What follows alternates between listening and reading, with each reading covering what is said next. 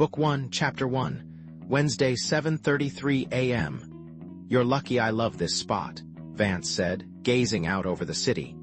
Nothing else on the planet could have got me up this early in the morning. It's the one place I thought I could persuade. Who to meet me? The bearded man sighed, his dark eyes grim. The accent was Russian, the English flawless. I have a problem, a very big problem. The Cold War's over, Alex, or maybe you hadn't heard. He strolled on, tugging his tree. Inch coat tighter. What have we got left to talk about? Please, we both did what we had to. I still do. Life's too short for anything else. He turned back. Now how about telling me what's on your mind?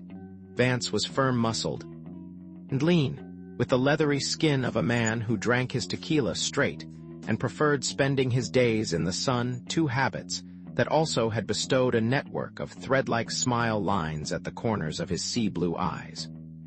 Alexei Ilyich Novosty had phoned him at the Athenaeum Intercontinental half an hour earlier, begging to meet him, saying it was of the utmost importance. A cab was downstairs. The driver had taken him to the old flea market at Monastiraki Square, where Alex's own black limo waited. But now Novosty was playing games, and the days for KGB games were supposed to be in the distant past. What did the man want? My friend, give me a moment. Novosty wiped his brow, Manny. Cured nails glistening, then looked up and pointed. By the way, I've always believed that one is the most exquisite female in the world. That one there. What do you think? Sexy, plenty of style. Vance swept his eyes over the figure. Oving how the cloth was shaped by her breast, the vague hint of thigh as one leg brushed against the gauze of her tunic. But the lady next to hers, a look or two, always seemed a tough call. Above them, the stone caryatids smiled down. Their pale faces timeless and ethereal. They were Greek statues that served as columns for the south porch of the Erechtheum, the Ionic temple standing across from the Doric Parthenon. Down below the steep north wall of the Acropolis, the glazed rooftops of Athens, city of Pericles, drowsed mutely in the early haze. Yes, perhaps you're right. Novosty brushed awkwardly at his patchy stubble, searching for an opening. He knew Vance never made the first move, always waited for the other side to show its cards. Michael, is it true you occasionally still take an assignment? I mean outside the usual work for ARM. I made some inquiries in Geneva last week. The word is, hang on, I think. We're getting your team colors mixed. I work for the other side, remember? He stooped and picked up a handful of the grainy red soil at their feet, massaging it in his fingers and wondering why it had taken him so long to get back here, to Greece. This was where he belonged. This was the place, the ancient people he still dreamed about. But could he fit in again after so many years away? Yes, he'd make it work. Michael Vance, Jr., had the sang-froid of one who moved easily. Among the decision-makers of two continents, he was to the manner born Yale, and he'd long since concluded it was the way man was meant to live. In years past, he'd been a field archaeologist, and a good one. Then he'd had a brief consulting stint for the CIA. These days, he lived at the Nassau Yacht Club Marina, where he moored his restored 44-foot Bristol racing yacht, the Ulysses, headquarters for his three-boat charter operation. He was mortgaged to the hilt, but he didn't really care. When things got tight, he could always take on a quick money job for the Association of Retired Mercenaries, ARM. The situation is not necessarily what you're thinking, Novosty pressed. So perhaps you would consider. Whatever it is, the answer's still no. The next 3 weeks are going to be spent working on a tan. Why tell Alex the facts? Today he was in Athens for only a few hours, a stopover on the way to Crete. He glanced at his watch, an old Eterna chronomatic, the 1946 classic he loved, and calculated that the flight for Heraklion left in less than 4 hours. This time tomorrow morning, he would be looking in on the crew from the Univ. University of Stuttgart's dig for the German Historical Society, part of the restoration of a Minoan palace near Crete's southern shore. Novosty and all he stood for were the last thing he needed right now. Then at least let's have coffee. The Russian said finally, pointing. I brought some. They're in the bag. Vance needed it to cut his hangover. Without a word, he turned to the marble steps, pried open the white paper, and reached in. Plastic. Dismay filled his voice as he lifted it out one of the smooth styrofoam cups and examined it like an insect. This nails it. Game over. Our side won all the chips. Now even Greek coffee comes American style. He frowned as he pried the white lid from the cup. What's left? It's everywhere. Perhaps they'll wrap these statues in cellophane next, who knows? I fear the worst.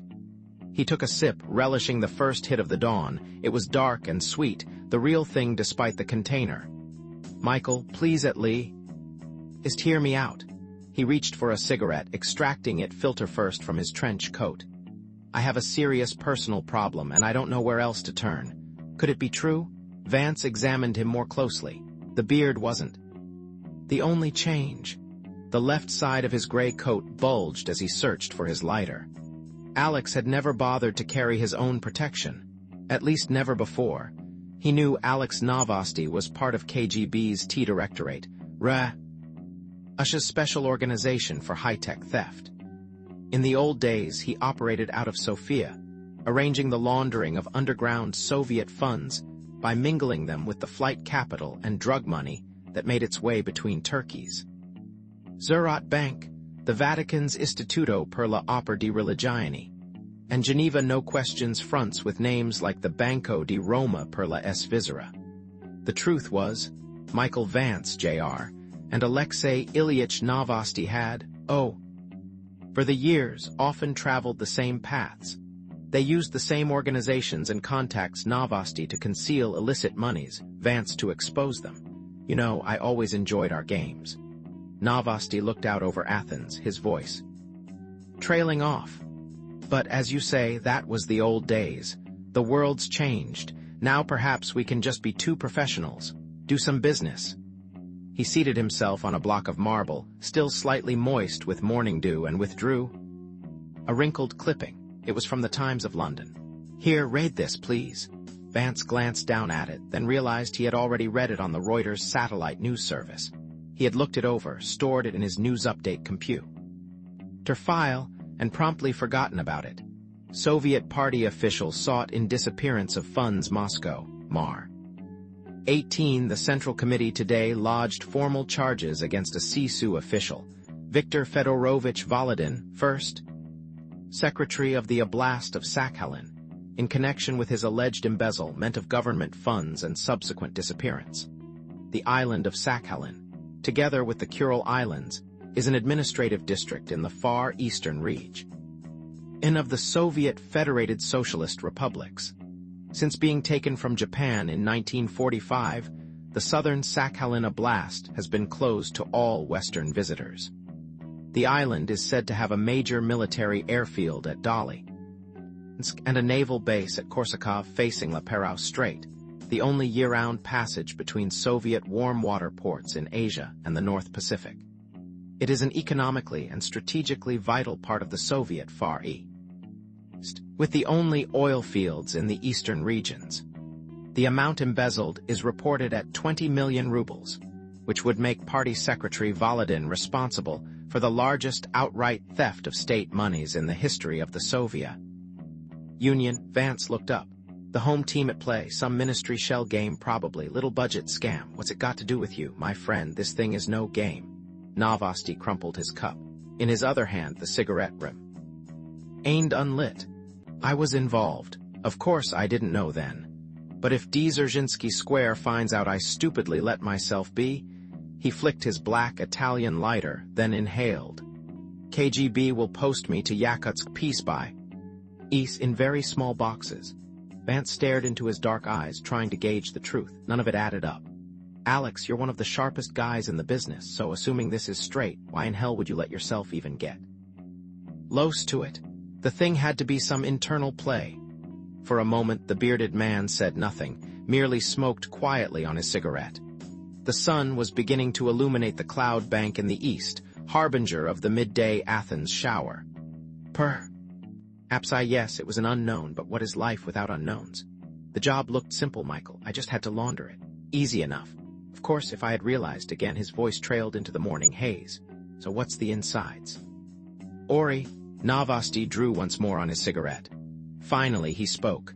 All right, the number of 20 million rubles. Of course, it's disinformation. Typical. The real amount, naturally, is classified. There is even a formal directive. Signed by Chief First Directorate Gribanov. Guess KGB still has enough clout to write the rules. The old ways die hard. They and the military are fighting a rearguard action to protect their turf, just as your CIA. In the U.S., Department of Defense are doing now. Which is why they are so concerned about this. If they don't get to the bottom of it, they will once again be proved incompetent, as well as overfunded. He scratched at his beard. More to the point, this operation went around them. That's a very bad precedent, if you understand what I'm saying. And the money, Michael, was almost 3 times what they admitted. In dollars, it was over 100 million. Nice chunk of change. Vance whistled quietly. Even now, though, I have to admit it was brilliant. Flawless. Viktor Fedorovich Volodin, first secretary of the State Committee for Sakhalin, Far Eastern District, got authority signed off, got his passport stamped Vyazny or suitable for travel, and then wired the 60 million rubles not to the district, but to the State Bank of Poland with instructions for conversion. A lot of money, yes, but it was not unprecedented. And he did it late Friday, around 2 in the afternoon, after all the nomenclatura had left for their weekend datches. By Monday morning, he was in Warsaw to clarify the mistake. Next, the money was sent to my old bank. Annexion in Sofia by then, of course. It's Slodies. I just assumed it was something KGB wanted laundered. He paused. They claim sometimes things have to be handled outside the nomenclatura to avoid the paperwork bottleneck. So, how much did you end up cleaning? All of it, he sighed. I converted it to Deutschmarks, then bought pounds sterling and used those to acquire British gilts, the long-term government bonds. They're currently parked in a dummy account at Moscow Narodny Bank in London. The momentary lilt drained from his voice. But now what can I do? The funds are just sitting there waiting, but if I show up and try to wire them out, I'm probably as good as dead. Anne, who's tired of London, is tired of life. Michael, the moment I'm seen in London, I may not have a life. I think KGB already suspects I was somehow connected. If they find me, they will turn me into sausages. I'm trapped. You've got to help me move it again, make the trail just disappear. He tossed away his cigarette and immediately reached into his overcoat for another. Seems to me the first thing you ought to do is try and locate Comrade Vol. Edin, maybe let a couple of your boys have a small heart-to-heart with him. Little socialist realism. Give him some incentive to straighten it out himself. Michael, First Directorate is already combing the toilets of the world for he's vanished. The Ministry of Defense and the GRU, the Military Secret Service. Exactly. The minute either of them finds him, the man's a corpse. He shrugged, eyes narrowing. If I don't find him first. Vance listened. That's a very touching story. You could almost set it to music. Only trouble is the punch line's missing. There's got to be more. Too much money's involved. So who else is in on this? South Africa? Israel? Angola? What do you mean? I've told you everything I know. Volodin, the bastard, used me as part of his swindle. But now he's lost his nerve and disappeared and left me to face. Sure, that's all there is to it. He cut in, laughing. Incidentally, you take your standard cut up front. Back at the beginning. Michael, please, I am a businessman, of course, the usual percentage. But now, like you say, it's a problem. He turned to stub out his cigarette. A nightmare, think about it. $100 million US. That's starting to be real money, even for the USSR. Not even the Tsars ever managed to steal so much. Vance looked him over. Novosty was telling the story backward, inside out. Look, whenever somebody gives me only half a setup, Michael, no one knows better than you all the ways money can be moved in this world. Those funds must be made to just vanish from London, then reappear another place with no trail. I have already arranged for a bank far away. After that, the money can be returned anonymously. What other solution is there? He hesitated painfully. You know, I have no friends. I have not bought the definition of a tragic life. But I... Remember, you always were a man who kept his word. I can trust you. Besides, where else can I turn? Alex, forget it. I've already got all the fun I can handle.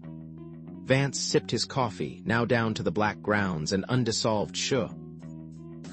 It was both bitter and sweet, contradictory sensations against his tongue, just like Novosty's tale, part truth and part lie.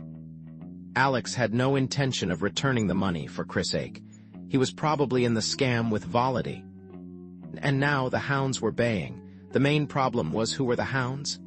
Michael, do us both a favor, help me move it, he pressed. I'll take care of the rest, and I'll even give you half the $2 million that was my commission. Just take it, gold, tax-free. It's yours, you'll be set for life. All you have to do is arrange to transfer the money to another bank. I will tell you. I have an account already waiting, everything, but I can't do it myself. They're too close to me. $1 million, he thought. Christ, with that you could pay off the $400,000 mortgage on the boats, free and clear. You'd also be helping Alex out of a jam, and the man looked like he could use all the help he could get. He stared out toward the encircling mountains, now swathed in fleecy clouds. No, the deal had too many unknowns. The whole point of working for yourself was you could pick and choose your jobs. If you ever started going with the highest bidder, you were a fool. Guys who did that didn't last in this business. Afraid I'll have to pass. There are plenty of other. That was when he absently glanced down at the early sun glinting off the windows of Athens. In the parking lot below, a late model Audi had just pulled in. He watched as it idled. Incidentally, he said as he thumbed at the car, friends of yours, more art lovers? Novosty took one look and stopped cold. Michael, I'm sorry, I really must be going, but perhaps you might wish to stay here for a few more minutes. Enjoy the women, though I hear you like them better in the flesh. He reached into his breast pocket. Think about what I've said, and in the meantime you should have this. He handed over a gray envelope. It's the original authorization I received from Volodin when he transferred the funds to the bank in Sofia. Look, I'm not, please just take it. Incidentally, it probably means nothing, but there's a corporate name there. I originally assumed it was KGB's cover, who knows? He continued to urge the envelope into Vance's hand. I've written the London information you will need on the back, the account at Narodny, everything. He was turning. Be reasonable, my friend. We can help each other, maybe more than you realize. Hold on. Vance was opening the envelope, then he lifted out a folded page, blue. Good name for a dummy front, nice mythic ring. What? Novosty glanced back. Ah, yes, from the old story, Daedalus. Yes, everything about this is a fiction, I realize that now. Of course the Daedalus Corporation does not exist, he paused. Like you say, it's just a myth. Vance was examining the sheet, an ice blue reflecting the early light, almost luminous. Something about it was very strange. Then he massaged it with his fingertips. It wasn't paper. Instead, it was some sort of synthetic composition, smooth, like silicon. Saying nothing, he turned away and extracted a booklet of hotel matches. He struck one, cupped it against the light wind, and with a quick motion touched the flame to the lower corner of the sheet. The fire made no mark. So, his hunch was right. The paper was heat-resistant. When he held it up to examine it against the early sun, he noticed there was a watermark, ever so faint, an opaque symbol that covered the entire page. It was so large he hadn't seen it at first. It could have been reflections in the paper. He stared a second before he recognized. Talk to me. He whirled around. The truth for a change. Do you know where I'm headed this afternoon? I confess my people did. Obtain your itinerary, Michael, but only in order to... When? Only yesterday. That was after you got your hands on this, right? Of course, I just told you. That was the original authorization. The Daedalus Corporation? That name is only a myth, nothing but paper. He began walking briskly down the steps next to the Temple of Athena Nike, the sacred way, toward his black limousine in the parking lot. We will finish this later, the final arrangements. I will be in touch. Vance watched as the black limo backed around and quickly headed toward the avenue. After a few moments, the tan Audi slowly pulled out of the parking lot to follow. He turned back to look at the temples, sorting through the story. Somebody in this world, this Daedalus corporation or whomever it represented, had $100 million coming, dollars now all nicely laundered and ready to go. What did it add up to? In years past, Alex Novosty had moved money with total impunity. So why would he turn up in Athens, bearing an elaborate and patently bogus story, begging for help? It couldn't be for the boys back at Dzержinski Square in Moscow. They never went outside with their own problems. Besides, they cleaned money all the time. Somebody somewhere was pulling a fast one. Don't touch it, he told himself. For once in your life, just walk away. It's got to be hot. Bad news all around. Just forget it. And go on to Crete. He could hardly wait. Eva Borodin was meeting him there, a decade-late reunion after all the stormy water under the bridge. Or was it going to be a rematch? Whichever, that was going to be a scene. He had vague hopes they might put together a rerun of years past, only this time with a happy ending. Still mulling over the pieces of Novosty's puzzle, he turned and headed for the northwest edge of the Acropolis. In the distance stood the ring of mountains that once served as Athens's natural fortress. Parnes, mantled in dark forests of fir. The marble face of Pentelicon Hymettus, legendary haunt of the honeybee. Aegalios, its noble twin crests rising up to greet the early sun. And directly below lay the excavated ruins of the ancient Agora, the city center where Socrates once misled the youth of Greece, teaching them to think. Now Vance needed to think. Remembering it all later, he realized he'd been in precisely the wrong place to actually witness the accident. He just heard the screech of rubber, the sickening crunch of metal. He'd raced to look, but the intersection below was already a carpet of flame. What had happened? There was a gasoline truck, short and bulky, wheels spinning in the air. Its hood crumpled against the remains of an automobile. He strained to see. Which was it? Alex's limo. The tan Audi. Then came the explosion, blotting out everything, an immense orange ball that seemed to roll upward into the morning sky like an emerging sun. Wednesday, 8:23 a.m. Viktor Fedorovich Volodin was amazed he'd managed to make his way this far, from the fiery intersection at the base of the Acropolis all the way down Leoforos Amelias, without his frayed facade of calm completely disintegrating. He bit his lip, using the pain to hold back the panic. Traffic on the avenue was backed up as far as he could see, and firemen were still trying to reach the charred remains of the truck. On his right, the new Zapio Conference Center and its geometric gardens were shrouded in smoke. He scarcely noticed. Breathing was impossible anyway, since the diesel fumes of the bus settled in through its broken windows and drove out all oxygen. How had it come to this? He'd spent his entire life in the party apparatus of Sakhalin, rubber-stamping idiotic economic plans concocted in Moscow, or trying to survive the infighting and intrigue of the Oblast State Committee. Then one day, a personal aide of none other than the president, Mikhail Sergeyevich himself, had secretly made an offer that sounded too good to be true. Help trance. For some funds, do it for the motherland. It would be simple. KGB would never know. Nobody told him he'd be stepping into a nightmare. And now his worst fears had come true. To see your driver crushed alive, only inches away then. Watch him incinerated. They were closing in. FCO Cannula v Vyachnost, he thought, Kak v Prizrechnoi Skazk. Everything is gone now, like a fairy tale. He crouched down in the torn plastic seat as the ancient city bus bummed and coughed its way into the center of Syntagma Square. Around him were packed the usual morning commuters gripping briefcases and lunch bags, cursing the delays and blaming the incompetence in Parliament. The air was rank with sweat. Finally, the vehicle shuddered to a halt. End of the line. He rose trembling and worked his way to the forward exit, then dropped off. As his feet touched down on the warm pavement, he quickly glanced right and left, searching the crowded mid-morning street for any telltale signs that he'd been followed. There was nobody, he concluded with relief. The milling Greeks didn't seem to notice he was there or care. They were too busy complaining about the traffic, the smog, the latest round of inflation. Business as usual in Athens, the timeless city. This place, he told himself, should have been the perfect location to hide, to just disappear.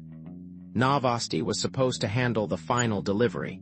Maybe the crash had in an accident, fate, sudba. Things happened that way. He was sweating heavily now, whether from fear or the early morning sun, he wasn't sure. Already it was a nascent ball of fire in the east, promising to bake the asphalt of the square by noon. He stepped over the curb and onto the sidewalk. The outdoor cafes were all thronged with workers and tourists having a quick coffee before taking on the city this spring day. He felt his knees tremble slightly and realized he only wanted it to collapse. Any table would do. Just melt into the crowd, he told himself, then nothing can happen. Nishivo nai sluchitsia. He wiped at his brow and settled nervously into the first empty chair, plastic and dirty, hoping to look like just another tourist. The cafe, he noted, was Papaspiru in front of the American Express office, perfect. Above all else, he wanted to pass for an American, but he was still trying to get it right. How did they look? Elenic. Okay, my friend. Greek coffee? He jumped at the sound of the voice over his shoulder, seizing the side of the table. The voice was speaking English, he finally realized. Maybe he did look American, it was an accident, he kept telling him. Self, the truck couldn't have relaxed. Novosty made the arrangement with the American, didn't he? You saw him hand over the letter. Now the trail will just vanish. KGB will never be able to stop it. He turned, casually flashed an empty smile for the small, gray-haired waiter standing behind him, tray in hand, white towel over the sleeve of his tailored but frayed brown suit. Sure, thanks. You're better every day, he told himself. You're even starting to get the accent right now. Keep working on it. The twang, and learn to saunter. The shoulders. Americans walk looser, swing their arms, seem not to have a care in the world.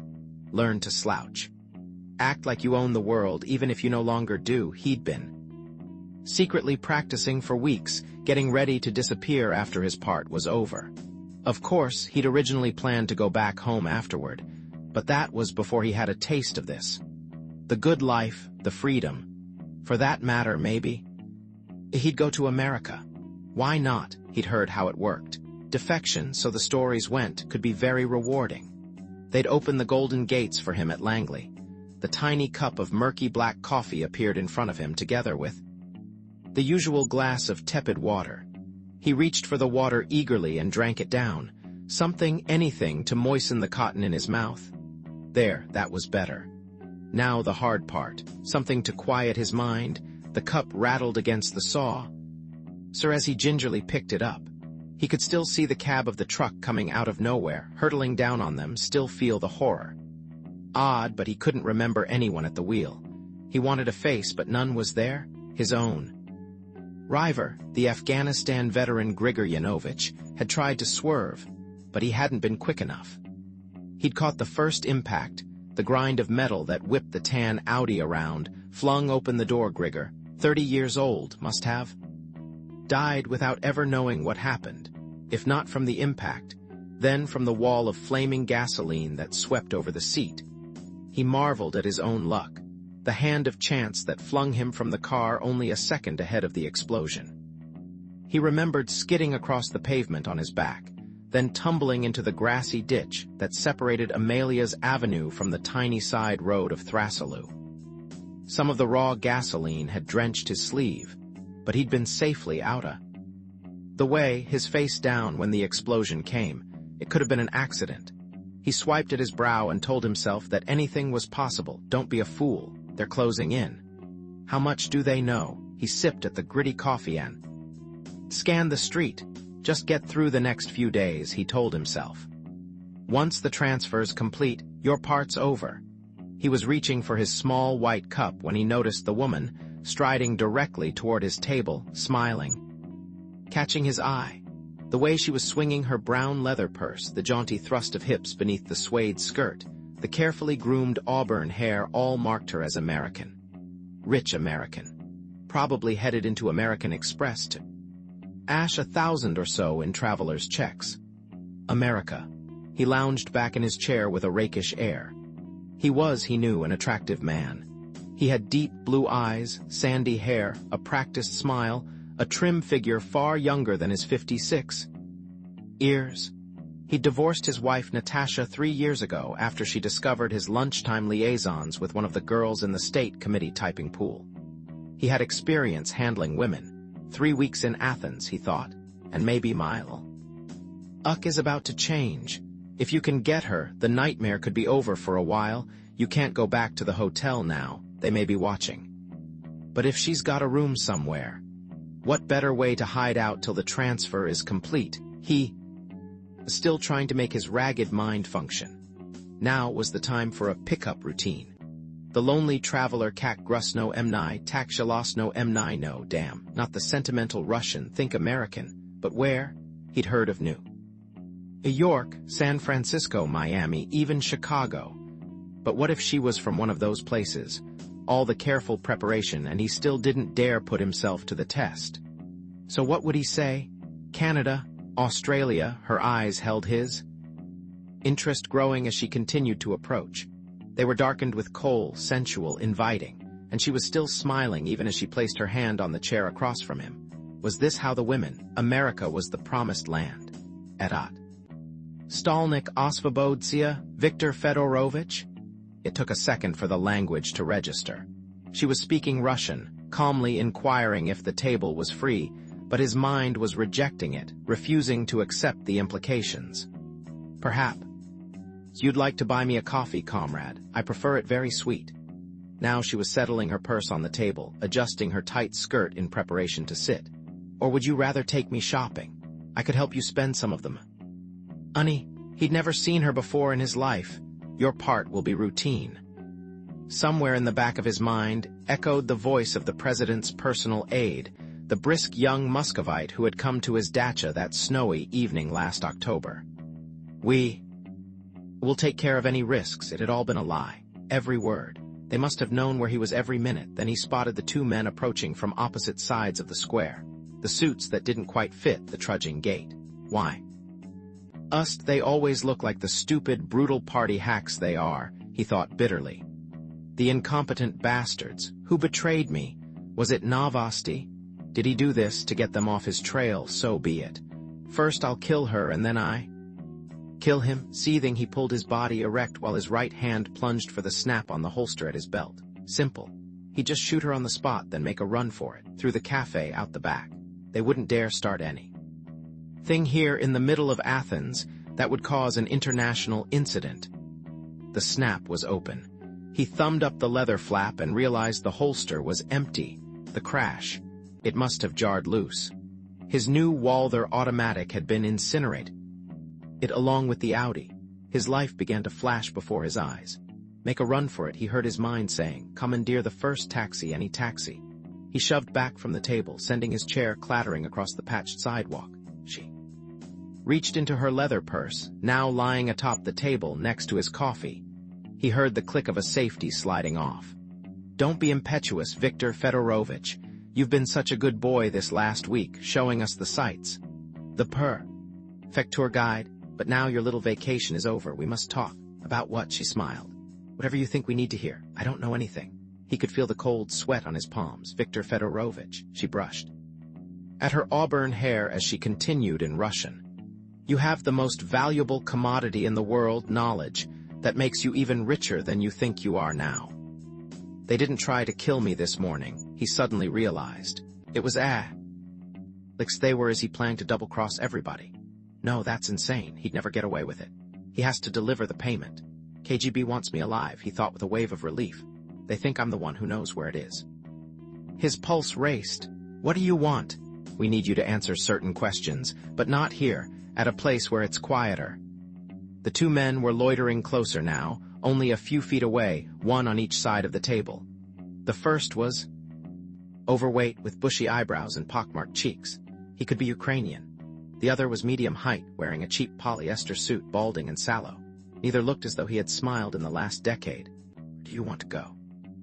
We will take a stroll in the park. She gestured toward Amelia's Avenue. On the other side was Ethnikos Kipos, the National Garden. Then she smiled again. "We thought you would like to take the morning air." She rose, purse in hand, and tossed a wad of drachmas onto the wooden table. The coffee drinkers around them did not look up from their newspapers and tourist maps. As they made their way past the Olympic Airways office on the corner and across the avenue, she said nothing. Her silence is deliberate, he told himself, part of a trick to unnerve me. It was working. He was learning something about himself he'd never before known. He was learning he was a coward. That was the reality.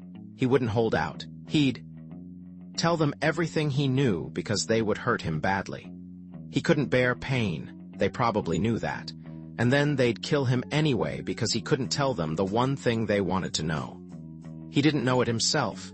Viktor Fedorovich Volodin realized he was about to die.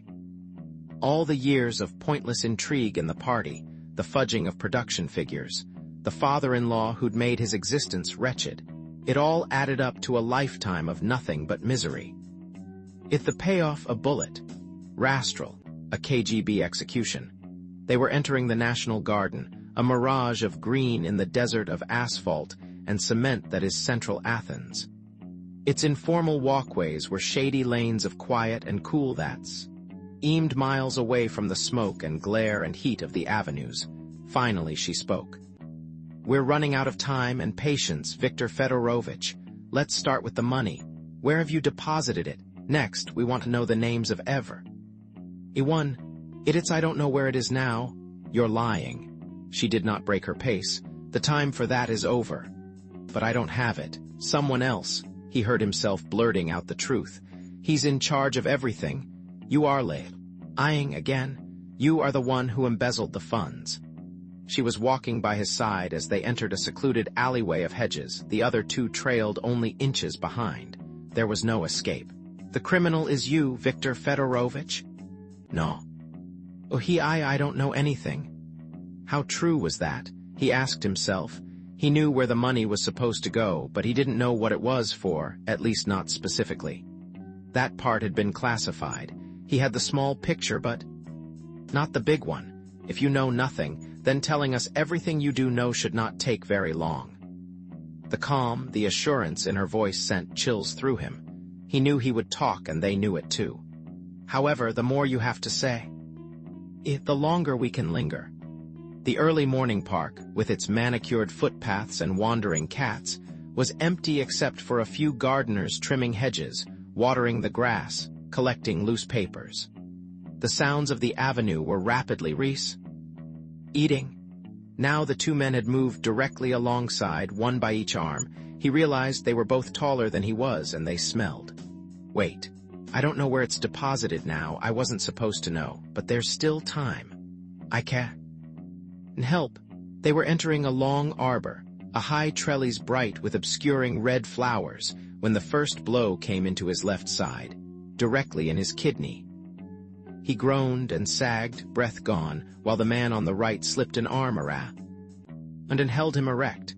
"Yes, Viktor Fedorovich," the woman continued tonelessly, "you will help us because you will want to die long before we let you. So, shall we try again? Where is the money?" I don't know exactly. But he gasped and sagged again as another blow came. Already he wasn't sure how much more pain he could tolerate. How long before he would just blurt out everything he knew? A third blow, and his knees crumpled.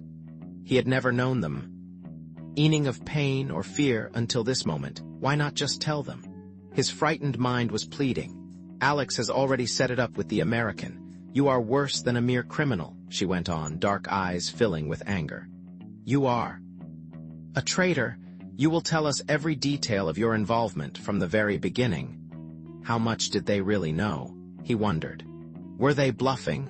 They were bluffing, he quickly concluded.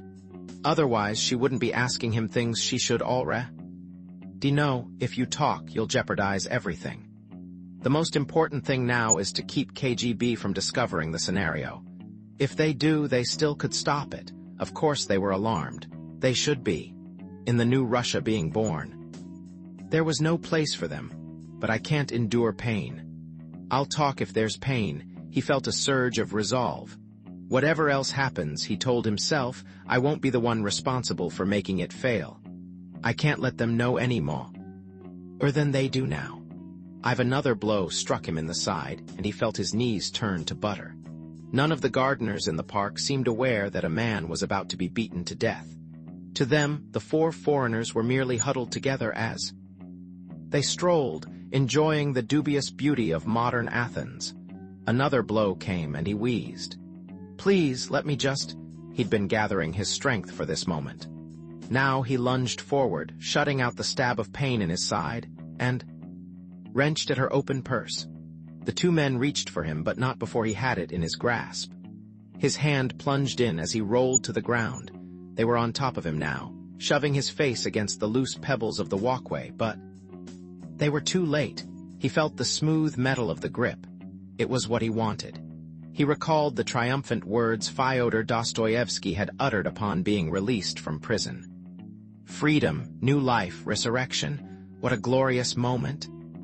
Yanai boyak za sebia, he thought with joy. I have no more fear. He heard the shot faintly as the bullet ripped through the back of his mouth and entered his brain. Viktor Fedorovich Volodin died with serene final knowledge. Daedalus. Whatever it was still safe, and he was free.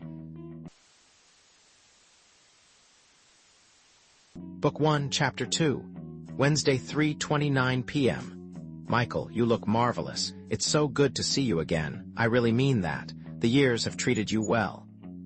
Eva Borodin leaned back against the gray fabric of the sob's head. Rest and appraised him. You don't look half bad yourself. Vance smiled to himself as he returned the favor. Vintage Eva ladling on the flattery. But she was smashing, just as he remembered the coal-black hair, the smoldering eyes, the high, Slavic cheekbones. Then, too, her every gesture was spiked with the promise of Olympic sensuality. He remembered that as well. Everything about her spoke of a time and place far away where there were no rules. Eva, the eternal Eva. The PhD. Everything's just the same. That part wasn't entirely true. There had been some changes, probably for the better. Instead of a plunging neckline and a fortune in gold accessories, she was wearing a blue silk blouse, form-fitting designer jeans with an $80 scarf for a belt, and lambskin boots. Far more demure than the old Eva. What had happened to the dangling turquoise earrings? Enough musky perfume to obscure radar, at least one endangered fur. Raped somewhere? The years had definitely mellowed her. The Slavic passion seemed curbed today the same way her hair had been trimmed down to a pageboy. Maybe, he thought, this was her new look, the Russian aristocrat of the 90s. No, Michael, I'm different now, or I'm trying to be. She laughed, flashed her come-on smile, and tried to toss her missing hair. Whoops, he thought. Sure, you've changed. Being formally promoted to director of Sigint brings responsibilities, she continued. Congratulations. It was 2 years ago. Well, congratulations anyway. He was beginning to wonder if she really had mellowed. Back in the old days, her Russianness was her way of making a statement, an identity. How much could she want to change? She'd always been a firebrand. Throwing things was her preferred mode of communication. Not to suggest she wasn't verbal. She was always passionately happy to see him, passionately sad when bad things happened, passionately angry when she didn't get her way. Everything she said was flirtatious, carrying a sexual innuendo. Sometimes he thought she made Jean Harlow sound like Jean Kirkpatrick. Your call caught me a little off guard. He glanced over. I never expected to hear from you again after you disappeared into the labyrinth of NSA. He knew she'd been with the National Security Agency for 8 years now, but he hadn't heard that she'd been promoted to director of SOV. Yet satellite intercepts. Of course, NSA didn't spend a lot of money on press releases. Still, it was no surprise. Eva knew her stuff when it came to the Soviets, their satellites, their codes. I must say, though, this is a hell of a long way to come for a catch-up chat. It's been way too many years since we've seen each other. I've missed you. Hope you mean that, did she? He wondered. Even if she did, that wasn't the real reason she'd come. He knew her too well. Guess. You'll have to try and find out, she said, her voice holding an instinctive, automatic invitation. Guess I will. Already it felt like the old days. How did she know so precisely where all his buttons were? The only thing I'm sure of so far today is that this morning's little accident was no accident. He told her about seeing Novosty, but not what they'd talked about. Why drag her into it? Besides, she'd known about Alex a lot longer than he had. Just one more piece of the past that didn't need to be stirred up. Somebody got taken out. The question is, who? We both know Novosty's a survivor, old school, but I probably shouldn't say this, Michael, but I assume you're aware he's KGB, part of T Directorate. Her voice had grown serious. That executive VP slot he has with Techmashimport is just his cover. We've had a file of intercepts on him for years. Of course I know about him. Good old Alex and I go back a while. You're slightly out of date concerning my most recent fun and games. All right. I mean, I wouldn't even bring it up, but I think you should be warned. KGB's in a big turmoil, looking for something. She paused. Whenever this happens, there are plenty of stray arrows sure to be flying. Just stay out of the crossfire, a word to the wise. I may already be in it, thanks to Novosty's little welcome aboard breakfast. He remembered the letter Alex had given him. But I'm beginning to think I'd damn well better find out. She looked around sharply. What happened? Did he say something? If you believe him, somebody in Moscow mislaid a few $1 million, darndest thing. It's better left alone, darling. I'm on vacation, remember? He winked at her. With better things to do? I should hope so. She leaned back again and studied his profile. Well, at long last it's happened. I finally have to admit I need you for something. Her long, dark lashes fluttered, warming me up, he thought. Now we're getting down to business. Which is why I wanted to meet you here. They were 5 minutes out of Heraklion, on an unpaved back road he loved, headed for the palace at Knossos, and so far she'd done nothing but hint about what was on her mind. Everything was still a puzzle. For one thing, she never needed anybody. She was the stalwart Russian who'd ended their affair 11 years earlier, just as casually as she had begun it. This afternoon, though, she seemed to be deliberately keeping the lid on, holding back. Uncharacteristic. The truth is, she went on, I've been thinking about us, the old times and the palace. She'd called him in Nassau 4 days earlier, wanting to get together. It was the old Eva, darling this and darling that. When he said he was going to Crete, she'd grown strangely silent. Then she'd said in a curious, tiny voice, why don't I just meet you there? In fact, that's sort of why I rang. So why's the palace suddenly so important to you? He examined her, still trying to read her mood. I need to go back out today, try and brush up a bit, but that place was part of our problem back when, not part of the solution. She didn't answer. Instead, she shifted the conversation sideways. Speaking of the palace, I suppose I should congratulate you on finally being proved right. Did the Stuttgart team really ask you to look in on their dig? Call it the ultimate capitulation, he grinned.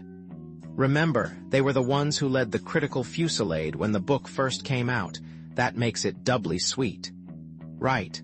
I also remember that book of yours caused such a stink that no serious university would consider hiring you. Which, I assume, is why you ended up a part-time spook. Probably it was the only job you could get. You're closer to the truth than you know. He laughed, wondering for the 10,000th time if he should have stuck out the academic slings and arrows. No, the secret truth was he was bored with the university regimen. He yearned for the real world. He knew it then, and he knew it now. Then, the next thing I heard, you were down in the Bahamas, goofing off and renovating some old yacht. She looked him over once more, shaking her head. What did you end up christening it? The fuck everybody? Crossed my mind, but then I ickened out and called her the Ulysses.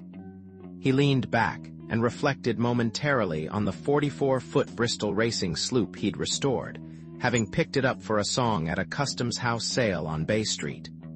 Formerly, the possession of a Colombian in the export business, it had a hull of 1 3/4-inch planked cedar with a trim beam, did an easy 15 knots in a decent breeze. He loved her. He'd installed a fortune in electronics, including a microwave Ologic Commander Lauren, and a Navstar satellite navigation system. It started out as a hobby, and 3 boats and a mortgage later it ended up a business. And what do you do down there all day? Just sit around and drink? Margaritas? Sure, about once a month. He reached up and adjusted the open top of the car. Hate to admit it, but on a typical day I'm usually out of bed by sunrise. Check the weather, then maybe take a short swim to get the oxygen flowing. After that I go to work. The office is up forward in the Ulysses. My main discovery is that chartering is pretty much like any other business. Mostly problems. It was. There were always tourists who came to NAS, thinking they wanted more than the standard hotels, topless shows, and casinos on Paradise Island and Cable Beach. They wanted a taste of what it was like sailing through the family islands, away from the glitz, a feeling for the real Caribbean, or so they thought.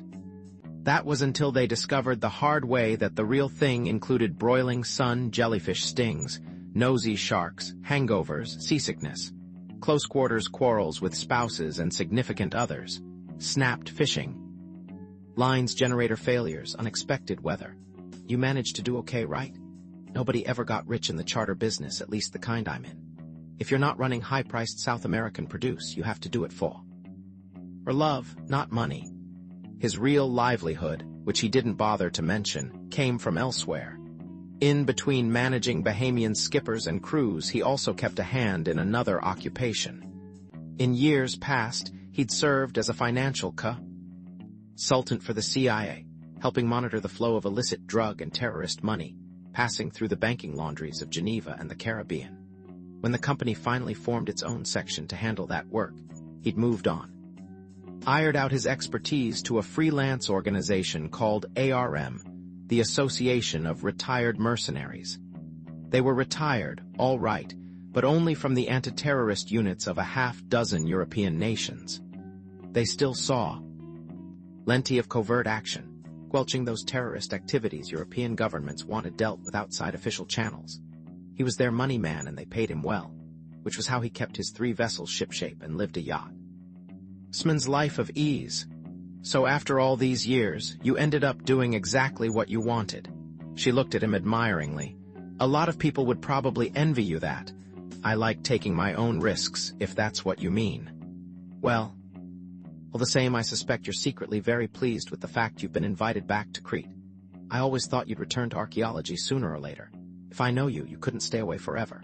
Was she right? Even now he didn't know. One thing's for sure, Crete's a world apart. That was an understatement. As he glanced back at the road, it was now blocked entirely by a herd of sheep, their shaggy brown fleeces suspended above dark, spindly legs. Around them, the silence of the Cretan countryside was rent by bleats and the jangle of bells. The flock milled and darted about their rented sob, but failed to move on down the road. Why bother? The shepherd, in dark hat and coat, lounged its saddle on his burro, oblivious, while his black-shawled wife trudged in his dusty wake, bringing up the rear. Strangers came, gazed upon the wonders of his land, then departed. He, possessor of donkey, sheep, and wife, would remain. And Evail, his weathered face contained all the worthwhile knowledge in the world. The parched hills and verdant valleys of Crete belonged to him alone, now and forever. Okay, he went on, you're here, I'm here. Now how about telling me what's going on? That's just it, I don't know for sure. Everybody at NSA claims I'm starting to see things. She paused to examine a long red fingernail. So don't you say it too, I need some moral support. Maybe I'd better hear this.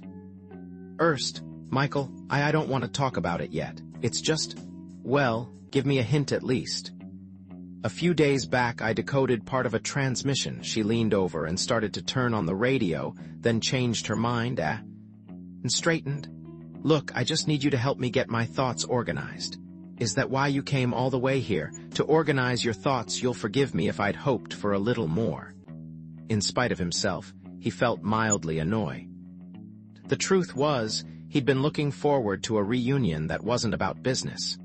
You know, I sort of had the idea you wanted to, well, maybe try and piece things back together. He looked her over.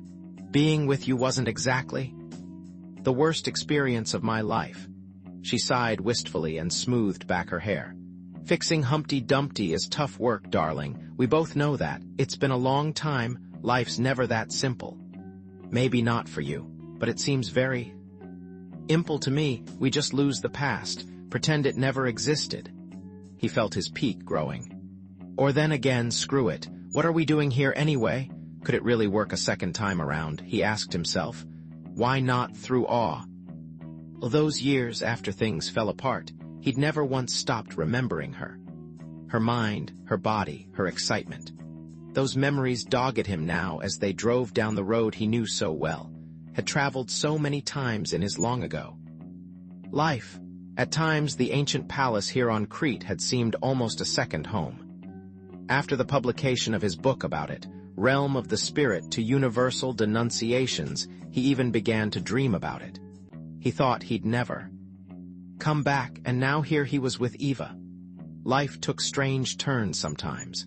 11 years ago in New Haven, when he decided to work for himself, he'd actually been saying goodbye to this world and all it stood for. Back then it seemed a golden moment to give academia the bird. Had it all come full circle now? Fortunately, he'd kept up with the journals when he had the chance, tried to stay on top of what was happening. With any luck, he'd have the pleasure of watching a lot of academics eat crow. All he had to do was just deal with whatever was bugging Eva and then get on down to Festos. He hoped the Stuttgart crew wouldn't realize he was over a decade out of date. "You know," she was searching in her purse, then stopped herself and looked up. "I always remember the palace when I think of you. It sort of tied us together. Best I remember, it's what finally drove us apart. It turned into our irreconcilable difference.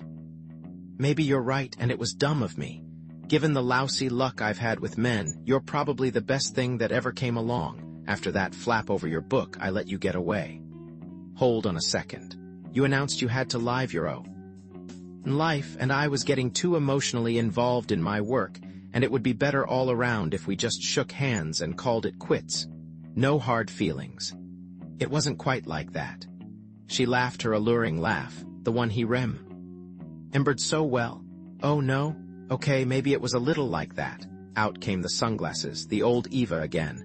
"But I was changing, Michael, more every day. It was time to try and make it on my own."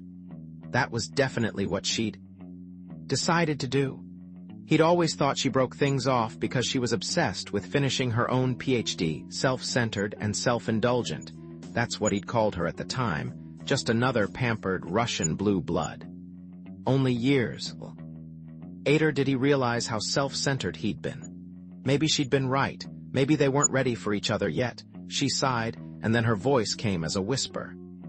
"You know, after you called this morning and told me about that nightmare with Alex, I just drank some Ritsina and went back to bed." She put on the shades, adjusted them, and looked his way. He thought they went well with her new 40s hairstyle. "Michael, I know things I shouldn't, and the things I should know I don't. The worst part of all is none of it makes any sense." Her eyes seemed to soften behind the tinted plastic. "You remember the first time you and I talked about this place? Like it was yesterday. Who could forget?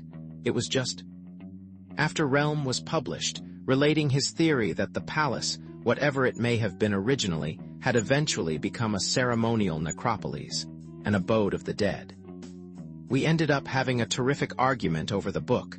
Nobody wanted to believe me, including you. Come on, darling, it wasn't my opinion you cared about. It was your father's, the revered holder of Penn's Edelstein Chair of Classical Antiquities. Supposedly the world's living expert on Minoan Cree. Did he really care what the old man thought? He wondered. Not in the way she meant. He would have liked it, though, if everybody had gotten along a little better. Michael Vance, SR, never quite knew what to make of Eva's Slavic intensity, since it contrasted so vividly with his own uptight Anglo-Saxon instincts. That was a repressive family strain Mike had fought successfully. He hoped to undo all his life. Eva had looked to be the perfect soulmate in that battle. She was born unrepressed. Her own father, Count Serge Borodin, was president emeritus of the Russian Nobility Association in America, exiled aristocracy. They were a people apart. He recalled in particular a Russian Orthodox wedding they'd all attended once. The operative assumption that sunny afternoon in Oyster Bay was that the Tsar had been a living god, the Romanovs the world's last surviving cherubim. He still remembered the black-hatted Orthodox prelates and the incense, and the tinny balalaikas and all the counts and countesses drunk and dancing and crying at the same time. Growing up in the middle of that, she had to be exuberant. You'd gone off on your own and set the world of archaeology on its ear, she continued. Typical Michael, but your father refused to stick up for you when all the shit came down. I guess I didn't support you very well either, I admit now. I'm truly sorry, darling, looking back. No big deal. I could handle it. Sure. She reached over and patted his thigh. You handled it just great. You were disgusted. At me, at him, at all the stuffed-shirt academics who never went out on a dig and got their hands dirty. You practically dragged me here to show me you were right. You were obsessed with the palace, admit it. It wasn't that bad. He looked over at her. Was it? Let's not talk about it anymore, all right? She sighed. Christ, fine with me. He was pulling off the main road, heading into the flower-lined trail, the arcade of magenta bougainvillea that led down toward the palace. By the way, I brought along some ouzo. He indicated a pint bottle in his coat. What's a picnic without a litta? Rocket fuel? You think of everything. I also think we should park up here, dodge the tour bus mayhem, keep the funny hats and loudspeakers to a minimum. Yes, please, besides, I could use the air. She inhaled deeply around them. The few lingering white sprays of almond blossoms seemed like remnants of late spring snow, while the ground itself was blanketed with wild orchids, lavender and pink anemones, white narcissus. He watched as she climbed out of the car, then stopped to pluck a waxy yellow prickly pear flower, next an orange-blue iris cretica. He loved the flowers of Crete, and the afternoon was fragrant with the scent of jasmine and lemon blossoms. Ahead, down the hill, was the parking lot for the palace, with 2 tour buses in attendance, one just pulling out. How long has it been since we were last here together? She brushed her dark bangs back from her brow as she squinted into the waning sun, sniffing at her cactus flow. It's beginning to seem like forever, but I think it's about what? Almost 12 years now. And how old is the palace supposed to be? I've gotten a little rusty. The latest theory going is that it was destroyed about 1400 BC. So we're talking roughly 3,500 years since it was last used. Guess our little decade doesn't count for much in the grand scheme. Time flies. He remembered how she'd been back then, that day so long ago. When she had been in her mid-20s, as inviting as the brazen ladies-in-waiting of the palace frescoes, and even more voluptuous. My, ce sont des Parisiens. A dazzled French scholar had marveled. She was like that. Perfect sensuelle. Liddy. For a while, he'd forgotten all about archaeology and just concentrated on beauty. The place where all this occurred was the Palace of Knossos, lovingly restored in the early part of the 20th century by the wealthy English archaeologist Sir Arthur Evans. There an almost modern civilization had flowered to magnificent heights, then mysteriously vanished. The path leading to the palace down the hill was becoming wider as they walked, opening on the distant olive grove. In the valley, the vista was stunning, probably the reason it had been built here. He looked over and noticed she was digging in her purse again. This time she drew out a pack of Dunhills. He watched while she flicked a gold lighter, the one he'd given her as a present so long ago, emblazoned with a lapis lazuli skull and crossbones. At the time the hint had worked. She quit. The return of the death wish. When did you start that again? Last week. She defiantly took a puff. Any particular reason? No, darling, I just did it, she exhaled. I'm wound up. I'm scared. Michael, for God's sake, how many reasons am I supposed to need? Hey, lighten up. He'd quit a month after they met, but it hadn't been a big deal. I've mellowed out from the old days. Life is like most other things, a lot more fun when you don't take it too seriously. They were moving across the empty parking lot, headed for the entrance to the palace. It had once been a 1,200-room labyrinth, perhaps deliberately confusing. Now the upper courtyard and chambers lay exposed to the sky, their massive red endosher columns glistening in the waning sunlight. The columns tapered downward, as though tree Unks had been planted upside down to prevent resprouting. It was a poetic place to meet Eva again, he thought, and thoroughly bizarre as well. She'd gotten her PhD in linguistics, specializing in ancient Aegean languages. Then a few months later, she'd surprised everybody by accepting a slot at the National Security Agency. That sprawling electronic beehive of eavesdropping that lies midway between Washington and Baltimore, on the 1,000 acres of Fort Mee. It had seemed a startling about-face at the time, but maybe it made sense. Besides, it was that or teaching. NSA was a mid-sized city, producing among other things 40 tons of classified paper trash a day.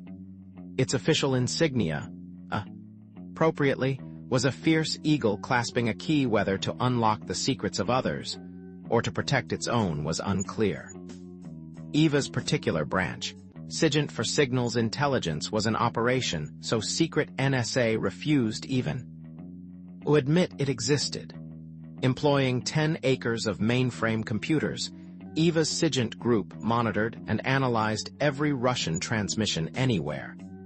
Their satellite downlinks, the microwave telephone networks within the Soviet Union, a chatter of civilian and military pilots, missile telemetry far above the Pacific, the split-second bursts of submarines reporting to base, even the limousine radiophone trysts between Politburo members and their mistresses.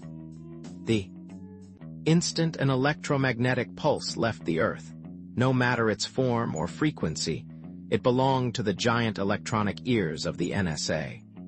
So why shouldn't Eva end up as the agency's top Russian codebreaker? She was a master at deciphering obscure texts, and she'd spoken Russian all her life. Who better to make a career of cracking secret Soviet communications? Her linguistics PhD was being used to real purpose. I want you to help me think some. Love, she went on. I know it may sound a little bizarre, but I'd like to talk about some of the legends surrounding this place. You know, try and sort out fact and fiction. Now they were headed side by side down the stairway leading into the central court, an expanse of sandstone and alabaster till glinting golden in the pale sun. On their left, a flight of stairs seemed to lead out, but in fact they led right back in again. The deceptions of the palace began at the re-entrance. The truth is, about all we have is stories, though sometimes stories can be more true than so-called history. The standard version is that this area was where the athletes performed ritual somersaults over the sacred bulls. The toward frescoes around them showed corridors crowded with lithe Minoan priestesses, eyes rounded with green malachite, faces powdered white, lips a blood red. They all were bare-breasted, wearing only diaphanous chemises while their jewels glistened in the sunshine as they fanned themselves with ostrich plumes. There were no frescoes, however, of the powerful, bloodthirsty King Minos. Michael, she called out, her voice echoing off the hard walls. You know, this place has always felt a little sinister to me. None of the lightness and gaiety in those frescoes seems real. That's part of what made me start wondering if the Minoans hadn't somehow managed to make a monkey out of every ponderous scholar on the planet. They were moving down the monumental grand staircase, 3 restored flights of which had originally been 5, toward the rooms called the royal chambers. Maybe the reason this place had no walls or fortifications was because you only came here when you were dead. Who the hell knows? Whatever the truth was, the eerie feeling of the palace seemed to make the ancient stories even more vivid. The legends told that King Minos' wife, Pasiphae, had a burning passion for one of the sacred white bulls he kept, so she arranged for his chief architect, Daedalus, to design a hollow wooden cow for her covered over with a hide. She concealed herself inside and, as luck would have it, lured one of the beasts. The progeny of that union was equally beastly, the Minotaur, a monster with a human body and a bull's head. Now they were rounding a final corner in the twisting maze of stairs. Directly ahead was the boudoir of the queen. The past welled up for him. The frescoes over the alabaster arches showed bold blue dolphins pirouetting in a pastel sea dotted with starfish and sea urchins. And just beneath them stood the famous bathroom of the queen, connected to the vast drainage complex of the palace. Great stone channels curved in precise parabolas to control and dampen turbulence. Daedalus was an engineer-architect who had mastered the science of fluid dynamics thousands of years before the invention of wind. Tunnels and supercomputers. My favorite spot, the bedroom. He slipped the small bottle of ouzo from his trench coat pocket. In the dank of the palace's lower depths, he needed its warmth. I've had unspeakably erotic thoughts about this. Lace now, it can be told with you no small part of them. He handed her the bottle. Want a hit of high octane? Glad to know I've had a place in your memory all these years, even if it was X-rated. She took the bottle with a knowing smile, then drank. It's like licorice, he laughed. Blended with JP7. Michael, she continued, looking around, maybe this is the very room where Pasiphae gave birth to the Minotaur. What do you suppose? That would fit this. Tori, he moved on, his eyes still adjusting to the shadows. The only thing the legends actually say is that King Minos ordered Daedalus, resident genius, to create a secret labyrinth in the cellar of the palace to keep the beast. But nobody's ever located it. You know, I think the labyrinth was no myth. It was real, only it was here, all around us. We're in it now. She handed back the bottle. It was this whole sinister palace, this realm of the dead, after all. These years, I finally think maybe you were right. Vindicated at last. Had even Eva come around, but why didn't he feel any satisfaction? Instead, he found himself aware of the old chill, the almost occult intuition that had first told him the palace wasn't the happy playground everybody supposed it was. Once more it felt like death, but now something else was entering his senses. Was it imagination? In the encroaching dark, the lower levels of the palace seemed to be totally deserted, with only a couple of persistent German tourists arguing out near the parking lot, and yet they weren't alone. He could feel it, he knew it. Was it the spirits of the dead? No, it was far more real. Someone was it them somewhere. In the shadows. They were being watched. He looked at Eva, trying to make out her eyes in the semi-darkness. Did she sense it too? That somebody was nearby, waiting, maybe listening. Darling, let's talk some more about them. Ith of Daedalus, in the version I remember not much more to the tale. After a while, a Greek prince called Theseus arrived to brave the labyrinth and do battle with the man-eating Minotaur. When he showed up, King Minos' beauty, old daughter, Ariadne, instantly fell in love with him naturally. I love myths. They're always so realistic. Well, he dumped her later, so I guess he did turn out to be a creep. But anyway, she persuaded Daedalus to give him a olive string. He attached it to the door of the labyrinth and unwound it as he went in. After he killed the beast, he followed the twine back out and escaped with Ariadne. Unfortunately, when Minos discovered what had happened, he was so he locked the great chief architect in a tower. But Daedalus managed to get out, hoping to escape from the island. However, it wasn't going to be easy, since Minos had clamped down on all the harbors, having the ships searched. That's when Daedalus declared, Minos may control the land and the sea, but he doesn't control the regions above.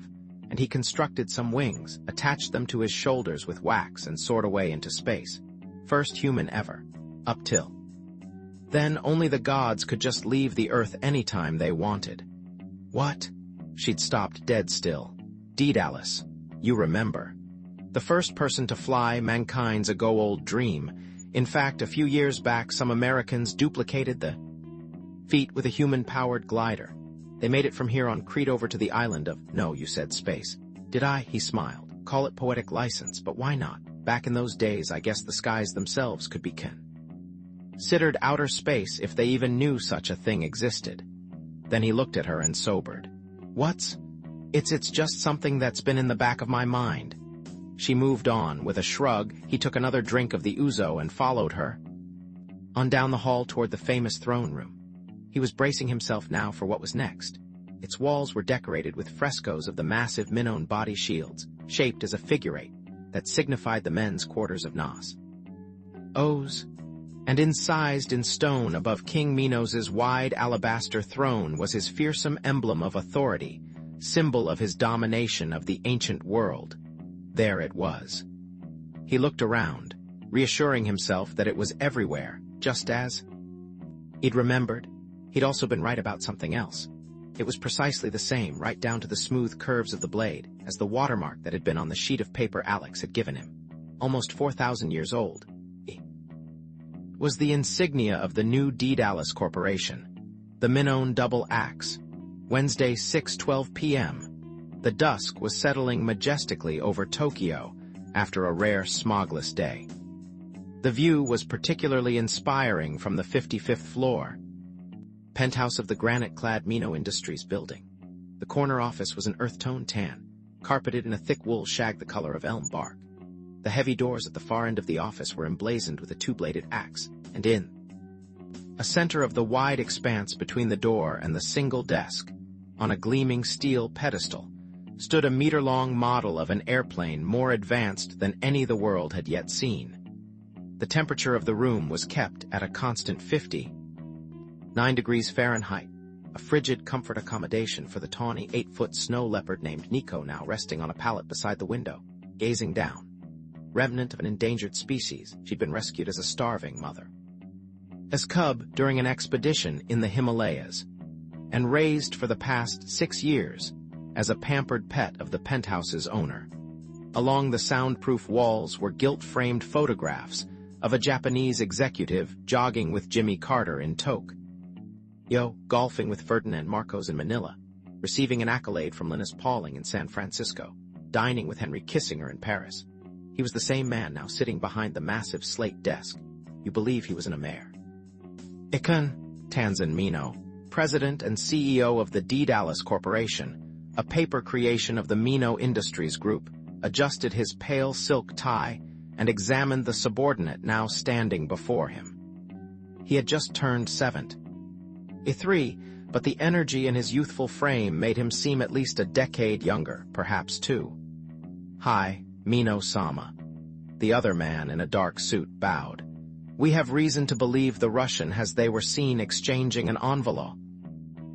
And your people failed to intercept either of them." The man bowed again, more deeply. "An attempt was made, but unfortunately the Soviet escaped, and the American my people were unsure what action to take. We do know the funds have not been deposited as scheduled." Tanzan Mino sighed and brushed at his silver temples. His dark eyes seemed to penetrate whatever they settled upon, and the uncomfortable vice president now standing in front of him was receiving their full ire. Back in the old days when he directed the Minogumi clan's operations at street level, finger joints were severed for this kind of incompetence. But now the organization had modernized. He operated in a world beholden to computers and financial printouts. It was a new age, one he secretly loathed. He'd been worried from the start that difficulties might arise. The idiocy of Japan's modern financial regulations had driven him to launder the payoffs thoroughly. In the old days, when he was Washington's man, controlling the Liberal Democratic Party, no meddling tax agency would have dared audit any of his shadow companies. But after a bastard maverick named Vance with the CIA, no less, had blown the whistle on his and the company's clandestine understanding, he had arranged the initial financing for the project, as well as the political accommodations, with letters of credit, promissory notes, and his word. And eventually, if need be, the full financing could be raised by partial liquidation of his massive real estate holdings in Hawaii. But the near-term expenses and the necessary payoffs in the LDP, that was different. In Japanese, seihi, the money politics of gifts and outright bribes, secrecy was everything. He remembered how he'd had to arrange for the mighty Yoshio Kodama, a power broker who had once shared his virtual ownership of the Japanese Diet and a Japanese press, to accept responsibility for the CIA Lockheed bribe affair. It was a close call. That had involved a mere $12 million of American cash to Japanese politicians, but it had changed the rules forever. these days. Particularly after the recruit debacle had disgraced the LDP, yet again money had to be laundered and totally untraceable. Promises had been made, schedules signed off, the veil of total secrecy kept intact. Everything was arranged. The Soviets, incompetents that they were, had no inkling of the larger plan. Now it all came down to the funds. He needed the money at once. He turned in his chair, pressed a gray button on his desk, and watched the window blinds disappear into their frame. Nico rose from her languorous pose, stretched her spotted white fur, and gazed down. This was the panoramic view she loved almost as much as he did. For her, perhaps it was the memory of a snowy Himalayan crest. For him, it was the sprawl of Tokyo, the elegant peak of Mount Fuji to the west, the bustling port of Yokohama to the south. From this vantage atop the powerful financial world of Japan, Tanzan Mino wanted two final triumphs to crown his career. He wanted to see Japan become the 21st century's leader in space, and he wanted his country, finally, to realize its historic wartime objective: economic domination of the continent of Asia. From Siberia to Malaysia, with freedom forever from the specter of energy and resource dependence. The plan now in motion would achieve both. He revolved again in his chair, ignored the subordinate standing before his desk, and studied the model. It was a perfect replica, 1/100th the actual size, of the spaceplane that would revolutionize the future, the symbol that would soon signify his country's transcendence in the high-tech age to come. Then his gaze shifted. You were unsure or what action to take? He leaned back, touching his fingertips together, and sadness entered his voice. You know, there was a time when I thought Japan might still one day recapture the spirit we have lost, the spirit of Bushido. In centuries gone by, a samurai never had to ask himself what action to take. He acted intuitively, instinctively. Do you understand? Hi, Wakaramasu. The man bowed stiffly. I am prepared to funnel trillions of yen into this project buffet. Or it is over. Legitimate, clean funds, so the sum now in question is almost inconsequential. However, it is the bait we need to set the trap, and it must be handled exactly as I have specified. Hi, Mino-sama. Again he bowed. The next time you stand before me, I want to hear that the laundered Soviet funds have been deposited in the Shokin Geigoku Bank as agreed. You have 1 week. He slowly turned back to the window. Now, must I tell you what you have to do? The man bowed low one last time. He knew exactly. Book 1, Chapter 3. Wednesday, 7:38 p.m.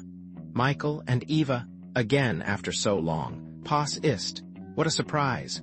The old Greek's sunburned face widened into a smile, his gray mustache opening above his last good teeth. Pericolo, you must come in for a glass of raki and some of Adriana's mise. She would never forgive me. They dropped by the hotel, then come here. Although Zeno's small taverna was in the center of Heraklion, its facade was still country-style, covered with an arbor. A bare electric bulb hung incongruously in the middle of the porch, penetrating the dull glow of dusk now settling over the square called Placia Eleftherias, where the evening's volta was just beginning. Once the chaste promenade of eligible young women, it was now a deafening flock of motor scooters, with girls in tight jeans riding on their backs. And the watchful mothers of old were conspicuously absent. Times had indeed changed since his last time here. Zeno. Vance shook his hand, then accepted his warm embrace. As he was driving, he'd been wondering what the old Greek would think about the sudden reappearance of Eva. They hadn't been here together since that last trip. Over a decade ago. Still pouring the meanest raki in this town? But of course. Never that tequila you like, Michael. He chuckled with genuine pleasure, recalling that Vance could down his high-potency version of ouzo like a native. Ah, you know, Michael, your father would never touch it. Though he beckoned them through the Kafnaean's doorway, leading the way with a limp. The interior was dark, redolent of Greek cigarettes and Ritsina wine. Overwhelming it all were the smells of the kitchen, pungent olive oil and onions and garlic and herbs, black pepper and oregano. Although lighting was minimal, around the rickety wooden tables could be seen clusters of aging Greeks drinking coffee and raki and gossiping. The white clay walls resounded with the clacks of komboloi worry beads and tavli, Greek backgammon. But then, Zeno continued, that last trip, your birthday present to him, on his retirement, do you remember, when we three were sitting at that very table there in the corner? He called for a bottle of my raki and shared a glass with me. We both knew it was our goodbye. His eyes grew misty with emotion. Yes, coming here finally with his famous son was a kind of benediction, Michael. He was passing the torch to you to continue his work. This last was uttered with a slightly censorious tone, but it quickly evaporated as he turned and bowed to Eva, then took her hand in a courtly gesture. The old Greeks in the room would have preferred no women save an obedient mate in their male sanctuary, but traditional hospitality conquered all. It is so good to see you two back together. He smiled warmly as he glanced up. Welcome once again to our humble home. She bowed back, then complimented him in turn in flawless Greek. So beautiful and so accomplished, he beamed. You still are the treasure I remember. You are a goddess. He kissed her hand. As I've told Michael before, you could well be from this island. No, even more, you could be Minnown. You bear a fine resemblance to the Parisians of the palace. Did he ever tell you? Not often enough. She flashed him her sexiest smile. But then he ever had your eye for women? Ah, the old man blushed. I have more than an eye. If I were 30 years younger, you and I, Zeno, before you drown Eva in that legendary charm, let me bring her up to date. Vance laughed. She isn't. Ow, in the presence of the man who has probably become the richest tavern owner in all of Crete. It was true. Zeno Stantopoulos had indeed become a wealthy man in many ways. His father had once farmed the land on which now stood the unearthed palace at Knossos. The handsome sum Sir Arthur Evans paid for the site was invested in bonds, which he then passed on to Zeno just before the war. Zeno had the foresight to convert them to gold and hide it in Switzerland during the German occupation of Crete. After the war, he used it to purchase miles and miles of impoverished olive groves in the south, which he nursed back to full production. These days oil went up, oil went down, but Zeno always made a profit. His real wealth, however, was of a different kind. Zeno Stantopoulos knew everything of importance that happened on Crete. His Kaifnean was the island's clearinghouse for gossip and information. Don't listen to him. Madam. He winked and gestured them toward the wide table in back, near the kitchen. It was known far and wide as the place of honor, the location where Zeno Stantopoulos held court. It had also been the nerve center of the Greek resistance during the Nazi occupation, when Zeno had done his share of killing and dynamiting. The limp, however, came from the 50s, when he was imprisoned and tortured by the right-wing colonels for organizing popular resistance against them. Come, let us celebrate with a glass of my raki. He turned again to Eva. I should remind you, you once called it liquid fire. He clapped for Adriana, who squinted through the kitchen door, her black shawl wrapped tightly about her shoulders. When she finally recognized them, she hobbled forward, her stern Greek eyes softening into a smile. Neither of you has changed. Eva gave her a hug. You both look marvelous. Time, my friends, time. That has changed, Zeno went on. I use a cane now for long walks, the way Michael's father did his last time here. When I saw him, I thought, old age must be God's vengeance on us sinners. And now it has happened to me. He smiled with a light wink. But I will tell you a secret. Ask Adriana. I do not yet need a cane for all my exercise. He nodded affectionately in her direction. I can still make this beauty wake up in the morning singing a song. It was Vance suspected. Adriana had hinted more than once that every night with him was still a honeymoon. Ah, Michael, he sighed. I still miss seeing your beloved father on his summer trips here. Together you two inspired our soul. The ancient soul of Crete. At that point, Adriana bowed and announced she must return to the kitchen, where she was putting the final touches to her proprietary version of calamarakia, fried squid. Her peasant face hid well her peasant thoughts. Almost. Vance had known her long enough to read her dark eyes. She didn't quite know what to make of Eva's reappearance yet. Speaking passable Greek, it was true, which counted for much, but she still wore no wedding band. Adnato. Oh, Michael, don't let Adriana stuff you. Zeno watched her disappear, then turned. To your health. He clicked their small glasses together, eyes high-jayin'. Eyes high-jayin'. Vance took a sip, savoring the moment, seeing old friends again. Real friends was one of life's most exquisite pleasures. And tell me, how long will you two be visiting with us this time? Zeno's cretin hospitality flowed unabated. Perhaps longer than the last. Have you finally decided to come? Back to stay, maybe make us famous all over again. Can't speak for Eva, but I've been asked to look in on the new German excavation down at Phaistos. A project to try and restore the palace there, the way Evans reconstruct. Idnasos. He glanced over.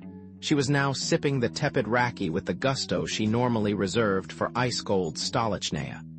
Tonight, though, we're just tourists, here to see you two again. At that moment, Adriana reappeared from the kitchen bearing an enormous oak tray. With a flourish, she laid before them fried squid and goat cheese and stuffed grape leaves and octopus and wooden bowls of melanzana salata. Her baked eggplant puree flavored with garlic, onions, and herbs, not forgetting her speciality, pink terramezalata made of mullet roe and olive oil. Incidentally, we were just out at Knossos, the palace, this afternoon. Vance took a bite of calamarakia while she looked on approvingly. Ah, of course, the palace, Zeno smiled. I love it still. I probably should go more myself, if only to remember the days of my childhood during the restoration, but with all the tour buses. He chewed on a sliver of octave. As he glanced out toward the music in the street.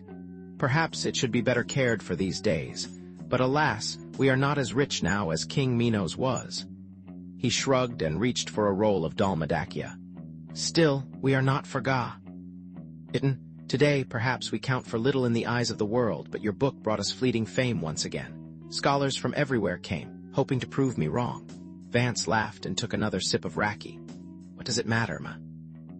A friend, they came. He brightened. Even today, just to show you. Today, there was a man here, right here, who was carrying your famous work on the palace. Today? Vance glanced up. Had he been right? Yes, this very day, outs. Eyed in the arbor, he even sampled some of Adriana's mise. He nodded at her. I did not like him, and only our friends are welcome inside, book or no book. Was he going out to Knossos? Eva interjected suddenly, staring. To the palace, he asked about it. Why else have the book? He shrugged again, then examined the octopus bowl, searching for a plump piece. You know, Michael, I could never finish that volume of yours entirely, but your pictures of the frescoes? He paused to chew his octopus, then smoothed his gray mustache and turned again to Eva. The frescoes of the women, I love them best of all. And every now and then I see a woman here in life who looks like them. Not often, but I... Ooh, and you are one of those rare creatures, my Eva. I swear you are Minon. He turned back. Look at her, Michael. Is it not true? Zeno, Eva reached for his gnarled hand. It's not like you to forget. My people are Russian, Remember, from the steppes. Ah, of course, forgive me, but you see, that only goes to prove it. He nodded conclusively. The Minons, we are told, came from Central Asia thousands of years ago. The brown-haired daughter of Minos was an Oriental beauty, just as you are. I'm sure of it. Look at the frescoes. Zeno, tell me. Vance reached to pour more raki into their glasses. The man you mentioned just now, was he Greek? No, he was a foreigner. He chewed thoughtfully. I've never seen anyone quite like him. He had a strange way of speaking. In truth, Michael, I did not like him at all, not a bit. What exactly did he say? It wasn't that, it was something else, I don't know. And he went. The palace. I saw him hire a taxi, that was all. But whether he went there or somewhere in the south, only God could know. He looked away. Perhaps tomorrow I could find out. Did this man have a beard? He pressed. No, the thing I remember most was that part of one finger was missing, curious. I focused on that, but his features were almost Asian, I would say. He paused, then turned and asked Adriana to fetch another bottle of raki. Perhaps his accent was from that part of the world. He looked back at Eva. I suppose you would have known my marvelous Eva, my Minnown queen. His eyes lingered on her a moment longer, then he rose. Enough. Now we must all have something for dinner. I'm sure you do not want to spend the rest of the night trapped here with a crippled old Greek. He disappeared into the kitchen to select the pick of the day's catch. And that smoky evening, they dined on the island's best barbounia, red mullet, which Adriana grilled with the head and served with wedges of Cretan lemon. Afterward came a dessert of grapes and soft, fresh Myzithra cheese blended with dark honey from the mountains near Esfakii. Then at the end she brought forth her own saum. Ada, a rich nectar made of pressed almonds. After more raki, Zeno was persuaded to get out his ancient bouzouki, tune it, and play and sing some traditional songs. The music grew faster and more heated, and then with only the slightest urging, Eva cleared away the tables and began to dance. Her Russian gypsy movements seemed almost Greek. When they finally broke away, the time was nearly midnight. The Volta had long since disbanded. The sky above had changed from a canopy of island stars to a spring torrent, and Michael Vance and Eva Borodin were very, very drunk. Wednesday, 11:34 p.m. You know, there was something special about us in the old days, Vance said as they weaved down a rain-washed street toward the hotel. How we used to be. All we did was eat, drink, and talk, and make love. Tonight it's 3 down and 1 to go.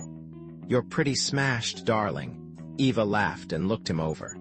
A girl learns to watch out for deceptive advertising.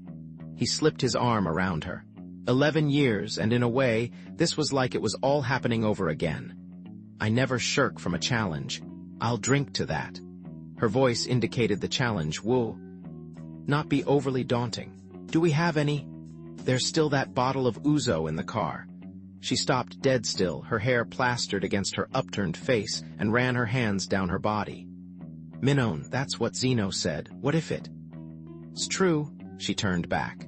What if I have the same hot blood as the queen who vamped a bull? Imagine what that would be like. As best I remember, you could probably handle it. She performed another Russian gypsy whirl in the glistening street. I want to be Minnown, Michael. I want to soar through time and space. Leap over bulls, maybe even. She twirled again, drunkenly. Then why not do it? The queen's bedroom. He stopped and stared at the Galaxy Hotel, ultramodern and garish, now towering upward in the rain. The pool was closed, but the disco still blared. The hell with everything. I'm taking you back there. Tonight. Parked next to the lobby entrance was their rented Saab. He paused and looked in at the half bottle of ouzo lying on the seat, then reached and pulled her into his arms. Come on and get ready. Is that a promise? She curled around and met his lips. Time's a wastin'. He kissed her again and began searching for his keys. She was unsteadily examining the darkened interior of her purse. I think I've got an emergency candle in here. We'll use it for light, just enough. I just hope I'm not too wrecked to drive in the rain. You'd better not be. I know I am. Who cares? Let's just go for it. He was unlocking the car and helping her in, loving the feel of her body, her scent. He decided he was ready for anything and anybody, including some mysterious stranger carrying his book. It was brisk, with flares of spring lightning over the mountains. As the Saab weaved through the narrow streets leading out of town, Eva climbed up and drunkenly unlatched its sunroof to let in the rain. By the time they reached the winding country road, headlights piercing the downpour, the wind was rushing around them, wild and free. When they pulled into the parking lot of Knossos, it was deserted, and they easily discovered an opening in the guard fence. The palace lay before them. Piece of cake. He took her hand and helped her through the wire. I propose a toast right here, to the past and to the future. If I drink much more of this, I may not be around to see the future, but I'll die happy. She reached for this slippery bottle.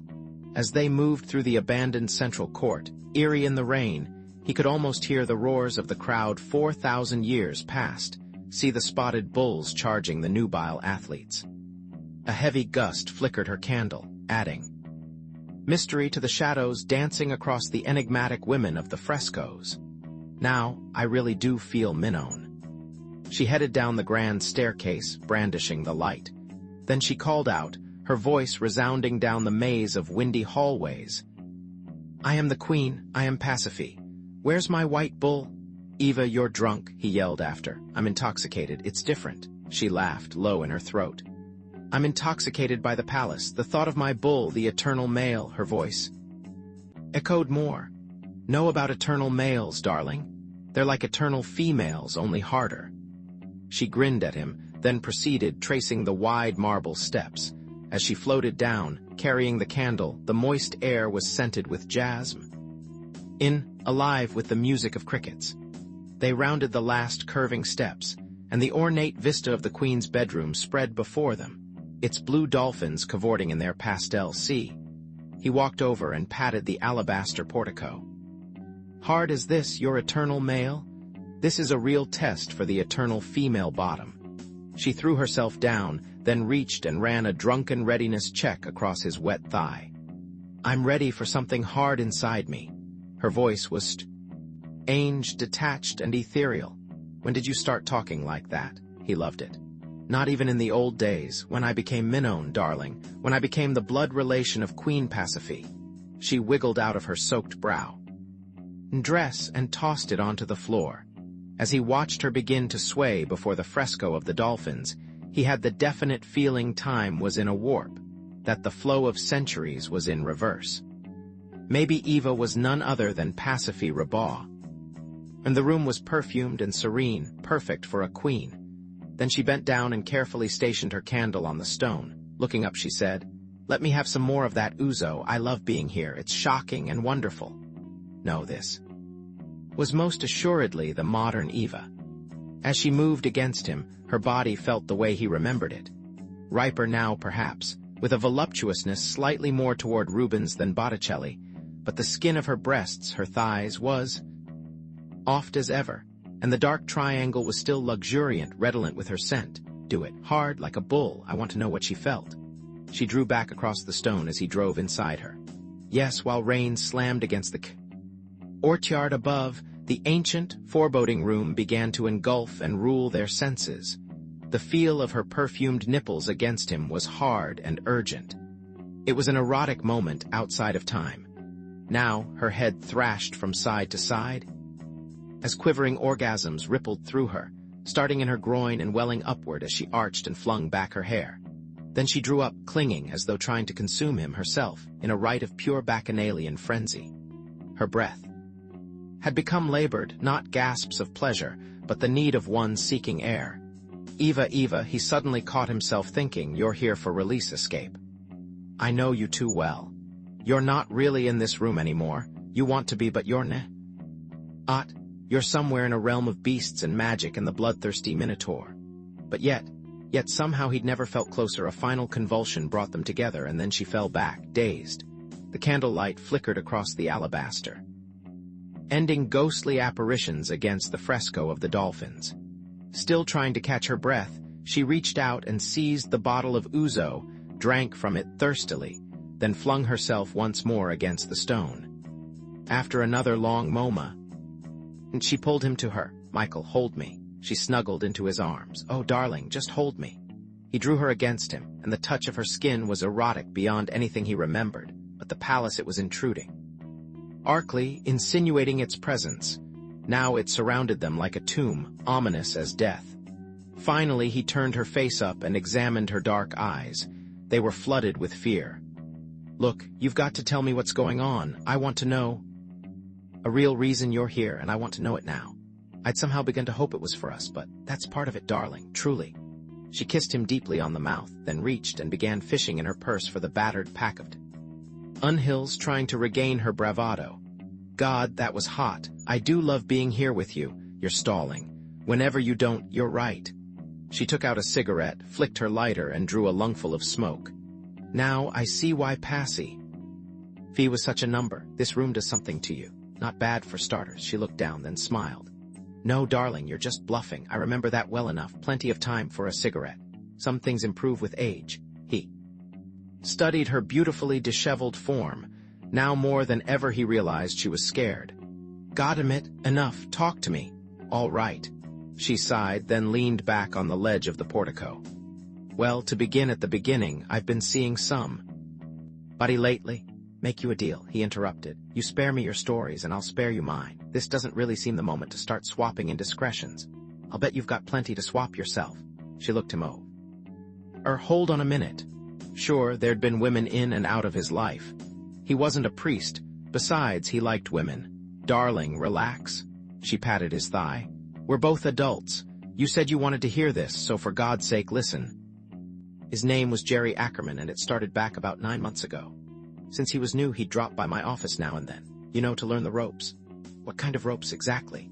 Really, Michael. Anyway, he wasn't exactly world-class in the boudoir, if that makes you feel any better. Though needless to say, I never told him that. Our little scene tonight would have blown his Brooklyn mind. Now does that preserve your precious male ego? He was just nice and interesting. I'll get to that. She was tracing small circles on the alabaster. Week before last, he dropped off a computer disk at my office, said he couldn't figure it out, and it was old, maybe 2 weeks, which was unusual. Especially for satellite intercepts, which this was. Normally, we get them the same day, so I ran it through my desk station, figuring it couldn't be that big a deal. She paused nervously, then went on. Well, the first part was encoded using one of the standard Soviet encryption systems we've had cracked for years, and it had a lot of proper names. But the rest of it was just a string of numbers. No matter what I tried, I got nothing but garbage. Really? Fort Meade's football field of Cray supercomputers could crack anything. I thought so too, but this encryption was either so clever or so simple, nothing seemed to click. I couldn't do it. I even began to wonder, maybe it's not a cipher at all. Maybe it's just some obscure foreign language, so I matrixed it against some we have in the database. And love, we've got them. A zillion megabytes of memory. Serbo-Croatian, Urdu, Basque, she drew on her cigarette, sending a glow into the dark. Above them, the rain continued to pound, but I still couldn't find anything that would crack it. Doesn't sound like you. He drew her around and kissed her. Half the time you're too smart for you. Your own good. Apparently not smart enough. She hugged him back automatically, then continued.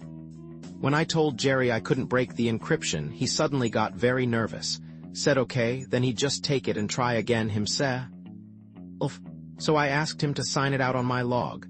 Just routine, and that's when he started acting strange. At first he refused, but finally he did it when I said, it's like this, sweet buns. No ticky, no washy. By then he'd stopped coming over to my place and things had gotten a little strained at the edges, to put it mildly. So I didn't think too much about it at the time. Don't start telling me more about Michael. That was the last time anybody saw him. He just vanished that night. There was even something in the paper. Mysterious disappearance. The apartment where he lived had been dismantled, top to bottom. Somebody must have thought he was holding out. And, well, it just so happened. I still had it in computer memory, though that's a blatant violation of security procedures. Anyway, the next day I called control and said what's with a certain file. Gave them the NSID number, and they said, we have no record of the number, quote, they'd never heard of it. So it must have been a freelance job for somebody outside. Whoever it was must have paid Jerry, or maybe blackmailed him, into getting me to take a crack at it. Which is why it was 2 weeks. It wasn't NSA material at all.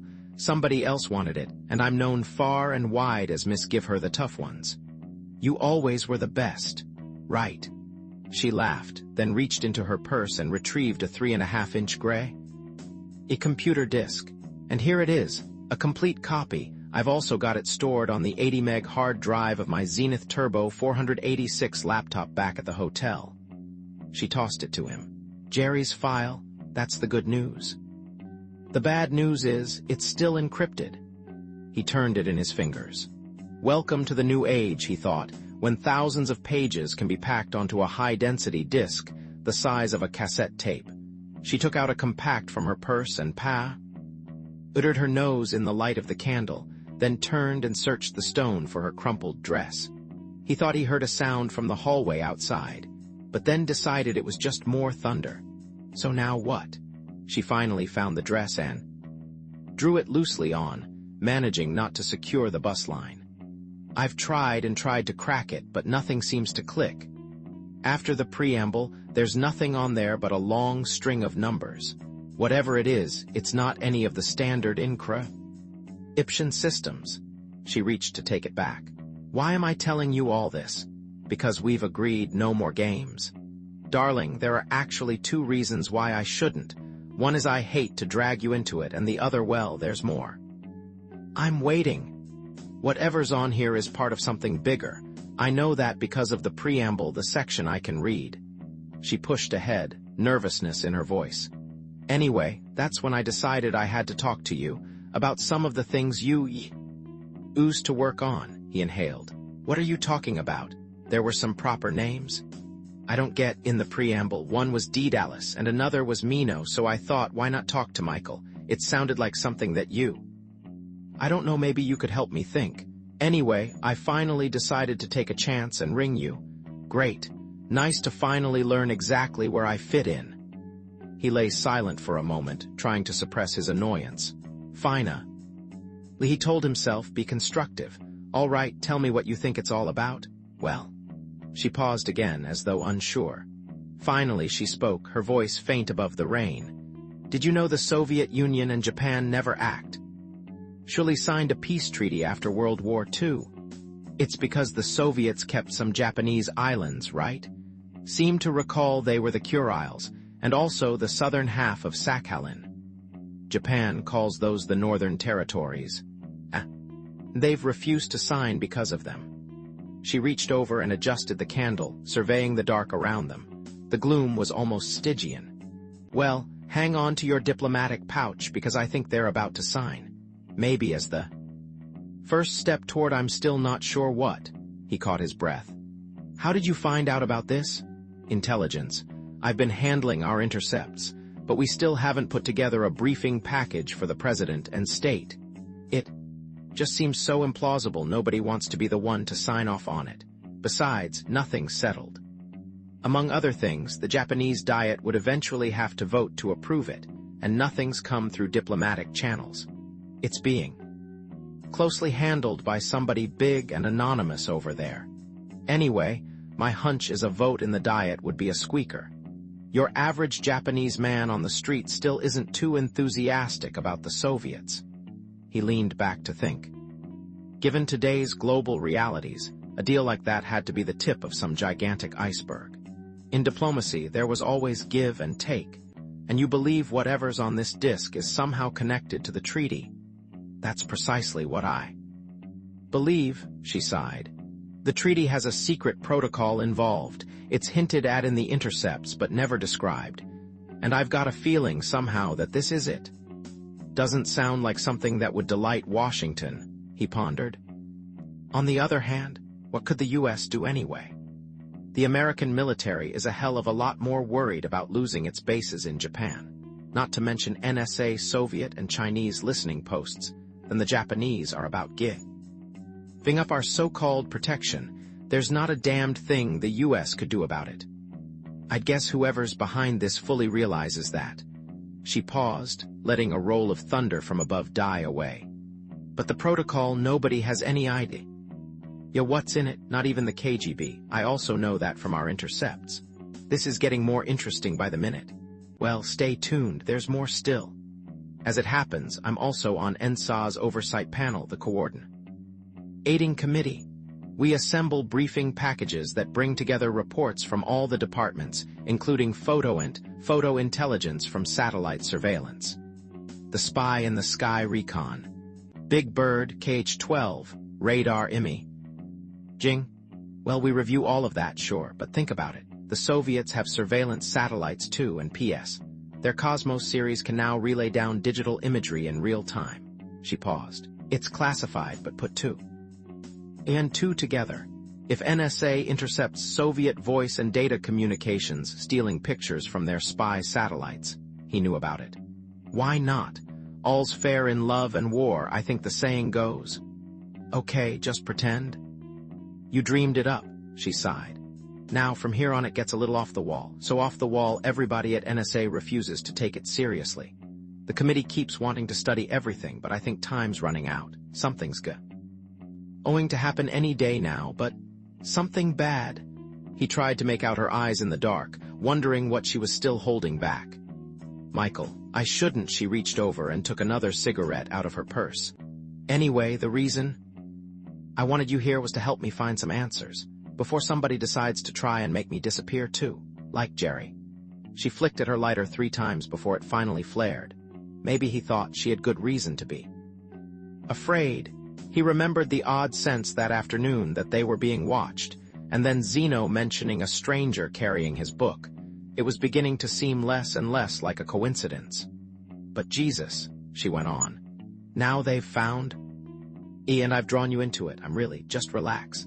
Mainly now he wanted to calm her down. Nobody's found, don't you see? Alex just happens to call you this morning as you were on your way here to see me. Ladder yourself. That call was about me, which means he knows I've got. Her hand quavered as she dropped the lighter back into her purse. There's already been one murder. Hey, slow down. Take it easy. Novosty's never scared me, Eva.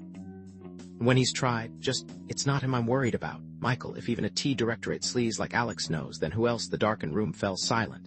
You'd better tell me all of it. Everything. Again he paused, thinking.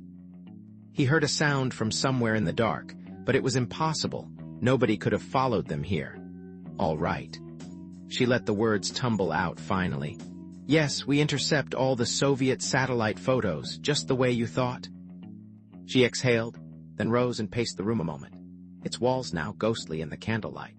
Well, lately for some strange reason their Soyuz series always seems to have a temporary malfunction whenever they pass over one certain pot on the globe. Almost as though somebody were turning off their KFA 1000 high-resolution cameras. I kept noticing it, but nobody else in Photoint thought it was anything but a coincidence. Still, it got me wondering. If somebody over there is pulling a number on the KGB or the GRU, keeping them from seeing something. So I had some of our own photos of that grid sent over from the new KH-12. Where was it? Well, it wasn't necessarily where you'd think. It was the Japanese island of Hokkaido, and the high-resolution grid missing was just the northern tip. So, I went back and checked a series of KH-12 recon photos taken over the last 2 years. There's something new there now, Michael. Just this last year or so. It's been partly camouflaged, but I think it's a new runway, or launch facility, or something. And the radar maps show some funny surface irregularities, at least. You think they do?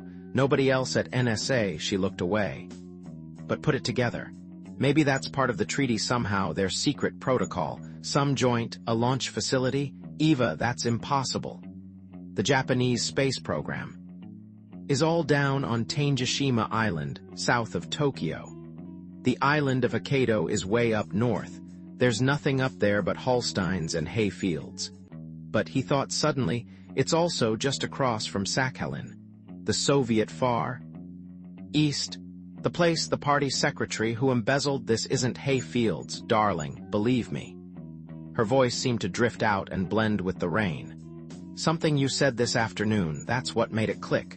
About the first man to leave the Earth and soar into space, you mean? I didn't ask for this. Oh, Christ, how did I? She paused again, uncertain. You know, I finally think I've figured out what's happening. Why it's so secret, the treaty, the protocol, cutting out their own intelligence. It's partly about space, all right. Has to be, something's cooking, something they're eventually going to spring on the world like the first Sputnik. You still haven't decoded the damned thing.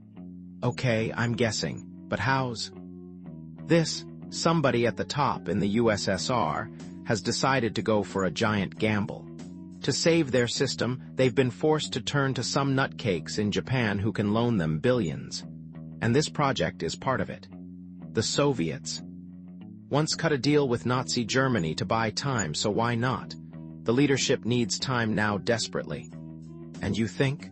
Project Daedalus. That's the code name in the preamble. Think about it. You know what I believe, to get them money and technology they desperately need, the Russians have had to cave in and do the unthinkable. Form a new alliance.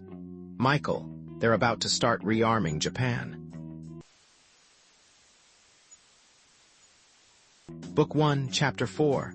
Thursday, 7:28 a.m. Hi, so Des who? Taro Aikta, project director, bowed into the red telephone receiver, using that breathy, clipped speech all Japanese reserve for their superiors. Core. Honto nai musikashi desu. It has been difficult, but they have finally agreed on the revised schedule. In 9 days, he paused to listen, then continued. Hi, so, there is no other way. Hi, the Diet will never approve the treaty, unless there is some dramatic symbol of the advantages of the alliance. He halted. High security has been maintained here. With deepest respect, the problem would seem to be with your... He paused again. Now tiny beads of sweat were glistening in his brow. High, we are ready. The vehicle is high. He bowed again. Of course there will be no delay. The revised schedule is firm. High, Mino-sama, he was bowing ever more rapidly into the phone. High, we have pushed them as hard as we can. He bowed even deeper. High, by tomorrow's report. Of course, Mino-sama. Thank you, Domo arigato gaze mashita. The line, a high-security satellite link connecting the Hokkaido facility to the Mino-I Industries building in the Ueno section of Tokyo, had gone dead. Tanzan Mino, CEO of Mino Industries Group, had other matters to concern himself with. Taro Aikta repressed a tremble. The technical part, the project here on Hokkaido, was going well. What was happening on the Tokyo end? First the delay of the funds, and now a rumored breach of security. KGB had intercepted the protocol. That was the word from his informant close to the CEO in Ta. Ukio, shigata ga nai, he thought. Sometimes things can't be helped. Taro Aikta was proud he had been personally selected by the CEO to be project director for the top-secret Hokkaido operation. He was 54 years of age, a graduate of Tokyo University Law School, a 25-year veteran, now retired of MITI, the Ministry of International Trade and Industry. He was, in short, a mover in the new Japan, and he looked it elegantly graying to imples, tailored silk suits, a small mustache to set off his high cheeks. At one time, he had been the inside choice for MITI vice minister, before the CEO offered him a chance to fulfill a vision no official source in the ministry could ever admit existed. Overall, he told himself, the CEO should be pleased. He had carried out his own responsibilities flawlessly. And Middle was providing an unofficial umbrella of technical support, covering any unexpected requirements. Through this project, the CEO had set into motion a plan that would soon alter dramatically Japan's place in the equation of world power. Bushido, the way of the warrior. The element of surprise. No one outside Mino Industries knew what was really planned, not even the prime contractors for the project. Security every step of the way. And now the drama was ready, the curtain poised. Only a few more days, and a technological miracle would soar upward from the Earth, symbolizing the first step in the realization of Japan's age-old ambition. The world would know the 21st century had arrived, the Japanese century. Mino Industries had made it possible. The CEO's sense of timing was impeccable. Only last week he had approved Taro Aikta's final briefing to Noboru Takahashi, Executive Director of the National Space Development Agency, NASA, through contracts to the Space Systems Division of Mitsubishi. Eva Industries was in charge of the major hardware of the Japanese rocket program. Takahashi was also an executive of the new Daedalus Corporation, an unofficial consultant.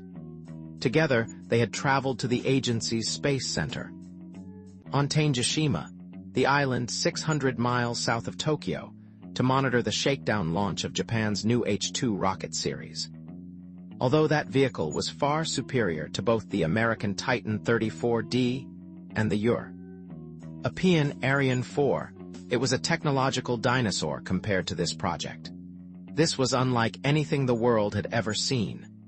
The project had begun over 2 years earlier, when he was still director of MIDI's Kokuki Bukika, the Aircraft and Ordnance Section, an anonymous scenario conceived by the CEO of Mino Industries Group. Tanzan Mino had arrived on his desk, detailing a revolutionary proposal. Every director in MIDI had received a copy. The eventual consensus. It was too visionary, would aggravate Japan's already delicate relationship with America. The Liberal Democratic Party could never be seen to embrace such a project publicly. Accordingly, MIDI's parliamentary vice minister turned it down, officially, but that was merely Tadame, his public face. Afterward, the classified moves, the real moves, began. Perhaps it was hinted if the idea were explored outside regular government channels. Secret feelers were sent to the Soviets. With a green light, Tanzan Mino had immediately created the Daedalus Corporation, hiring away Taro Aikta and 47 of his MIDI aerospace engineers, the best and brightest, from Kokuki Bukika. Startup financing had been provided by the CEO personally, with some matching contributions by the top executives of Japan's major zaibatsu industrial groups. The scenario was an easy sell since they all realized its payoff would be staggering. The only requirement was that it remain top secret until the appropriate moment when the Diet would be formally notified. By that time, however, there would be no turning back. Everything would have to go forward as a package. Under the CEO direction, Taro Aikta and his 47 MIDI engineers had relocated here on Hokkaido to oversee a secret fast-track project. 47. Perhaps, he sometimes mused. That number was no coincidence. Perhaps it was an unconscious act of historical resonance. 47 brilliant young technicians, just like the 47 Ronin, the samurai of the famous legend. Those Ronin had bided their time. For many years, living in obscurity and ignominy until the moment when they rose up in triumph. Bushido. You must always make your opponent do battle on your own terms. And today, money and technology were Japan's most powerful weapons. Why not use them strategically, the CEO had argued. The time had come to engage other unsuspecting nations with concentrated strength in a forcible move to achieve Japan's long-term objectives. The way of the warrior. Taro Aikta surveyed his office, his personal command center. The space was appointed like the headquarters of a field marshal. A deep metallic gray with video screens along one wall permitting him continuously to monitor activities in every sector of the facility. And across the top of his black slate desk was marshaled a line of gray telephones with scramblers, each a secure direct line to the offices of one of the project's prime contractors. The first was to Nagoya, to the head office of Mitsubishi Heavy Industries.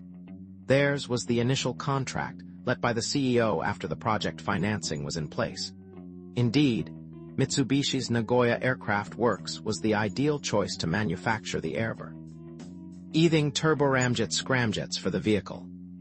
That conglomerate had produced over 50,000 aircraft engines during the Great Pacific War, and more recently, their new Kamaki North plant was responsible for the powerful oxygen and hydrogen engines that composed the first stage of the giant H-2 booster. The phone on his desk connected him directly to the office of Yoshio Matsunami, Mitsubishi's general manager for space systems. The massive scrammed jets for this project had been manufactured in Nagoya under a veil of total secrecy, then static tested at their aeropropulsion test facility, and individually shipped here to Hokkaido in unmarked rail cars. Another line connected him to the head office of Nissan's Aeronautical and Space Division in Tokyo, already in charge of all solid rocket boosters for the Japan Institute of Space and Aeronautical Science. The CEO had hired their senior propulsion engineers to resolve problems connected with air-breathing combustion of liquid hydrogen. The third connection was to Hitachi City, 60 miles from Tokyo, Hitachi Limited manufactured the booster cases for the new H2 vehicle, and their extensive experience with composite alloys at high temperatures made them the obvious choice to create the hypersonic airframe. There were other lines as well. The vehicle's inertial guidance system and flight controls both based on it. Advanced Soviet designs had been produced at Japan's National Aerospace Laboratory. Preliminary wind tunnel tests had been assigned to the Kakuta Propulsion Center, whose rocket engine development facilities were already being used to. Port NASTA's program in oxygen-hydrogen thruster R&D. The last high-security line connected him directly to Tsukuba Space Center at Tsukuba Science City, 40 miles from Tokyo, the nerve center for all Japanese manned spaceflight research. Their clean rooms and deep space tracking facilities were comparable to any in the world, and their Fujitsu SX-10 supercomputer which, with 128 processors for parallel processing, performed 9 billion calculations per second, could provide real-time simulation of a complete hypersonic flight profile. Feeling impatient now to begin the day, Taro Aikta settled back and reached for the phones. Each contractor would give him a quick morning update, and then he would outline any further component tests or retrofitting as required. In truth, these exchanges had long since become scarcely more than rituals, since the project was all but completed. The major components had already been designed, delivered, and assembled. The contractors had been paid, the reports and evidence of their participation declared top secret and locked away from any possible prying eyes. All traces of the project had been safely secured. There was, he reminded himself, only one major problem remaining. As part of the initial scenario, the Soviets had agreed to provide a laundered payment of 100 million American dollars to be used for Tanzaniano's incidental expenses in the Liberal Democratic Party hierarchy, to avoid another recruit bribe fiasco like the one that brought down the Prime Minister in 1989. The money had to be scrupulously clean and totally untraceable, but the funds had not arrived. How the Soviets had secured the hard currency required outside of regular government channels, he could not imagine. There were even reports the money had been secretly embezzled from certain slipshod ministries. That it was, in fact, hot money. But if those funds didn't come through within 8 days, fully laundered, the project would have to be put on hold as a matter of strategy and precaution. And the treaty could not be placed before the Diet unless passage was assured. Promises had to be kept. What had happened to the money? Whatever it was, he thought with a worried sigh, the CEO had better solve it, and soon. If he didn't, the old project might have to be put on hold until next year's session of the Diet, and their secrecy would probably be impossible to maintain for another whole year. A disaster. He had just completed the last call when he noticed a flashing alert on the main computer terminal, advising him that the morning's hypersonic test in number 1 was scheduled to begin at 0800 hours. He grunted and typed in an acknowledgement. In his view, it was a waste of time. Overkill? The SX-10 simulation had already taken them further than they needed to go. But all right, humor the Soviet team. It would only require a morning. His contractor briefings now out of the way, he transferred all communication channels to the computer modems that lined the walls, then rose and walked back to the small alcove at the rear of his office. He paused a moment to calm his thoughts, then slid aside the shoji screens to reveal what was, for him, the most important room in the facility. Here in the North Quadrant, the CEO had constructed a traditional tea house, tatami-floored with walls and ceiling of soft, fresh cedar and pine. In this refuge, Taro Aikta performed an essential morning ritual, the brief meditation that quieted his spirit. He knew well the famous adage of swordsmanship, that the true master lives with his mind in a natural state. The challenge ahead would require all the discipline of a samurai warrior, the way of Zen. And the first rule, the very first, was your mind must be empty, natural, unattached in order to succeed. As he seated himself on the reed surface of the tatami, Zazen style, he methodically began clearing his mind. The moment was sacred, but then, drifting through unasked, came an admonition of the great Chinese military strategist Sun Tzu. Intelligence is everything. You must know your opponent's plan even before he knows it. Himself. It was true. The security for this project had been airtight, except for one minor breach. Someone in the Tokyo office had stupidly transmitted the final protocol over an unsecured satellite channel. It had been intercepted by Soviet intelligence. Fortunately, the Russian blunderers had been unable to decipher the encryption. But someone either in the KGB or the GRU had been so desperate he had secretly enlisted the assistance of the U.S. National Security Agency's top cryptographer. It was a brilliant move, because NSA supercomputers might eventually be able to break the code. When Tanzan Mino learned of the breach, he had given orders that the NSA expert be neutralized quickly and the protocol retrieved. If it became public knowledge prematurely, the entire scenario could be destroyed. Now, happily, the NSA individual had been identified. The rest would be easy, an unfortunate price to pay, but a simple solution. With that thought to comfort him, he gazed at the polished natural woods of the tea house and let his mind drift into perfect repose. Thursday, 1:07 a.m. The first round went wide, nicking the edge of the dolphin fresco. Vance listened, startled at the explosion, at first thinking it was a sharp crack of thunder from outside. Then he heard the bullet sing into the dark, a high-pitched hiss. For a moment he wondered if he was dreaming, his mind adrift in the bloody myths of the palace. Then a second explosion flared from the direction of the archway, grazing his neck. Eva! He threw his body across hers, slamming her against the alabaster portico. His free hand slapped awkwardly at the candle, crushing out the last sputter of flame. As he swung around, the empty ouzo bottle clattered into the dark, spinning, its revolving sound a beacon. Get it, he thought, and stretched across the stone to grope in the dark. Finally, he felt the smoothness of the glass gliding at the edge of his reach. Slowly, carefully, his fingers circled the neck and he pulled it toward him. The room was black now, its silence deep as a tomb. Then the gun flamed once more. And again, the 2 rounds ricocheting off the ancient walls somewhere around them. After that, silence returned, no sound except for the heave of breathing whose he wasn't sure. As he reached to quiet her, she whispered, "Michael, they want me." As she tried to struggle up, "You've got to let know." He forced her back, whispering, "We can't leave when the party's just beginning." Still grasping the neck of the bottle, he moved silently across the floor. The stone slabs were icy. How the night music of the rain seemed to come from another world. He pressed against the wall, feeling for the doorway until he sensed a shadow slip past, slowly edging into the room. The muzzle of a pistol glinted against the flare of lightning. Outside, and he realized it was no more than a couple of feet away. Now, he swung the empty bottle with all his might, aiming for the tip of the muzzle.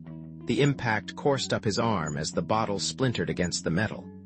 The intruder's startled intake of breath was masked by the clatter of the weapon against the stone floor. He'll reach for it, Vance told himself. Lots of luck, pal. He brought the fractured bottle upward with all his strength, aiming for the face. Although the figure was still formless, he let instinct guide his hand. The rough feel of shirt fabric brushed past his fingers and then the softness of flesh. A scream of surprise pierced the dark. Bingo! Got the neck, he thought, and with a twist he drove the shattered bottle in. A warm wetness gushed against his hand. I hit an artery. Blind luck. The figure stumbled backward into the dim passageway. In a flash of lightning, Vance saw hands clawing at a neck. Then came the sound of stumbling footsteps. Retreating, and again silence. Still gripping the sticky neck of the bottle, he bent down and began to search the floor. Near his feet, he felt a hot muzzle and followed it upward to the still warm grip. It was, he realized, a 9mm. Beretta. He kept an identical chrome-plated model on the Ulysses. All right, chum. Now we'll have a run. Grasping it with both hands in firing position, he turned and peered out the open archway. The glimmers of distant lightning owed nothing but stone walls and an empty passageway. All he could discern was the vertical shaftway connecting the many levels of the palace. He pressed against the cold stone wall and edged into the hallway leading toward the steps. Then he felt a sharp sensation against the ball of his left foot and reached down. A spent cartridge shell, still warm, lay appended on the icy floor. Passively, he suddenly found himself thinking. It's as though Eva had lured the killer here to this very room like the White Bull. And now they, who knows how many, want to kill us both. Somebody realized she knows too much. He tried to control his breathing, straining to hear as the adrenaline continued to pump. From the case up above, the crickets had resumed their high-pitched medley. He listened as they chorused, the sounds of centuries past, their hymn to the rain. There was nothing else, no faint sounds. Far above, maybe in the central court, men were arguing. It was a heated exchange. He heard them grow louder, and with that the metallic click of another automatic weapon being readied. He waited, holding his breath as the voices became even more animated. What had happened? There must have been two, maybe even more. Good time to find a new place to party. He turned back to the silent room. It was, he suddenly realized, too silent. He felt his way back to the alabaster portico and reached across. Eva. The quiet that followed told him he had been right. She'd panicked, run. No, he thought, she only wants to save you. She thinks she drew them here and now she's trying to lure them away. Bad time to leave, just when things were getting interesting. He reached down and felt for the right-hand pocket of his trousers, still lying crumpled in a pile on the floor. Finally, he slid his hand in and searched. The keys were gone. She had taken them, slipped away, left nothing. No trace, only the smashed candle remained. Annoyed, he located a box of hotel matches in his shirt and struck one. The room was empty, totally bare, its dolphins frisking alone in their placid sea. Across, on the other side, was the passageway leading through the Queen's bathroom. Beyond it lay the labyrinthine twists of the palace hallways. Perhaps by now Eva had found her way out and escaped. From the maze of Daedalus, he tried to think as he finished donning his wet clothes in the dark. Eva clearly had gotten too close to somebody's plans. Where would she go? Cautiously, he moved out and began to mount the marble staircase, his rubber soles noiseless against the steps. The automatic was beginning to feel comfortable, even though it had nearly taken his life only minutes before. But he never trusted life to a chunk of metal, no matter how efficient. Above him, the voices still quarreled, and he found himself straining to catch the language. What was it? Greek? No, maybe Russian. Whatever it was, a fierce argument was raging. Again, he tried to guess how many there were. He checked the metal clip and decided he had enough rounds to take them all if he had to. But that was getting ahead of the game. If she had eluded them, then why bother? The best thing would be to try to slip past the courtyard, get through the fence, maybe join her at the car. Then they could move the party back to the hotel, keep the momentum. He moved carefully on through the hall of the procession, edging along the wall. Against his back, he could feel the cold frescoes of the cup-bearers, locked in their sterile march through time. Then he heard another voice, this time female. Pazdalba, delete visa. Yo, shto vam ugodno emni visayo. It was Eva yelling in rapid-fire Russian, arguing, shouting orders. He couldn't make it out. Now he edged through the final archway, grasping the beretta. At that moment, an eruption of gunfire splintered the silence, a fiery burst in the rainy night, while Eva was yelling for it to stop. It was over as quickly as it had come, but she was still screaming, swearing actually. Whoever was there, they were no more than 30 feet away, but she was still safe. He could hear her curses, now half-muffled in the storm. Gingerly he edged on out through the entryway and stood at the edge of the courtyard, beretta cocked and ready.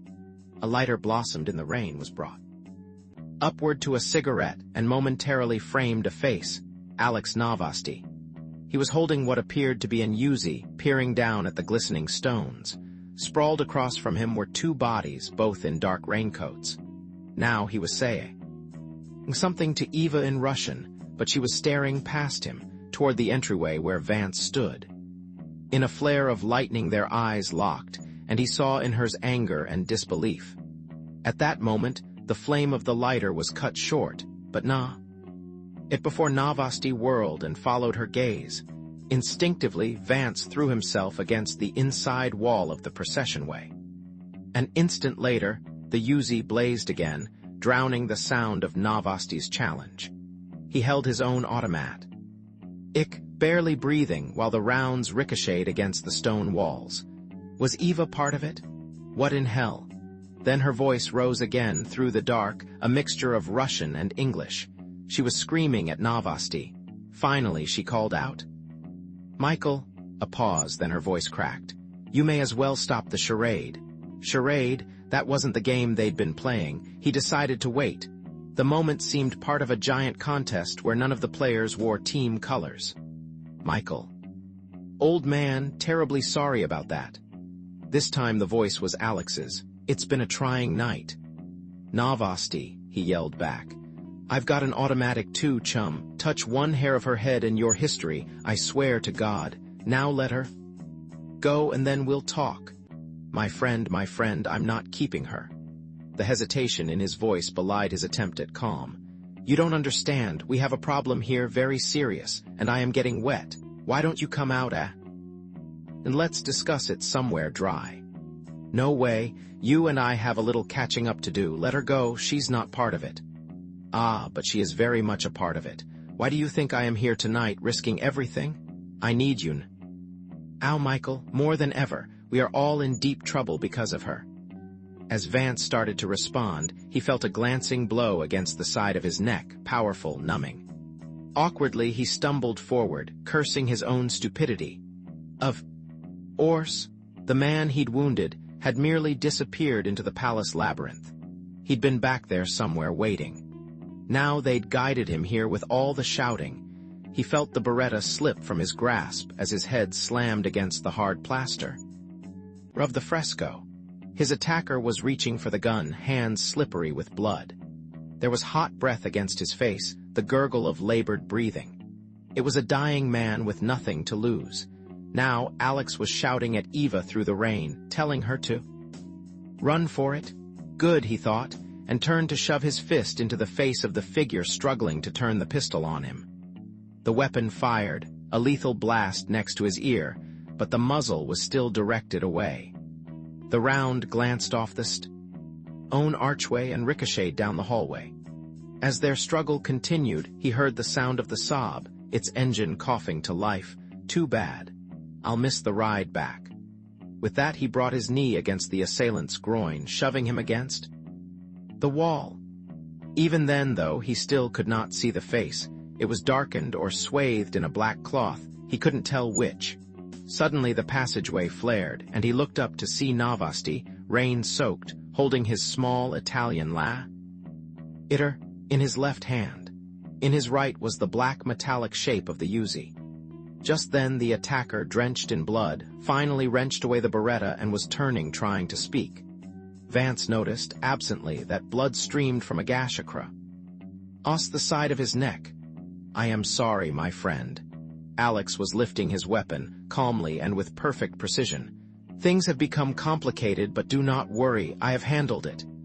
And the Uzi erupted, the dying man actually managed to squeeze off a round, a shot that went wild, as the impact of the Uzi slammed him against the wall. Then he fired again, almost a death tremor, and pitched forward. Vance started to stretch for the pistol as it clattered across the floor toward him, but Novosty's voice sounded through the storm.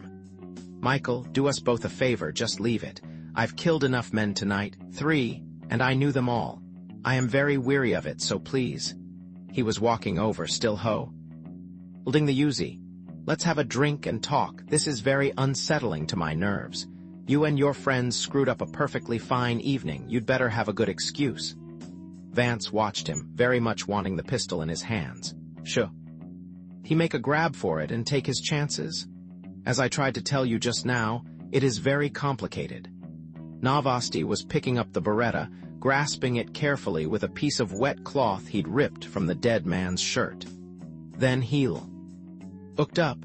"Are your prints on this? Sort of figures, doesn't it? I borrowed it from him." He pointed down at the blood-soaked corpse between them. so we must clean it, he sighed. What happened here tonight was a terrible accident, my friend, obviously. How else can it be explained? There will be an international inquiry. We must now try and simplify the work of whoever has that unpleasant duty. You've got some explaining of your own to do. What about Eva? Ah, yeah. It's Eva. She should have known better than to come here. He looked up. Tonight simply need not have happened. It has always distressed me, the imprudence of some women. He sighed again. I do not know if I can cover up this affair. It may well be the end for me. No kidding. Killing those two men out there may dampen your welcome in these parts. I regret to say it was necessary. They wanted to take her, but when I reasoned against it, they became suspicious, which is why I no choice. Was Novosty here protecting Eva, he suddenly wondered. After all, there was age-old blood connecting them. Eva Borodin and Alex Novosty went back centuries together, centuries of Russian history. Aristocrats both. They shared family, pain, and glory from an age long before the October Revolution. But would she turn to him for refuge? No, not likely. She'd never be that desperate. Like you said this morning, Alex, it's unhealthy in this business. To know too much tends to spoil all the interesting surprises. Yes, I agree. Ignorance is often bliss, I think that's the expression. But having solved one problem, I then faced another. What to do about them? Happily, our friend here was available to help. I honestly think he would have died anyway from his neck wound. He glanced up. Did you do this? Spur of the moment. You are still good, Michael. He bent over and examined the severed artery again. My compliments, you haven't lost it. An excellent job. I believe this incision would have been fatal. He turned back and smiled. You have a surgeon's touch. Are you going to tell me who the hell he is, or do we play 20 questions? He was a professional acquaintance. This was most regrettable for everyone. Mine was a distasteful task, I assure you. He sighed once more as he laid both weapons against the wall. I will trust you, Michael. In turn, you must trust me. And help me. We need to move this poor unfortunate to a more plausible location. Vance now realized what Novosty was planning. He was about to pin the murder of the two outside on a dead man, this one. But who were they, whoever this one of his hands only had 3 fingers. The little finger had been cut away just below the knuckle. Forget it. I'm not going to help you do anything. I'm going to walk out of here, try and find Eva, and get the hell away. From all this, you're a negative influence, Alex, my friend. Be reasonable. He pointed toward the weapons. We have work to do. We must remove all the prints from those, yours and mine, then create an accident. Look, you broke a small party I had going here tonight. But now that you've ruined my evening, I damned sure don't plan to help you clean up. Michael, neither of us had anything to do with this unfortunate business. You or me, I wasn't even in Greece. It must have been some terrible misunderstanding among men of questionable livelihood. Tempers obviously flared. Who knows, everybody is dead, so there can be no explanation beyond what appearances suggest. He shrugged and slipped his arms underneath the body. Incidentally, they told me that Borodin was captured this morning, but he didn't talk. Instead, he killed himself. So our situation is still secure. You must have a hearing problem. Maybe you ought. I get it checked. I just told you it's Eva I'm going to help, not you. You can take the money and my friend, you are impetuous. Please, everything is going as planned, but now we must move quickly. He smiled. By the way, did you leave anything down below? Just a broken bottle. Vance stared out into the rain. Then you might wish to make it disappear. He began dragging the body into the courtyard. It will have prints. Glass preserves them perfectly. He's right for once, Vance thought. Rubbing at his neck, a glimmer of pain intruding, he turned and retraced his steps into the dark, into the labyrinth. As he descended, the chill of the palace enveloped him. He was bored with the place. Now, its ancient horrors and its modern ones. When the dark became too depressing, he extracted a folder of hotel matches and struck one. Its puny light flared and then expired, almost helpless against the blackness engulfing him. The sound of crickets followed as he entered the bedroom of the queen once more. He paused a moment in the dark, then struck another match and walked over to the stone bed. There was the neck of the splintered bottle, covered with bloody fingerprints. Novosty was right about one thing: it would have opened a whole new area of inquiry. Nobody at Interpol had his prints on file, at least as far as he knew. But that wasn't good enough. Leave nothing to chance, carrying the fractured ba. He began remounting the steps. This time he wanted the dark, needed it to clear his mind, to mask the horrors of the palace. The confusion of the shootout swirled in his mind. Alex Novosty had killed 3 men as calmly as lighting a cigarette. Why, was it just for the money? When he emerged, distant lightning glinted on the ancient stones of the courtyard, contrasting brightly with the darkness below. For an instant, the palace seemed magical all over again. And there, perfectly choreographed on the wet pavement, was evidence of a lethal duel. 3 bodies lay across from each other, 2 together and 1 opposite, gripping a weapon, his neck slashed. Perhaps it looked too pat, but who would know? Things happened. At way, the only participant missing was Alexei Ilyich Novosty.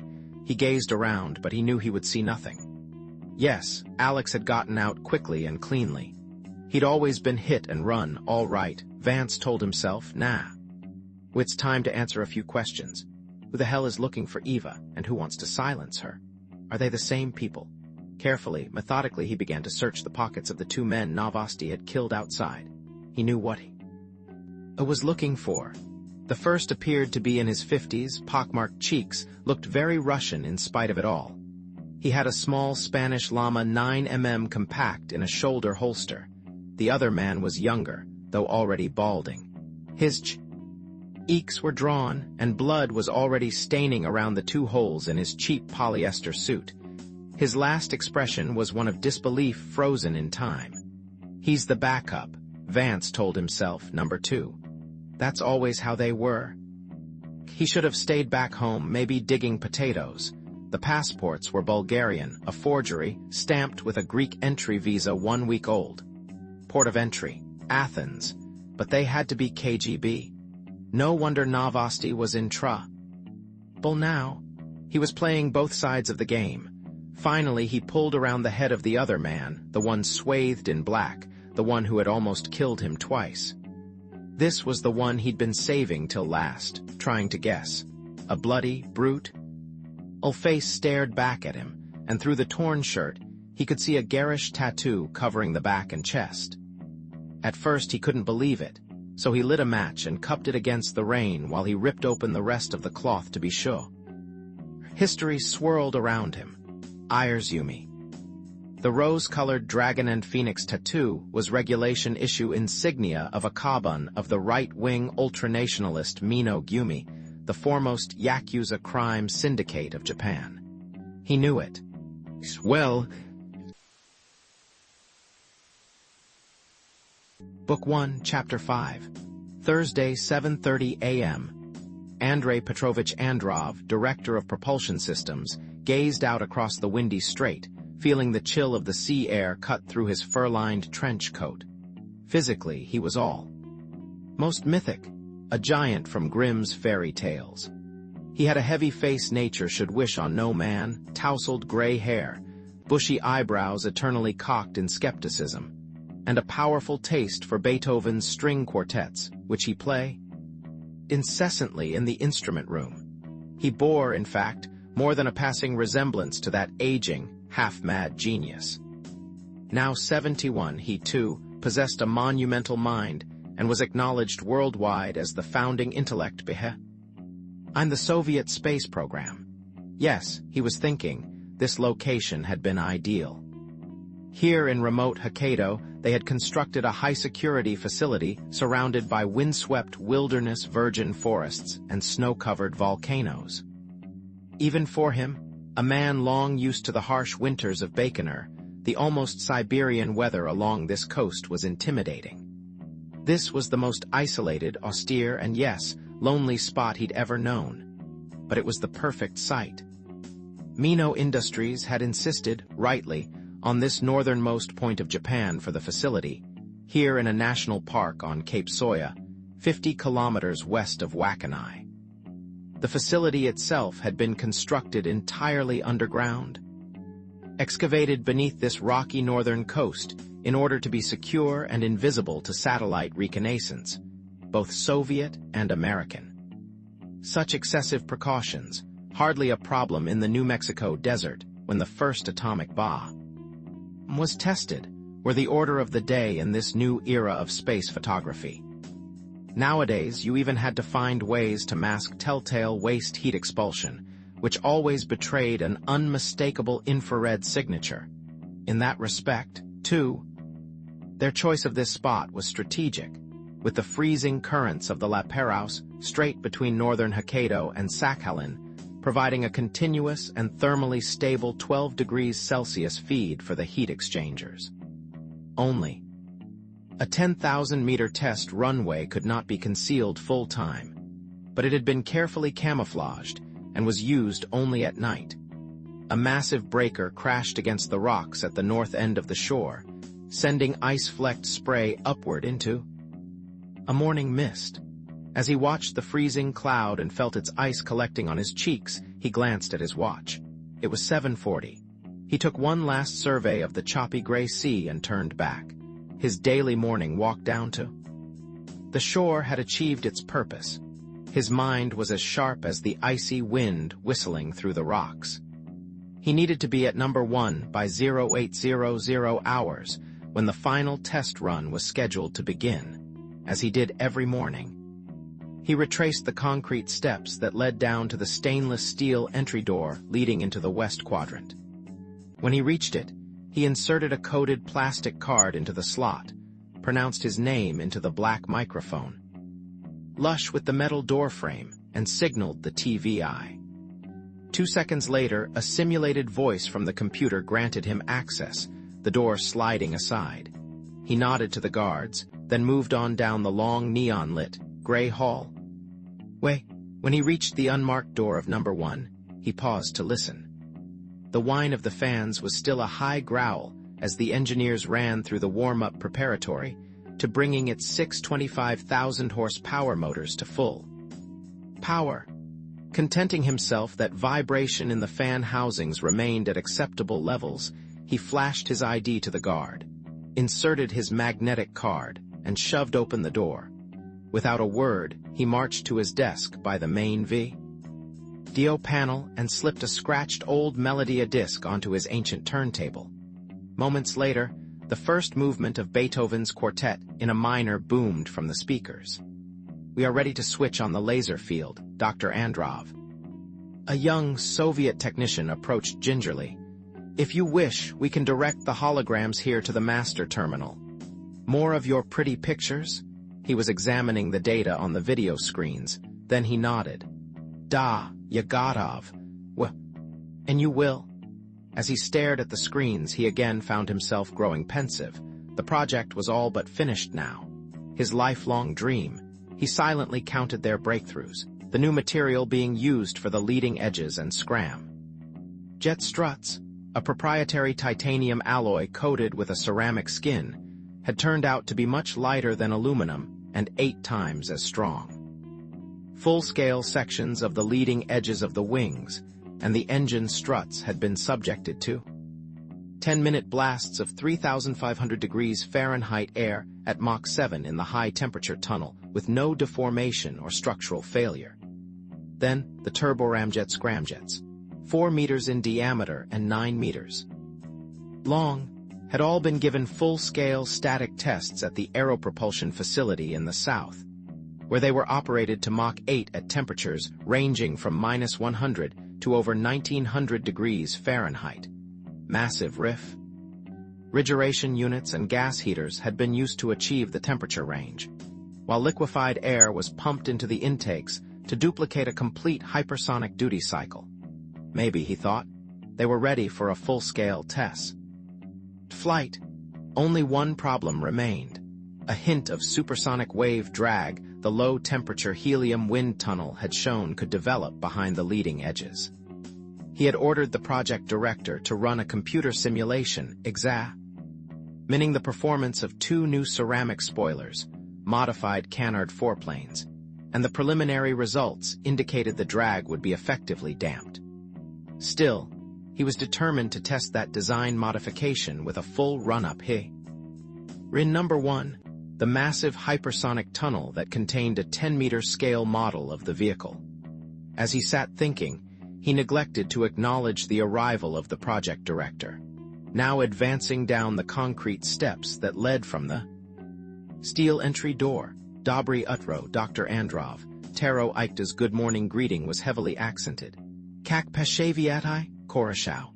Andrei Petrovich Androv nodded absently, still engaged in his thoughts. Dobry utro. Today, I have more good news, Ikta continued as he headed for the coffee urn. My 0730 briefing included a report that during the night our Tsukuba team completed a simulation of the aerodynamic performance of your suggested modification all the way to Mach 25. Just as you envisioned, leading-edge deformation and vortex bursts were reduced to values well within the acceptable envelope. He looked back, which makes me question whether we really need to proceed with this morning's run. Your SX-10 only tells us how a fuselage performs if airflows are ideal, Androv replied. At hypersonic temperatures and velocities, air doesn't behave predictably like a perfect gas. Fluid dynamics models can only give us approximations of actual characteristics. He glanced up from the video control panel, his face determined. It is my son Yuri who will be in the cockpit of these vehicles, and my experience is you never put your faith in simulations. In the hypersonic regime, computer simulations are just guesswork, a shortcut not worth a droshky driver's fart. As you wish, Ikta replied evenly, taking his first sip of coffee. In truth, Andrei Androv did not dismiss simulations out of hand. He knew their Fujitsu supercomputer was truly a marvel, capable of replicating the aerodynamic characteristics of a given fuselage component, modifying it, testing it, over and over millions of times, iterating to the optimum design in almost the twinkling of an eye. In every respect, the high technology available here was astonishing. Take their hypersonic wind tunnel. Its laser probes shone thin slices of coherent light through the swirling air currents, revealing complexities otherwise hidden amid whirls of turbulence. These data were then enhanced through holography, which used the laser light to create colored 3D representations of the flow around the model. Finally, those holograms were fed into the supercomputer and analyzed from all angles. This project would have been impossible anywhere else on Earth. But here, the foreign team had created a feather-light hypersonic airframe that used turboramjets for horizontal takeoff, and then changed their geometry into fuel-injected supersonic combustion ramjets, or scramjets, which combusted fuel and atmospheric oxygen using an internal shock wave instead of conventional compressors to achieve orbital velocity, Mach 25. It was his dream come true. Brief me again on the simulation. Androv turned back to Ikta. You say you went all the way to our maximum design objective. We ran through the entire flight profile in real time, the other man replied. There were no stability problems whatsoever, either during the power-up or during the switchover to scramjet engine geometry at Mach 4.8. Encouraging. Androv turned back to his video panel as the fans continued to accelerate. The violins of the A minor quartet, his favorite of all Beethoven's late works, washed over the room. All the same, we must run a complete sequence here for any design alterations. He then fell silent, studying the screens. Mach 25. That was almost 17,000 miles per hour, a velocity greater than any existing missile. And it was air-breathing. Their supercomputer's revolutionary aerodynamic design had made it possible. Problem. At velocities higher than Mach 5, unprecedented flows were required, due to heat buildup in the fuel injection struts and the shortage of oxygen at rarefied altitudes. Solution. The entire underside of the vehicle had been shaped to serve as an extension of the intakes for the 12 massive scramjets. The fuselage of the plane itself was going to act as a giant funnel, scooping in air, and it had appeared to work, at least in the computer. Then, finally, the Japanese engineers had perfected the liquid air cycle process, permitting the cryogenic hydrogen fuel to be used to liquefy a portion of the incoming air, and inject it under high pressure into the engine. The final, essential breakthrough. Andrei Androv was both an idealist and a pragmatist. In Russia, you had to be That education began almost half a century earlier, when, as a student, he had been on hand to assist in the first free flight of a Russian-made liquid fuel rocket at an army base just outside Moscow. He had experienced the exhilaration of a new frontier, and plunging himself into the new science of rocketry, he had become a self-taught expert who published theoretical works read and praised by men 3 times his age. Ironically. Therefore, Andrei Petrovich Androv had not enjoyed the luxury of being ignored, as the American rocket pioneer Goddard had been. Joseph Stalin, always paranoid, decided that the rocket researchers' fireworks were dangerous to the country. Consequently, Andrei Petrovich Androv was arrested, interrogated at Budiaskaya prison in Moscow, and dispatched on the Trans-Siberian Railroad to a convict coal mine on the Pacific coast. Eventually, the political wind shifted. As a recognized rocket expert, he was part of the 1946 Soviet team that shipped German scientists and V-2 launchers back to Russia. Finally, under Khrushchev, he rose to genuine prominence since that. General Secretary believed that only rockets, not manned aircraft, had the range to drop bombs on the U.S. Nikita S. Khrushchev put Andrei Androv in charge of all Soviet rocketry, and Andrei Androv put Russia in space. He been in charge of constructing the sprawling Baikonur Cosmodrome near Turatram in Kazakhstan, Central Asia, still the world's largest space center. From it, he orbited the world's first satellite, Sputnik, and the world's first astronaut, Yuri Gagarin. He knew the byways of that top-secret facility almost better than he knew his own living room, the gantry systems, the fueling apparatus, the clean rooms, the rocket assembly areas, the sectors where satellites were readied. Most recently, in 1987, he had been in charge of the successful first test launch of the most powerful vehicle the world had ever seen, the Energia, propelled by liquid hydrogen engines capable of lifting a 100-ton space platform into orbit. Also during that time, his only son, Yuri Andreevich, had become the Soviet Union's leading test pilot. Yuri was rarely home, and then, 9 years ago, Andrei Androv's wife had died of pneumonia. Isolated in the long, snowy nights at Baikonur, he'd consoled himself with string quartets, his studies of classical Greek, and his designs, his dreams of the ultimate space vehicle. But he knew Russia would never be able to build it alone. Soviet computer and materials technology already was slipping behind those of the West. He grimaced to think how his country had been brought to today's humiliating state of affairs, reduced to bargaining with foreigners like Arabs in a Medina. Eventually, though, pragmatism had overruled all. Underlying this bizarre new alliance was one simple reality. The USSR needed Japanese high technology desperately, and it needed that technology now. It had begun 2 years earlier, when the president himself had paid a surprise secret visit to the space complex at Baikonur, supposedly to review the Energia launch schedule. That, however, was merely the official excuse. He actually had an entirely different agenda. Without saying why, he had invited his old friend Andrei Petrovich Androv to join him at the secluded hunting lodge where he was staying to talk, one-on-one, about the future of Soviet science. As that long, snowy evening wore on, wind whistling through the log walls and pine smoke clouding the air, their conversation had turned to hard truths and blunt language, in vino veritas.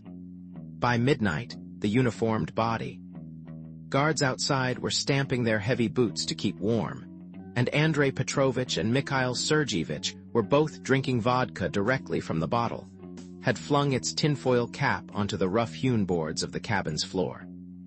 By the end, too, the revered Andrei Petrovich Androv was boldly speaking his mind. Mikhail Sergeevich, time has run out for Russia. There is nothing to buy, almost nothing to eat, and prices are soaring.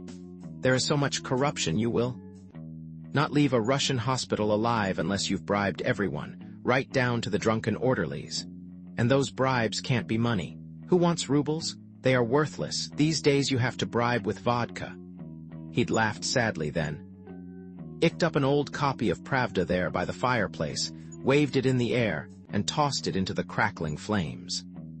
When we start cooperatives, they are immediately taken over by our new mafia, Russia's ruble millionaires. Everything. Perestroika will succeed in time, Andrei Petrovich, the president had insisted perfunctorily, still not having explained why they were meeting. We are moving as rapidly as circumstances will permit. The bureaucracy, perestroika. Androv had roared back. Have you heard the latest joke from Moscow? Perestroika is like a country where everyone is switching from driving on the left side to the right side gradually. Our half-measure concessions to a market economy have produced the worst of both systems. We now have a land with socialist initiative and capitalist conscience. He paused to laugh again, then sobered. And soon, very soon, we're going to find ourselves in the technological third world. We need a vision. Even more, we need hard currency and Western technology now, and we need massive amounts. Nothing less can save us. That was when the president had nodded silently, then lifted a top-secret document from his black leather briefcase. He explained that it was a proposal from a consortium of foreigners. He wanted Andrei Androv's honest assessment. Read this, Andrei Petrovich, he said, passing it over, and tell me what you think. It may well be a terrible thing even to consider, but I must know your view. You, my old friend, are one of the few men I know I can trust. This proposal, can it work? As he squinted by the flickering light of the fire, Andrei Petrovich Andra almost couldn't believe what he was reading. Among other things, the dream he had dreamed so long was there, his for the taking. The dream of a bold venture in space achieved with a whole new level of technology, along with it, the Soviet Union would receive everything it needed. The foreigners would provide billions and billions in long-term, low-interest loans and a flood of subsidized consumer goods to erase the pain of perestroika, providing the president with the badly needed financing, not to mention popular support. He needed to bring it off, but there were price tags, several of them. The first would be total access to all Soviet space and propulsion technology. That component would actually make sense technically, but the others were higher, much higher. Could it be done? Should it be done? What do you think, Andrei Petrovich? The president had finally spoken, his voice a whisper above the snap of embers and the howl of wind. Do we dare? The room had fallen silent for a long moment. Was this some kind of trap? He almost wondered, like the old days. No, he'd quickly concluded this time Russia was different. He would have to trust Mikhail Sergeyevich. Most of all, though, he was holding his lifelong ambition in his hand. At last he replied, hope mingled with apprehension. I think we have no choice. He had looked up at the president's troubled eyes. You have no choice. Unfortunately, I think you are. He had sighed and turned his gaze to the blackness outside the snow-banked window. Vitayam nu you knock, yazineyu. Yes, Andrei Petrovich, on this dark night I finally know what we must do. After one final vodka, they had set about devising the scenario that would change the world forever. The airflow around the model continued to accelerate, while laser holograms of its complex aerodynamics were now being converted by the computer into multicolored graphic art. Androv watched the wall-size liquid crystal display screen in the control room begin generating a vivid depiction of the streams whirling past the model, simulating the incremental stages of hypersonic climb. It was like watching a hallucination, he thought, as colors swirled around the fuselage of an object seemingly composed of 3D lines and curves. We are now at Mach 6, Comrade Dr. Androv, the voice of a Soviet ignition interrupted his thoughts. The laser data show that the supersonic wave drag peaks at Mach 3.8, then subsides. Your new Canard 4 planes appear to be working, at least for this portion of the flight envelope. Andra studied the screen, non-committal. Thus far it would appear to be so. Perhaps the SX-10 was correct.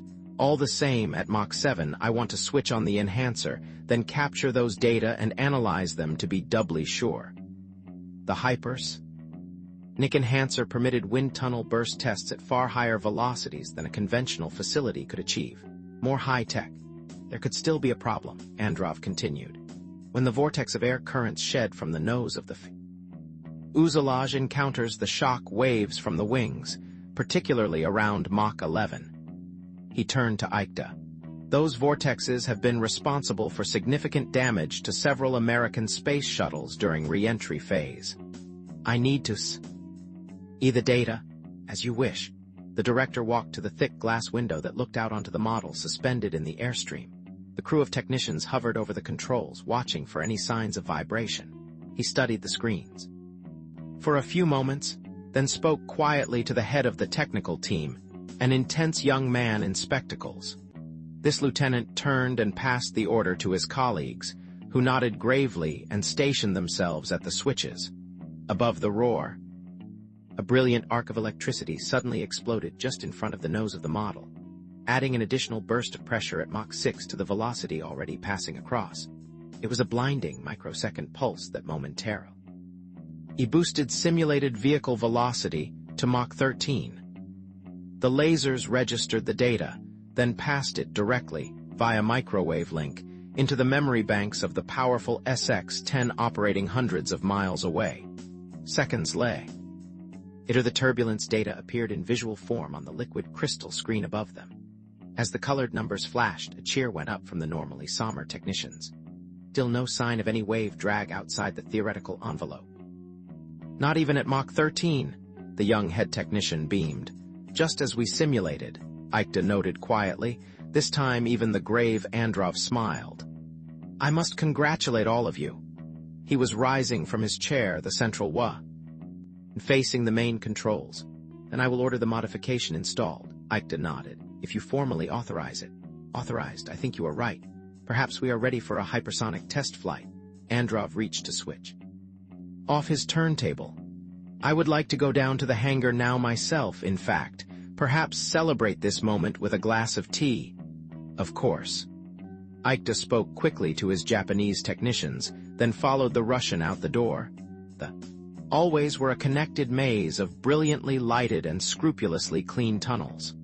They moved down the main corridor to the central checkpoint, then turned and entered the south quadrant, passing the various assembly sections. Those sectors were mostly quiet now, since the final work had been completed several weeks earlier. Androv said nothing as they walked toward the doorways connecting the south quadrant with the underground hangar. He merely whistled a portion of the third movement and of the A minor quartet, Beethoven's hymn of thanksgiving in the Greek, Lydian mode. He recalled that the English writer Aldous Huxley had once suggested that particular movement was proof of God's existence. Was there a God? He wasn't sure.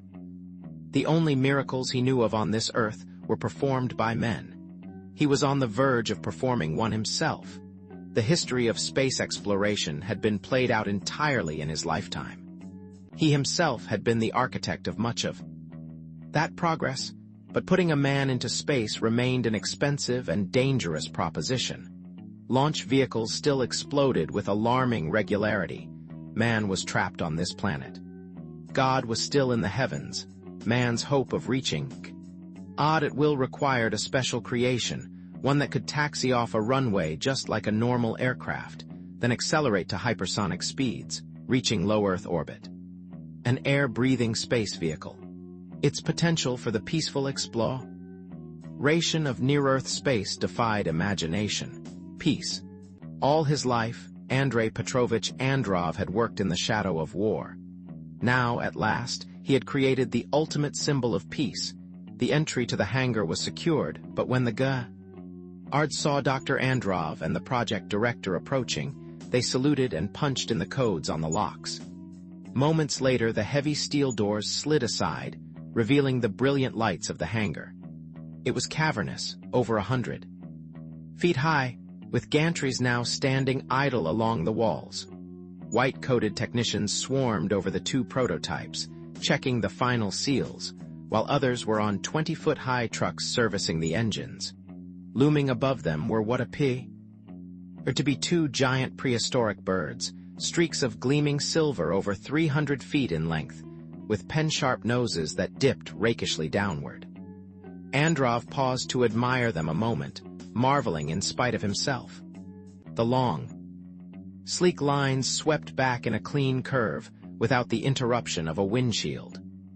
The cockpit, in fact, was deep inside the nose, where shock waves would not impact the computer guidance system. From the nose, its lines burgeoned into a sharp, clean fan, and beneath the two abbreviated wings were suspended 12 massive turboramjet scramjets. They had already been certified at Mach 4.5. In 10 days, one of these vehicles would achieve the ultimate. Mach 2. Inti 5, 17,000 miles per hour. The Americans had codenamed their fledgling design for a hypersonic spaceplane still at least a decade away, the X-30. But no such mundane designation would satisfy Andrei Petrovich Androv, devoted disciple of the ancients. He had long believed the Americans were high-tech vulgarians with no poetry in their soul, no sense of history. Across the towering tail assembly of both aircraft was an insignia that symbolized the joining of two of the world's great superpowers, a double axe, and along their titanium composite fuselage was lettered a single word in Cyrillic characters. Andrei Androv had insisted on that name in celebration of the first human ever to soar above the earth, the dream of ancient man.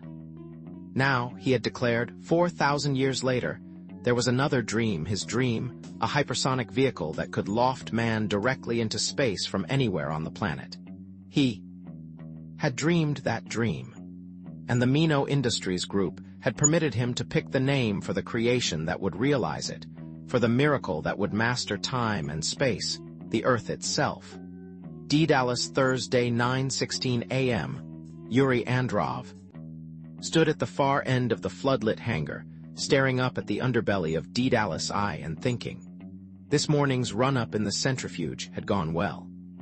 At last, he was convinced there was no physiological barrier to hypersonic flight. At least none he couldn't handle. The scramjets had all been put through their paces at the Aero Propulsion Facility. On the test stand, at least, they met their specifications. Yes, he was thinking, this plane just might do it. He would ease through the Mach 4.8 barrier slowly, then convert to scramjet geometry, switch to liquid hydrogen, and go full throttle. It was scary, sure, but you only lived once. Fuck the danger. The prospect was exhilarating and chilly. He looked up, again awed. Even for someone who'd seen and flown them all, this was an inspiring creation. Not only was it easily the most technologically advanced flight vehicle in the world, it also was stunningly beautiful. Now, however, there were two simple problems. First, without a hypersonic test flight, nobody could really be sure it would do what it was supposed to.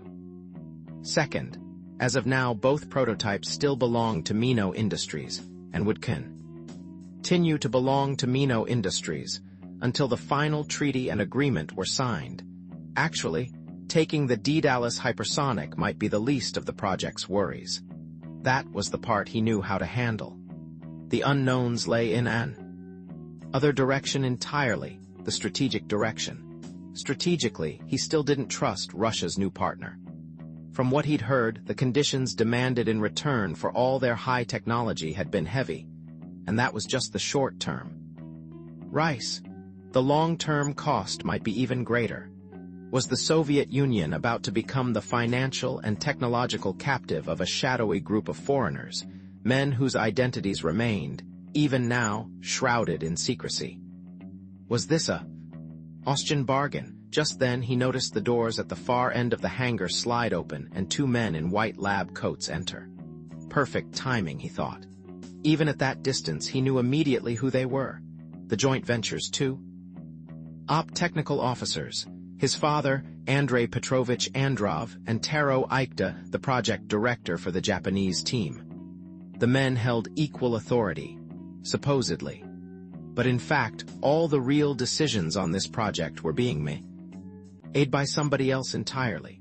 The shots were actually being called from a skyscraper in Tokyo, by a mysterious CEO known as Tanzan Mino.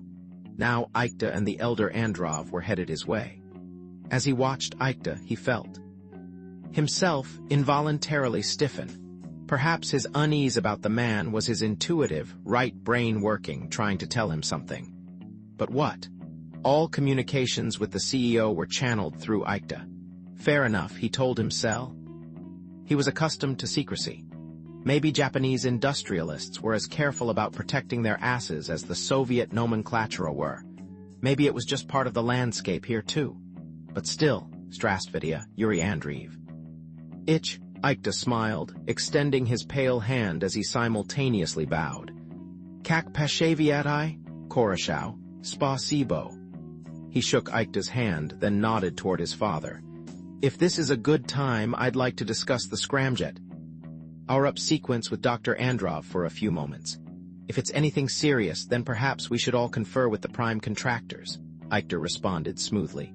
Right now in my office, in fact, I was just on the phone with...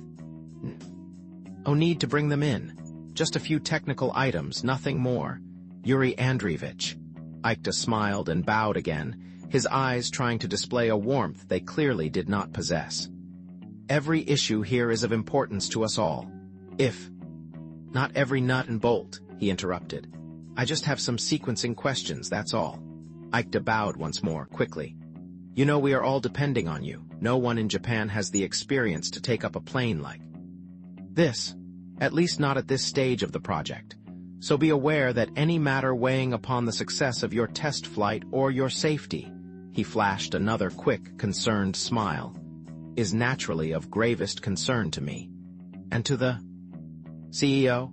Then you should be glad to hear the power-up simulation in the centrifuge this morning took me right through Mach 9.8 with no problems, which means the scramjet ignition sequence looks like a go. Congratulations. Ikta nodded. One last thing. I'll be sending a memo to engineering about a modification of the cockpit to permit more latitude in the seat. Nothing major.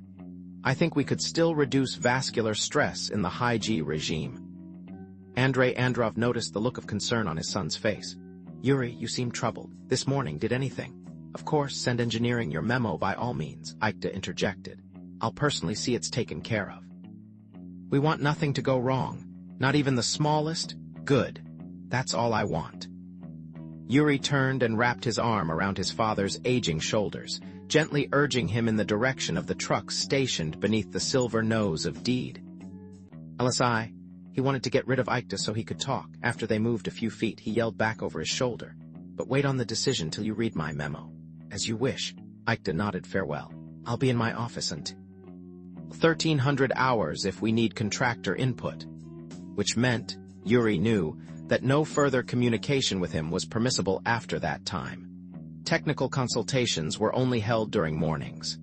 Afternoons he seemed to have other pressing matters to attend to. Yuri, the run-up in number 1 went well this morning. I think we finally eliminated the supersonic wave drag. The elder Androv was heading over to check the hydraulic lift supporting the landing gear and its heavy 22-ply retractable tires. Then he glanced back and smiled. I'm beginning to believe in miracles. We might just succeed. If those damned scramjets up there, he pointed skyward, actually achieve ignition when they're supposed to. I've studied the static test data carefully.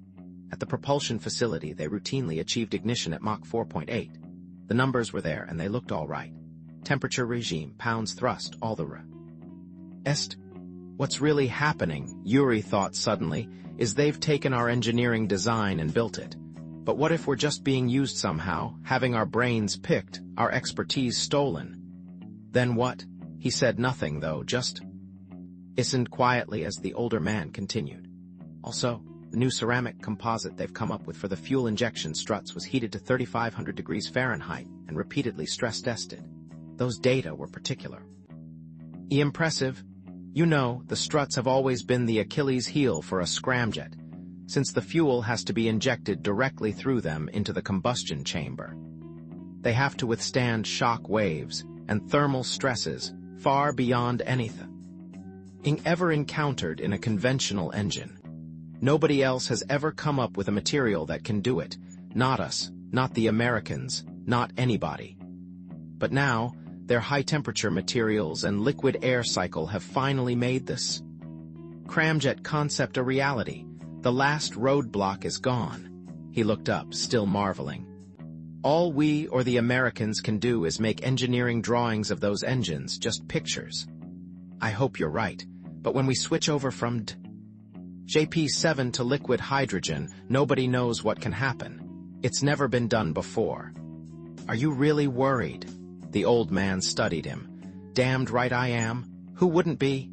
He looked around at the milling Japanese technicians. Lowered his voice. And I'll tell you something else. There are other things around here worrying me too, maybe even more. Something about this project is starting to feel wrong. What do you mean? Andre stared. I'm beginning to suspect. I don't know. So far it's just a sense, but...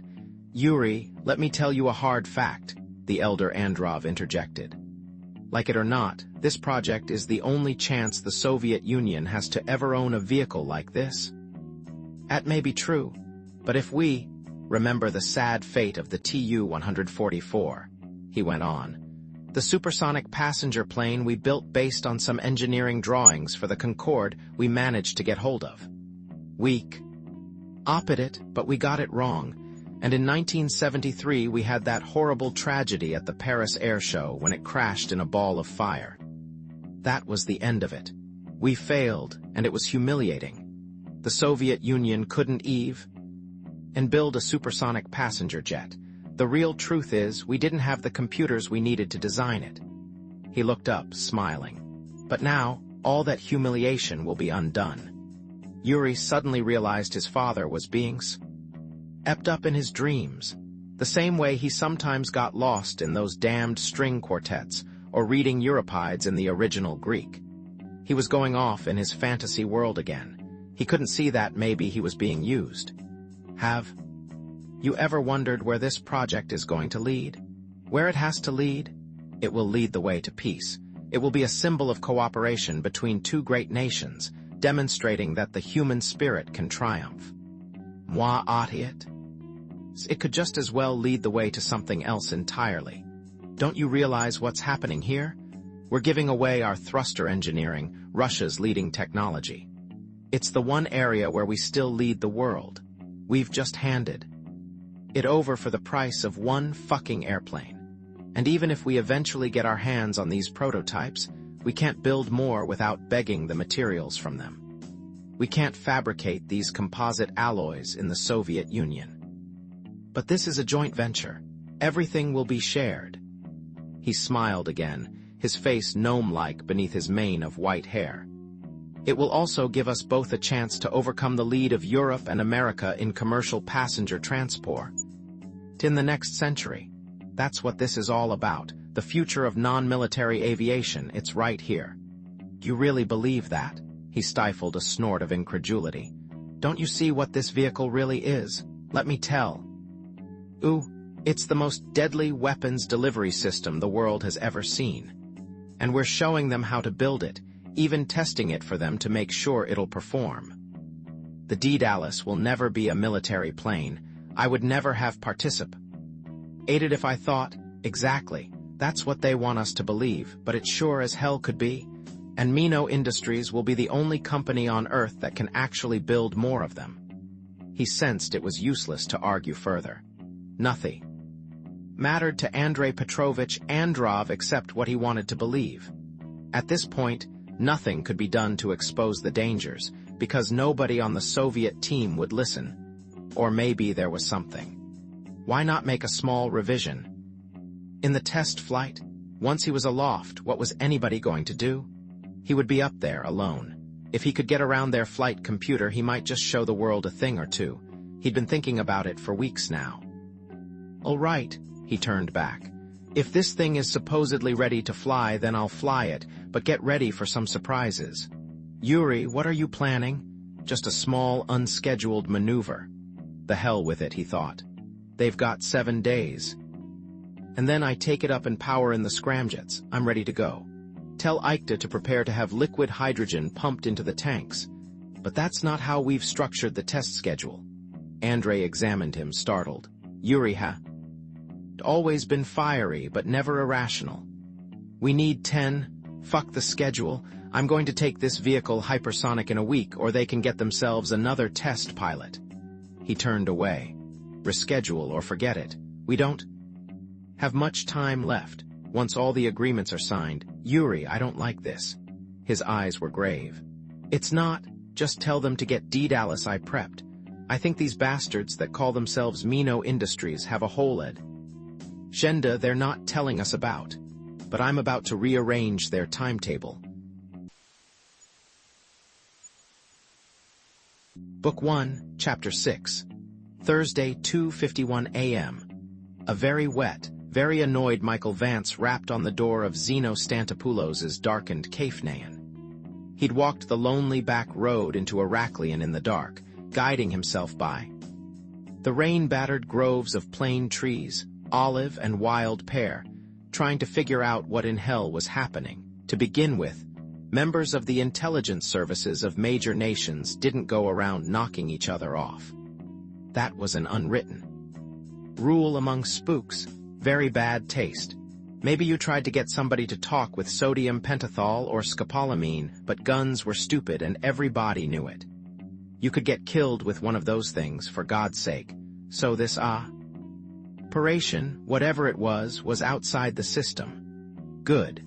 That was the way he had long since learned to work. There was a lot on his mind, and the walk, the isolation, gave him a chance to think over some of the past. In particular, the austere, Cretan countryside brought to mind an evening 5 years ago when he'd traveled this little-used route with his father, Michael Vance, Sr. That occasion, autumn brisk with a first glimmering of starlight, they'd laughed and joked for much of the way, the old man occasionally tapping the packed earth sharply with his cane, almost as though he wanted to establish final authority over the island and make it his, once and for all. Finally, the conversation turned serious. Michael, don't tell me you never miss academic life. His father had finally brought himself to say, masking the remark by casually brushing aside yet another pale stone with his cane. More and more, your theory about the palace is gaining credence. You may find yourself famous all over again. It's an enviable position. Maybe one turn in the snake pit was enough, he smiled. Academia and I form a sort of mutual disrespect society. Well, his father had gone on, the choice is yours, but you know I'll be retiring from Penn at the end of this term. Naturally, there'll be some vicious in-house jockeying to fill my shoes, but if you'd like, I could probably arrange things with the search committee. Vindicate it at last, he'd realized. It seemed the only sin in academia greater than being wrong was being right too soon. But the small-minded universe of departmental politics was the last thing he wanted in his life. These days he play it in the big time. I'm afraid I'll have to pass. I suppose university life is too limiting for you now. The old man had finally said, grudgingly but admiringly, he'd said that, and nothing more. 2 months later he'd had a second stroke and retired permanently. These days he grew orchids in Darien, Connecticut, and penned impassioned longhand letters to the Times every day or so, just to keep his capacity for moral outrage honed. Vance had definitely gone his own way. First he'd published a book that rocked the scholarly world, then he'd compounded that offense by walking out on the brouhaha that followed and going freelance, starting his own business. Next, he'd become involved with the Washington intelligence community, and finally, he'd begun working with the Association of Retired Mercenaries. It was a universe so alien to his father, it might as well have been on Mars. But if the old man was disappointed that Michael Vance, Jr., hadn't turned out the way he'd planned, he still took pride in his son. Now, though, Stuttgart and the restoration of Phaistos would have to be put on hold till the latest game with Novosty was sorted out.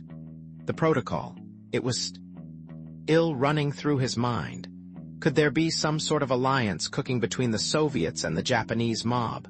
What in hell? Michael, she is here.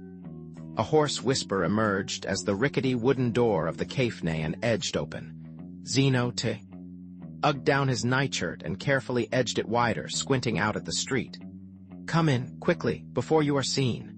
So his guess had been right. She was avoiding the hotel. Good move, smart and typical of Eva. She was handling this one. Exactly right. He stepped through the door. Where is she now? She's in back. Adriana gave her something to make her sleep. Zeno was pulling out a chair from one of the empty tables. The room was shrouded in darkness, and the stale odor, the kitchen permeated the air. She was not herself, Michael. What happened? She claimed someone was trying to murder her at the palace. Did you too? We tried throwing a party, but it started getting crowded. He looked around. I would use some of that racky of yours. I just had a close encounter with a guy you wouldn't sit down next to on a bus. He refused to leave politely, so I had to make him disappear. Bad scene? You killed him? He was shooting at Eve. And me, very unsociable. He glanced toward the back of the darkened room.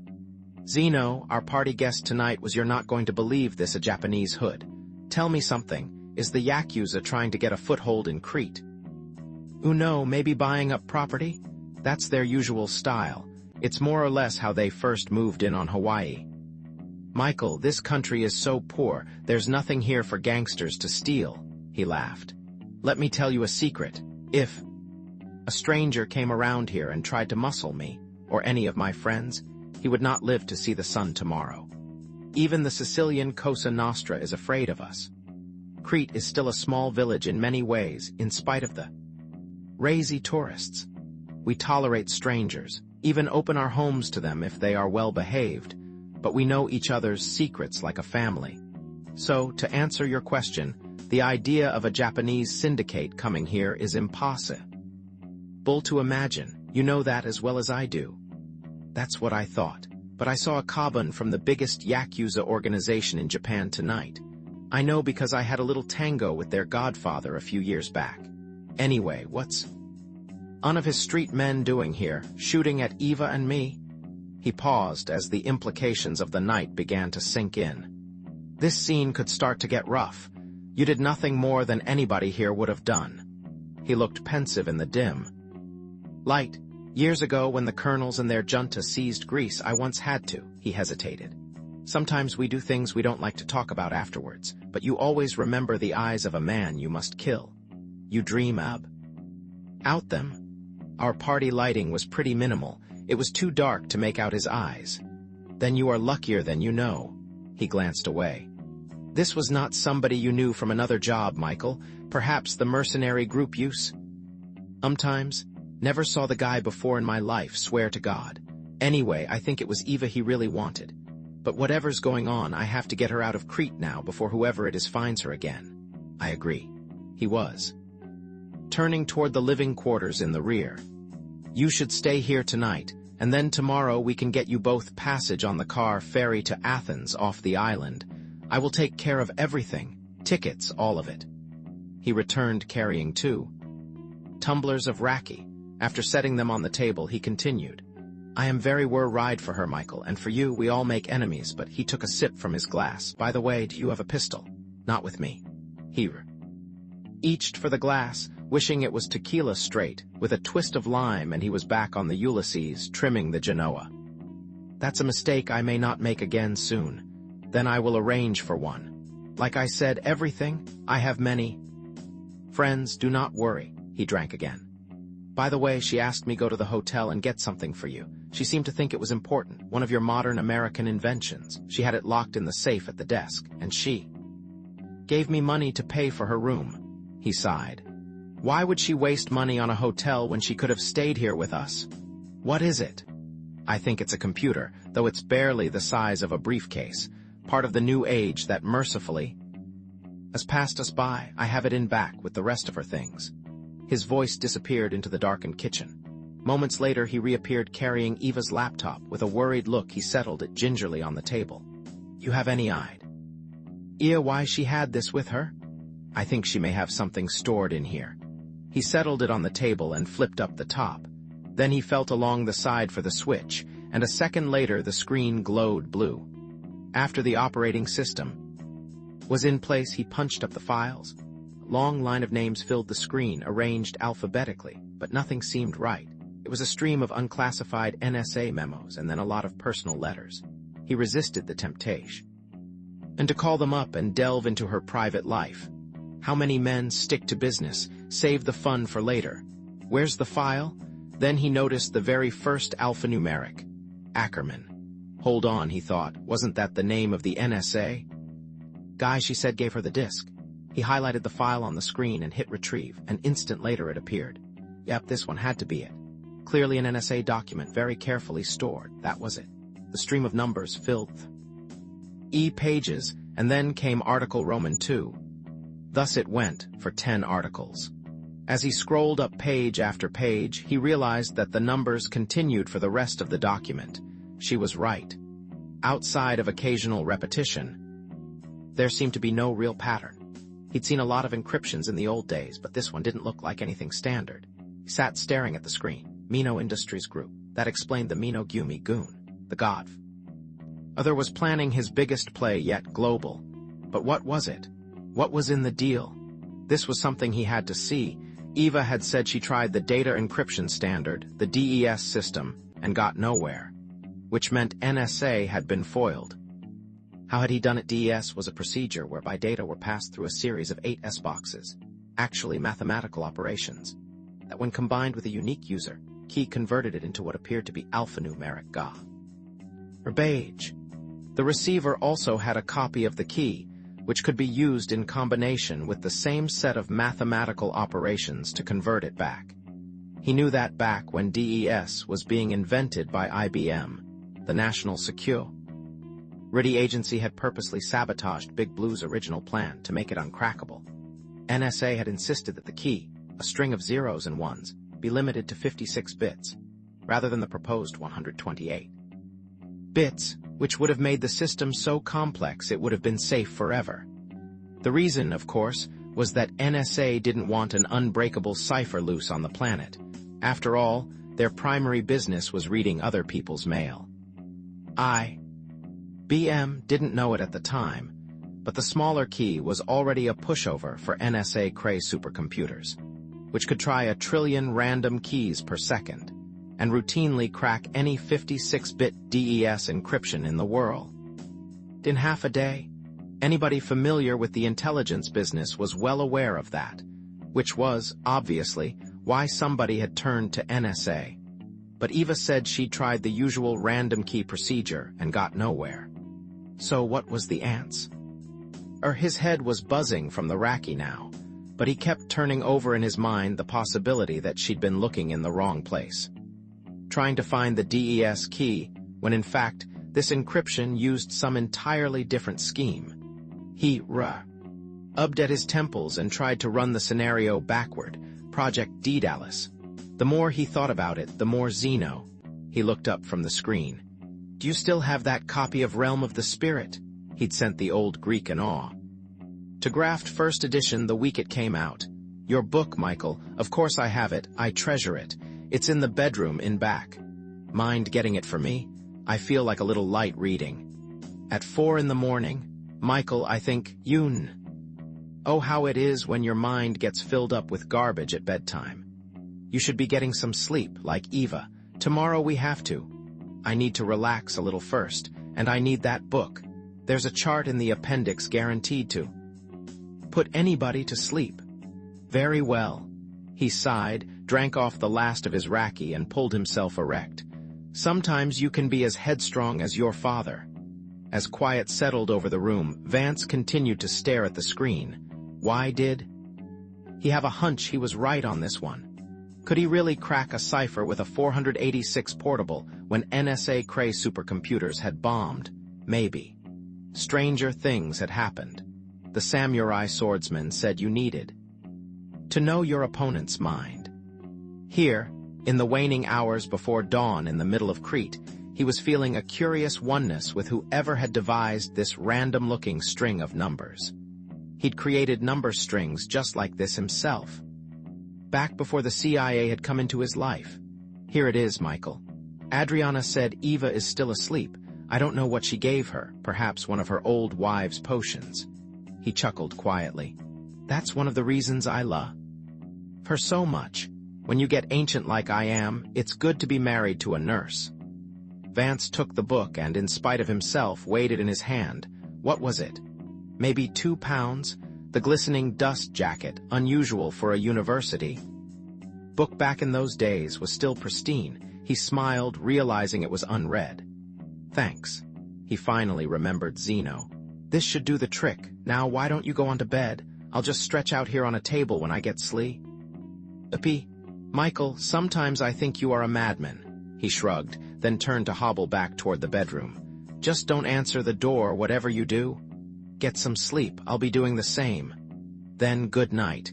May God give you rest. He was gone.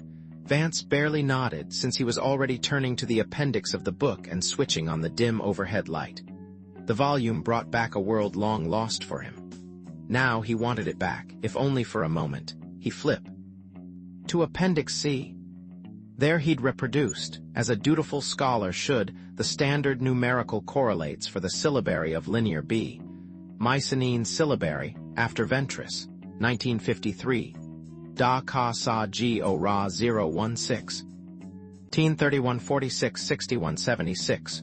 Ro Za Ko Pu Ti Ka 02. 1732-47 6277. Pa Zo Tai Du Ta Ki 03. 1833-48. 6378, the numbers continued on to 90. He checked the files and, sure enough, she had a Lotus data management system on the hard disk. He quickly structured a format for his matrix, then began coding in the SOW. The setup was simple, but the next part would need some programming. The numbers in the protocol had to be converted to sounds. It looked easy, but what if they'd been deliberately garbled somehow? He'd be no better off than before. Think. Positive. As he finished coding in the grid, he could hear the tentative stirrings of early morning Heraklion outside. Trucks were starting up, birds coming alive. He began noticing the lack of sleep, but he pushed it aside and took another sip of raki. Just keep going, he told himself. You're about to find out if great minds really do think alike. Darling, what in the world are you doing with my computer? The voice was like a whisper over his shoulder. How up? Out checking to see if you've got any video games? He turned around, startled in spite of himself. What had woken her? She was probably wired. Eva, why did you take off tonight? And what was that nonsense you were yelling at me? Maybe it wasn't nonsense. Alex said you were working for him. He said you two were partners. It's not really true, is it? She slumped into a chair. She was wearing a light dressing gown, her hair tousled. With a groan, she rubbed at her eyes. I don't need this. You can forget about Alex. He's playing way over his head. It's always bad judgment to underestimate the other team's strengths. He reached for her. You've just got to decide who you trust. You might art with Zeno. He's offered to help me get you out of Crete. And go where? She moved against him. Michael, they found me here. They'll find me anywhere. Not if we turn this scene around and take the action to them, but that's the neck. Move. Right now, you just have to be out of Crete while I do a little checking. How about flying to Miami, grabbing a plane down to Nassau? Then, you're going to get me on the Ulysses or die trying, aren't you? He decided to at the crack pass. It was true, however, if she ever saw it, he was sure she'd start to understand. You know, she went on, this afternoon I was merely worried. Now I'm actually frightened. Guess I'm not as brave as I thought. I'm sorry, out tonight, running off like that. Not the first time I've had a woman give me the gate. He laughed, then reached out and stroked her hair, missing the long tresses of the old days. Now, you can help me out with something. Does the name Yakuza mean anything to you? What are you talking about? She studied him, puzzled. I probably shouldn't tell you this. Maybe it'll just upset your morning, but that Weiss guy who broke up our party last night was a Japanese hood. From the Minogumi Syndicate. Back home, they're numero uno. They run Tokyo and Osaka, and they've got half the Liberal Democratic Party in their pocket. Then there's the old CIA connection from days gone by. How do you know? After you took off, our friend dropped in again. Uninvited as usual. That's when Novosty finished him off with his Uzi and I got a closer look. Alex killed, my God, that makes 3. By actual count. He's gone a little trigger. Happy in his old age, that or he's very, very scared. He rubbed at the scratch on his neck, remembering. What if it's the Japanese mob that's behind this? They have the funding, that's for sure. Among other things, they run consumer loans in Japan, legalized loan sharking. They've got more money than God. This is too much. I don't know anything about, she rose trembling. I'll go with you to Nassau, Michael. Let's take the Ulysses and just disappear in the middle of the Atlantic. Tick, it's a deal, he beamed. But first we've got to answer some questions. You say the Yakuza are not part of anything you know about. I'm only vaguely aware they exist. And you don't know who runs Mino Industries? Never heard of it before. It's a bunch of nice, clean-cut mobsters. Problem is, one of the owner's Kaban street men tried to kill us tonight. Maybe we're finally getting a little light at the end of the tunnel. He looked her over. Eva was always beautiful in the mornings. There was something wanton about her this time of day. Come here a minute. He took her and cradled her in his arms, then brushed his lips against her brow. You okay? I think so. She took a deep breath. Ever knew you to quit just because things got tough? He drew her around. You're the cryptography expert. Why don't we try to find out what kind of phonetics Ventress's numerical correlates for linear B would produce from these numbers? What are you talking about? She rubbed at her eyes. You know, in my travels I've discovered something. A great mind often has a touch of poetry. Sometimes, in order to think like the other guy, you need to be a little artistic. So I wonder about that cipher. You mean, just a crazy early morning idea. He patted the keyboard of the laptop. What if the mind behind it is using a system no computer in the world would ever have heard of? There's no such thing. Believe me? Maybe yes, maybe no. He flipped open his book to the central section, a glossy portfolio of photos. He'd shot them himself with an old Nikon. Take a look at this and refresh your memory. She looked down at the photo of a large Minoan clay jar from the palace, a giant pithoi, once a container for oil or unguents or water for the bath. Along the sides were inscribed rows of wavy lines and symbols. It was the Minoan written language, which, along with cuneiform and hieroglyphics, was among the oldest in the world. You mean Linear B? Language of King Minos. As you undoubtedly remember, it's actually a syllabary, and a damned good one. Each of these little pictures is a syllaba. A consonant followed by a vowel. Come on, this was your thing way back when. Look, this wavy flag here reads my, and here, this little pitchfork with a tail reads no. He glanced up. Anyway, surely you recall that Linear B has almost 100 of these syllable signs, but Ventress assigned them numbers since they're so hard to reproduce in typeface. For example, this series here, My no Taro reads numerically as he checked the appendix. 13 to 50, U to 59 to 02. Run them together, and Minotaro reads 13,525,902. And just like the early Greeks, the Minoans didn't insert a space between words. If somebody was using Linear B via Ventress system, the thing would come out looking like an unintelligible string of numbers. You don't really? You say you've tried everything else. NSA craze drew a blank. Maybe you were looking for some fancy new encryption system when it was actually one so old nobody would ever think of it. Almost 4,000 years old, to be exact. Darling, that's very romantic. You're improving in the romance department. She gazed at him a second, then flashed a wry smile. But I can't say the same for the good sense arena. No offense, but that's like the kind of thing kids write to us suggesting. Nobody employs anything remotely that simple these days. I knew you'd think I was crazy. You're not the first. He rose. But humor me. Just slice those number sequences into pairs and see what they look like phonetically. Something to take your mind off all the madness around here. Well, all right, she sighed, then settled unsteadily into the rickety chair he'd just vacated. Make you a proposition, sweetie. Get me some coffee, nice and strong, and I'll forget I have good sense and play with this a little. You're a trooper. He turned and headed for the kitchen. I remember that about you, not to mention great in bed. We strive for excellence in all things. Just as he reached the doorway, the kitchen light flicked on. It was Adriana in blue robe and furry slippers, now reachy up to retrieve her coffee pan. While Eva was typing away behind him, He leaned against the doorframe in his still-wet clothes to watch a Greek grandmother shuffle about her private domain, preparing a traditional breakfast. He suspected. No male hand had ever touched those sparkling utensils. The old world had its ways, yesterday and forever. While he drowsed against the doorjamb, the aroma of fresh Greek coffee began filling the room. Sarakin. That was the Japanese name for their homegrown loan sharks, the so-called salarymen financiers. He knew that the Yakuza's 4 largest Sarakin operations gave out more consumer loans than all of Japan's banks combined. If you added to that the profits, illegal amphetamines, prostitution, bars, shakedowns of businesses, protection rackets, the usual list, and you were talking multi-billions. The major problem was washing all that dirty money.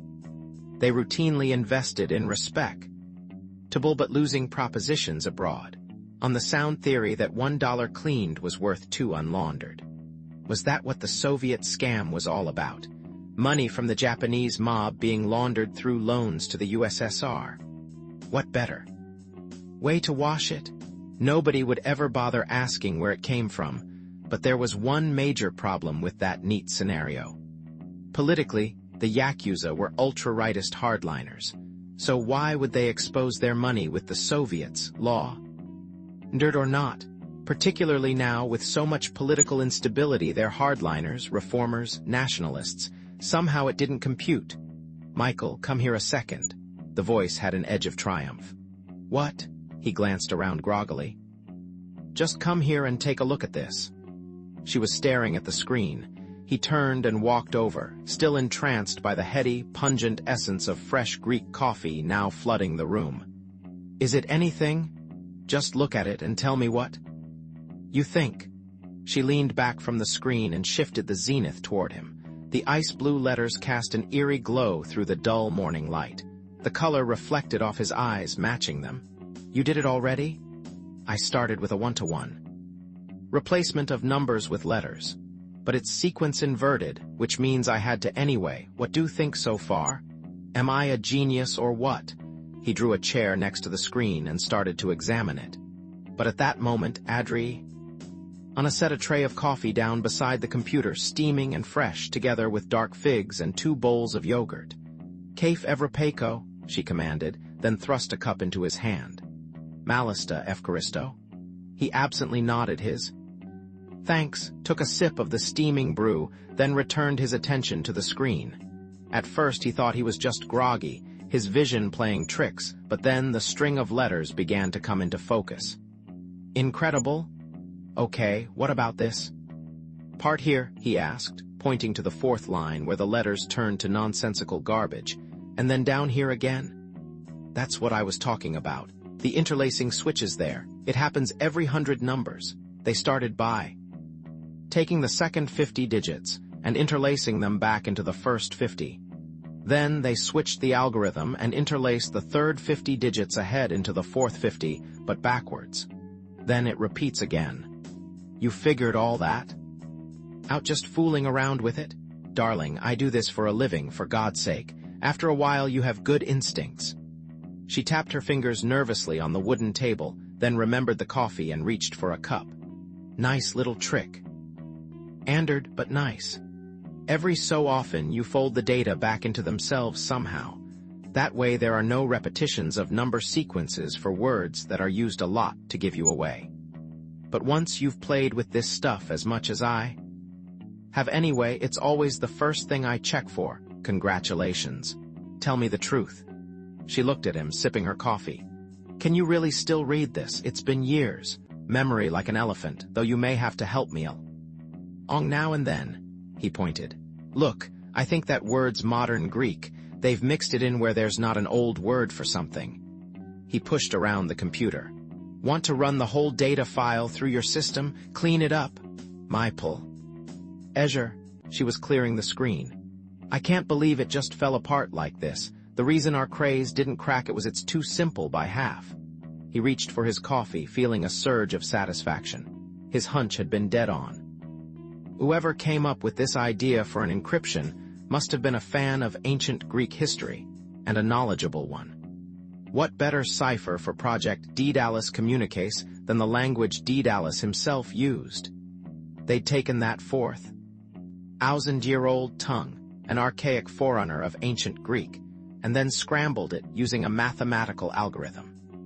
Mino Industries was communicating with the Soviets using an encoded version of Minon Linear B. It was absolutely poetic. It also appeared upon first examination to be very naive. Yet upon reflection it turned out to be brilliant. You convert a totally unheard-of language to numbers, throw in a few encryption tricks, and the result is thing that would drive all the hot dog DES-oriented supercomputers crazy. All those chips would be trying trillions of keys when there actually was no key. Yes, you had to admit it was inspired. Except the Daedalus crowd was about to experience a problem, a small headache, make that a major headache, because their secret protocol was about to become headlines. He figured that ought to go a long way toward stopping any more shooting. Okay, it's humming. She reached for her yogurt. This time around all the garbage will be gone. She took a bite, then burst out laughing. You know, this is wonderful working with you, darling. I've just decided. Let's do something together, maybe live on the Ulysses. For a while, I might even get to like it. It sounds romantic. I'm still looking for the romance in life. Well, love, you found it. It's me. She leaned over and kissed him on the lips. End of quest. Thought I'd never hear you say that. But first you have to help me translate this. I'm over a decade out of date. My modern Greek's a little rusty too, and a lot of the technical terms in this look to be transliterated. No, sweetie. That's not the first thing we have to do. The first thing is to make sure you've got a separate copy of anything you're working with, not in the computer. I'll spare you my horror stories about erased files, hard disks going down, all the rest. She was rising, energized. Cardinal computer rule number 1. Always dupe anything you're working on, no matter how sure you are nothing can go wrong, believe me. Sounds good. He looked up. What are you doing? I need that disk I showed you tonight. We can use. Is it for the backup? It's in my purse, which I now realize I left in the car when I came in. I was slightly crazy at the time. She was turning. God, it seems like ages. Look, why don't you let me? You don't know where I parked. My secret hiding place. Maybe we ought to send Zeno or Adriana. Just sit tight, only be a minute. She wrapped her coat about her and before he could protest, disappeared out the door, humming. She was a marvel. Everything he'd remembered. Are you still awake? Zeno was trudging into the room, still wearing his frayed nightshirt. We just solved the riddle of the Sphinx, old friend. Except now we have to translate it. You should be sleeping, Michael. Gone. I'll catch an hour or so. I will start making arrangements. Get tickets for you both on the car ferry to Athens, a pistol, maybe new passports if you want. We have work to do. He reached and took the cup of coffee Adriana was urging on him. All right, as soon as she gets back. What? He froze, then looked toward the back. What do you mean? I thought she was still asleep. She went out to the car, wherever it is. I wish she had asked me. I would have been You know how she is. There's no stopping her when she gets rolling. This is not good. He turned and called to Adriana to bring his trousers and shoes. We must find her. You're right. It was stupid. Damned stupid. He was getting up. Let's do it together. Book 1, Chapter 7. Thursday, 6:28 a.m. The morning air was sharp, and she wished she'd grabbed one of Adriana's black knit shawls before going out. Could she pass for one of those stooped Greek peasant women? She wondered. Not likely. She shivered and pulled her thin coat around her.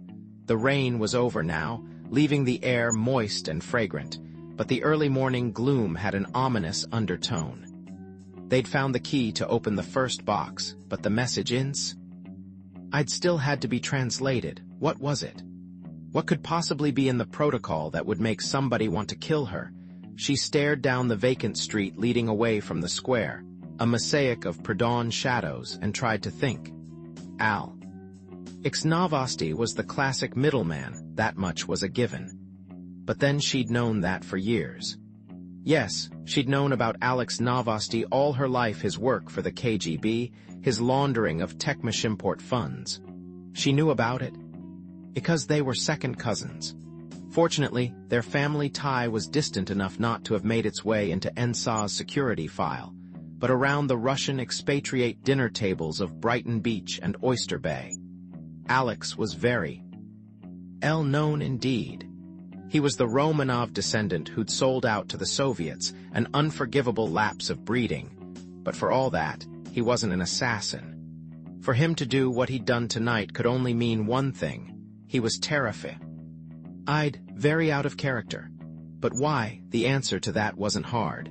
He must be mixed up in Project Daedalus, whatever it was, right up to his shifty eyeballs. But what about Michael?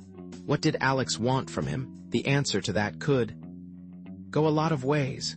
When she first met Michael Vance, Jr., she'd been smitten by the fact he was so different. Always kidding around, yet tough as steel when anybody crossed him. A wasp street fighter, she liked that a lot. He was somebody she felt she could depend on, no matter what. She still remembered her first sight of Mike as though it were yesterday. She was taking notes on Etruscan pottery in a black notebook, standing in a corner of the Yale Art Gallery. On Chapel Street, when she looked up and no, it couldn't be, she felt herself just gawking. He'd caught her look and strolled over with a puzzled smile.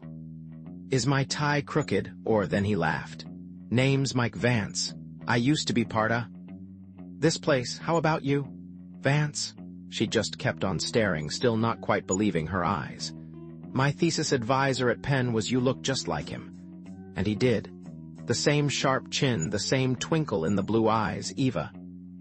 When he was angry, as Mike certainly had been that day, he seemed to be having fun. Thus it began. At first they were so right for each other it seemed as though she'd known Michael Vance for approximately 100 years, give or take. She'd been in one of his father's many ardent disciples, and after finishing her master's at Penn, she'd gone on to become a doctoral candidate at Yale, where she'd specialized in the linguistics of the ancient Aegean languages. She'd known but forgotten that Michael Vance, S.R., had a son who was finishing his own doctorate at Yale, writing a dissertation about Minoan Crete. That day in the museum he was steaming, declaring he'd dropped by one last time as part of a ritualistic, formal farewell to archaeology. The decision was connected with the hostile reception being given a book he'd just published, a commercial version of his dissertation. As of that day, he'd decided to tell academia to stuff it. He'd be doing something else for a living. There'd been feelers from some agency in D.C. about helping trace hot money. In the brief weeks that followed, they grew inseparable, the perfect couple. One weekend, they'd scout the New England countryside for old-fashioned inns. The next, they'd drive up to Boston to spend a day in the Museum of Fine Arts, then come back and argue and make love till dawn in her New Haven apartment. During all those days and nights, she came very close to talking him out of quitting university life. Close, but she didn't. He had put off everything for a couple of months, and they had traveled the world: London, Greece, Morocco, Moscow.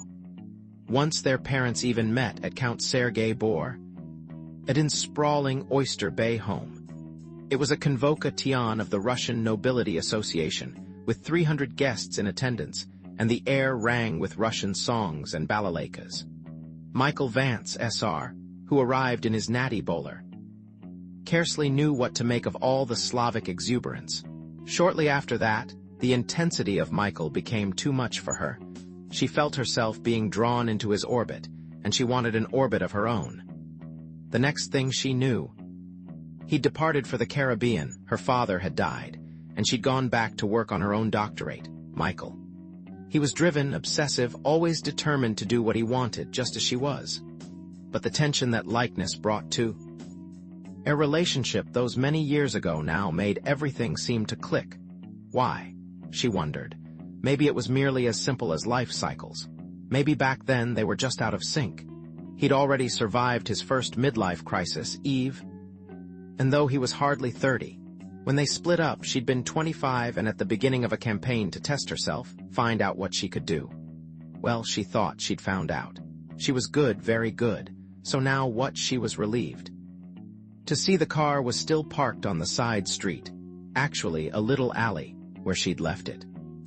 Thinking more clearly now, she realized she'd been a trifle careless, stashing the car in the first location she could find, and then running for Eno's. As she headed down the alley in between the white plaster houses, she suddenly felt her heart stop. Someone was standing next to the Saab, a dark figure waiting. She watched as it suddenly moved briskly toward her. Alex Novosty. What? She couldn't believe her eyes. Budidia Ostoraje? He whispered the warning as he raised his hand and furtively tried to urge her back.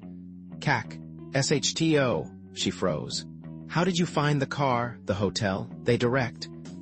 It us to a cafe near here, but then I noticed your car. I thought he moved out of the shadows quickly, still speaking in Russian. Just tell me where you have the copies of the protocol, quickly. Maybe I can still handle it. Hand. Oh, what? That's when she saw the two other men in dark overcoats against the shadow of the building. The situation. His eyes were intense. They want it back, all copies. I've tried to tell them that killing you won't solve anything, but he glanced back with a small shiver. You must tell them Michael has a copy, stall them. It's true, he does? No, then say there's a copy back in your office. Just let me try, and Alex, I'm not going to play any more of your games. Please, he continued in a whisper, don't contradict anything I say. Let me do the talking. You're in it with them, aren't you? She tried to push past. Well, you can tell your friends we're onto their project. If anything happens to me, Michael will track them down and personally take them apart. Tell them that. You don't understand. He caught her arm. One of their people was killed tonight. The one trying to shoot Michael and me, you mean? She was trying to calm the quaver in her voice. He was killed by the KGB. I had nothing to do with. Is that what you told them? That's the way it happened. There was an argument. Over what? Everybody wants you. It's the protocol. His look dark. And, Eva, they are in no mood for niceties. Neither am I. She noticed the two men were now moving toward them. One was taller and seemed to be in charge, but they both were carrying what looked like small-caliber automatic weapons. A protocol, whatever it was still in code. She didn't know what she didn't know.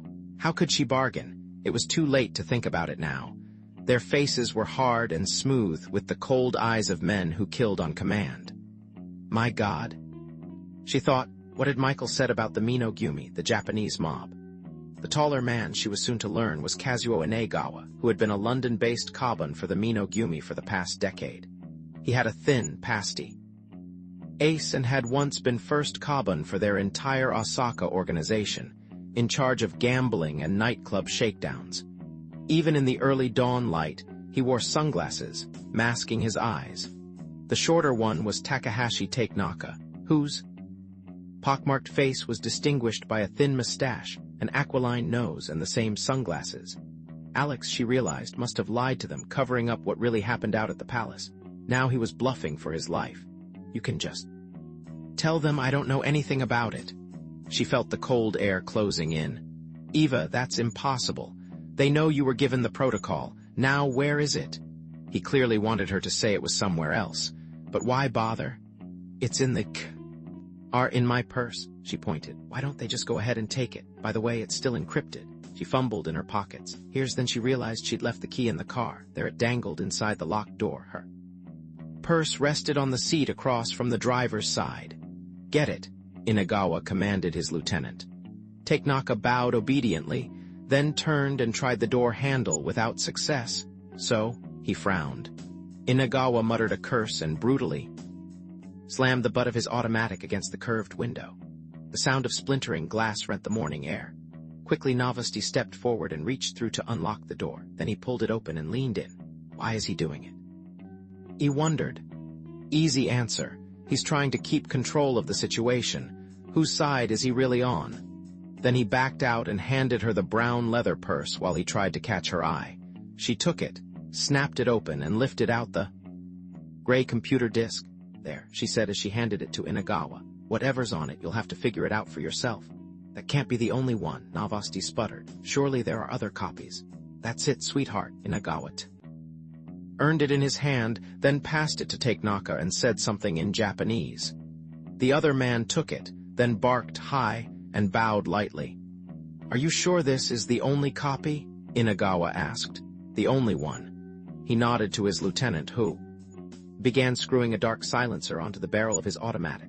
Oh my God, she thought. They're going to finish the job. Wait. Novosty reached for his arm. She's lying. This is a disk from a computer. There must be other copies. Yes, she was finally coming to her senses. There are plenty of other copies in my computer. Where is it? Inagawa looked at her. It's at the hotel, the Galaxy. She was trying desperately to think. And then I left another. Or lying, we have been there. They said a tavern keeper came and took all your luggage. He was staring down the street toward Zeno's place. They also told us where he could be found. We will go there now. My friends, Novosty interrupted again. It would be most unwise to attempt any violence on a Greek national here. The consequences could be extremely awkward for all of us. We must retrieve it. But why not do it the easy way? He tried to smile. There's another man here traveling with her. We should work through him. I know he will deal. He's a professional. Who is he? An American. If we hold her, keep her alive, we can use her to make him bring it to us. We can offer a trade. No, we will just find him and take it. Inagawa started to move. Now, he's armed, my friends, Novosty continued evenly. He's also experienced. There would be gunfire, I promise you. If that happened, you could have the entire street here filled with rifles in a minute. You do not know these people as I do. They still remember World War II and the resistance. Killing unfriendly foreigners became a way of life some of them have yet to forget. Alex is bluffing. He thought, again, Michael doesn't have a gun. Does Zeno? Who knows? Let me try and talk to him, Novosty continued. Surely something can be worked out. You will stay here with us. Inagawa seized his arm, then turned and began a heated exchange with his partner. Again, Takenaka bowed repeatedly, sucking in his breath and muttering high. At last, they seemed to arrive at a consensus, though it was the taller man who'd actually made the decision, whatever it was. She comes? With us? Oh, no, I don't. She looked at Novosty, who seemed defeated, then back at the Japanese. She suddenly realized she was on her own. Novosty had played all his cards. If I don't reappear in Washington day after tomorrow, you'll have the entire U.S. National Security Agency looking for me. People know I'm here, so think about that. That is not our concern. Inagawa reached for her. We do not work for the American government. Then he turned into Novosty. Tell your friend that this woman will be released when we have all copies of the protocol. All, do you understand? But how can I tell him if you won't let me? That is your problem. Perhaps we should just Eva message here, Novosty sputtered. I'm sure he'll find the car. Alex, I'm not going anywhere with these animals. She drew back. Don't worry, I'll take care of everything. No, I'm not. That was all she could say before a hand was roughly clapped against her mouth, her body shoved against the broken window. Mike Vance and Zeno Stantopoulos searched for over half an hour before they found the sob. When they did, the left-hand window was broken, and Eva's purse was missing. She was missing too. The only thing remaining was a hastily scrawled note from Alex Novosty. Book 1, Chapter 8, Saturday, 6:13 p.m. Vance. The portly, balding desk clerk studied his computer screen at the Athenaeum Intercontinental. Here in this teeming marble lobby, the new world met the old. Dr. M. Vance. Yes, we have your reservation. Good. Novosty had done exactly what he said. The play was going down. Welcome back. The man looked up and smiled, his eyes mirroring the green numbers on the screen as he looked over Vance's shoulder. Our records show you were just with us 4 days ago. We still have your old room if you like. That would be fine. He was back in a city renowned as much for its hospitality as for its mind-numbing brown haze of smog. It was also said to be the safest city in Europe, with a minuscule crime rate. However, Michael Vance did not feel safe as he stood in the lobby of Athens's most luxurious hotel. Were you on a bus tour of the Peloponnesos, perhaps? The clerk continued with a pale smile, his voice trying for perfunctory brightness. The Mycenaean ruins in the south are always business. Vance tossed his passport onto the counter. They both knew he didn't look anything like a candidate for a 4-day chat package tour on a bus, but the man seemed nervous, anxious to make conversation. "I'll be needing a car in the morning, early. Is that in your reservation file too?" "No problem." The clerk ignored or missed his impatient tone. "We have a Hertz outlet now, just over there," he pointed, "next to the travel desk. I'm sure they will be happy to arrange for it." Vance tossed his Amex card onto the counter, then reached for the slate clipboard holding the registration slip. Dusk was falling outside, but here in the warm glow of chandeliers, the moment felt like sleepwalking. His mental bearings kept shifting. Nothing was real. He wanted to think it was merely routine, like checking into 1,000 other streamlined international hotels, something he'd done more times than he cared to count. But that was wrong. Danger lurked somewhere nearby. His senses were warning him. He kept thinking about Eva. Was she serious about getting back together, sailing on the Ulysses? Maybe he didn't know her as well as he thought, which was troubling for a lot of reasons, not the least being that right now he needed to be able to think exactly the way she did. They'd have to work as a perfectly coordinated team tomorrow, with no rehearsals. "May I have someone take your bag?" The clerk glanced down at the new leather suitcase sitting on the floor, then reached to ring for a bellhop. "No." Vance lunged to stop. His hand. "Whoa," he lectured himself, "chill out. Keep the lid on. Why not just let it happen?"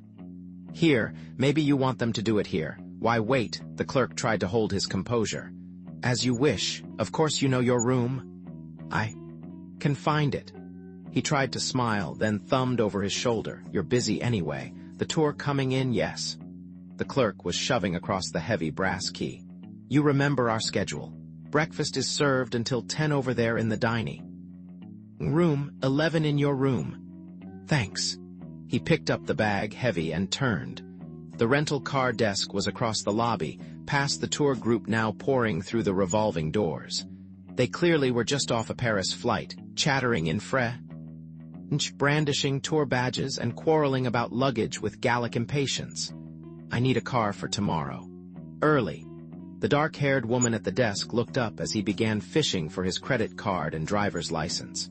Her Hertz uniform was unbuttoned down the front to display as much of her bosom as Greek propriety, perhaps even the law, would permit. A heavy silver chain nestled between her ample breasts. "Our pleasure." She swept back her hair as she mechanically shoved forward a typed sheet encased in smudged cellophane. "We have some new Austin subcompacts, or if you want a full size, what's the best car you've got?" It would be a long drive, over uncertain Greek roads.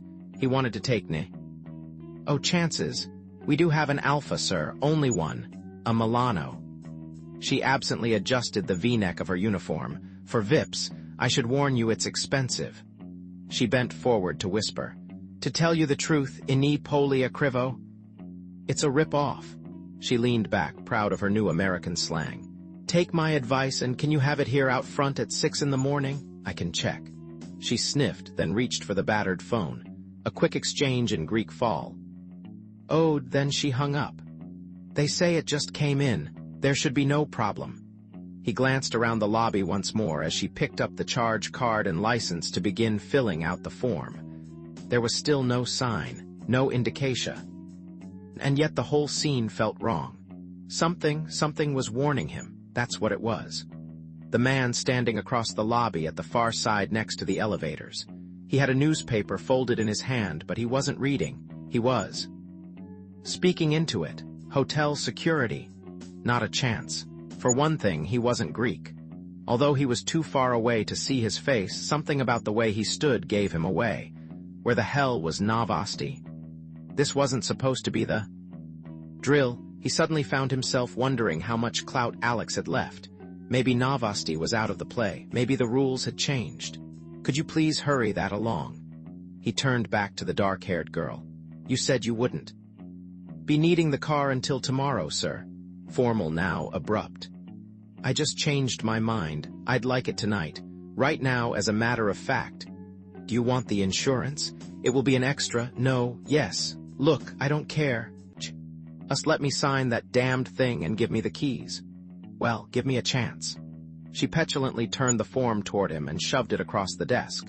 If you'll just initial here and here, she was pointing with her pen, and sign. And did you say you wanted the car now? Immediately. I'm afraid that's not possible. She retrieved the form. What? It's just, then give me something else. He glanced toward the man, still speaking into his newspaper, then back. They would make their move any second now. What's the problem with the car? I'm trying to tell you, it just came in. Our people will need at least half an hour to clean it, go over the checklist. So if you'd like to have a cup of coffee. In the dining room, I'll call you when. Where is it now? They said it's just been returned. It's probably parked somewhere outside. She gestured toward the glass revolving door. Across the street, that's where they usually, an Alpha?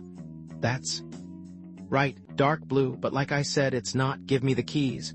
They're probably still in it. Our people, thanks. He reached down for the suitcase, your card, sir, and your license. She pushed the items across with a tight smile, eerily happy to be rid of him. As he reached for them, out of the corner of his eye he saw the first movement.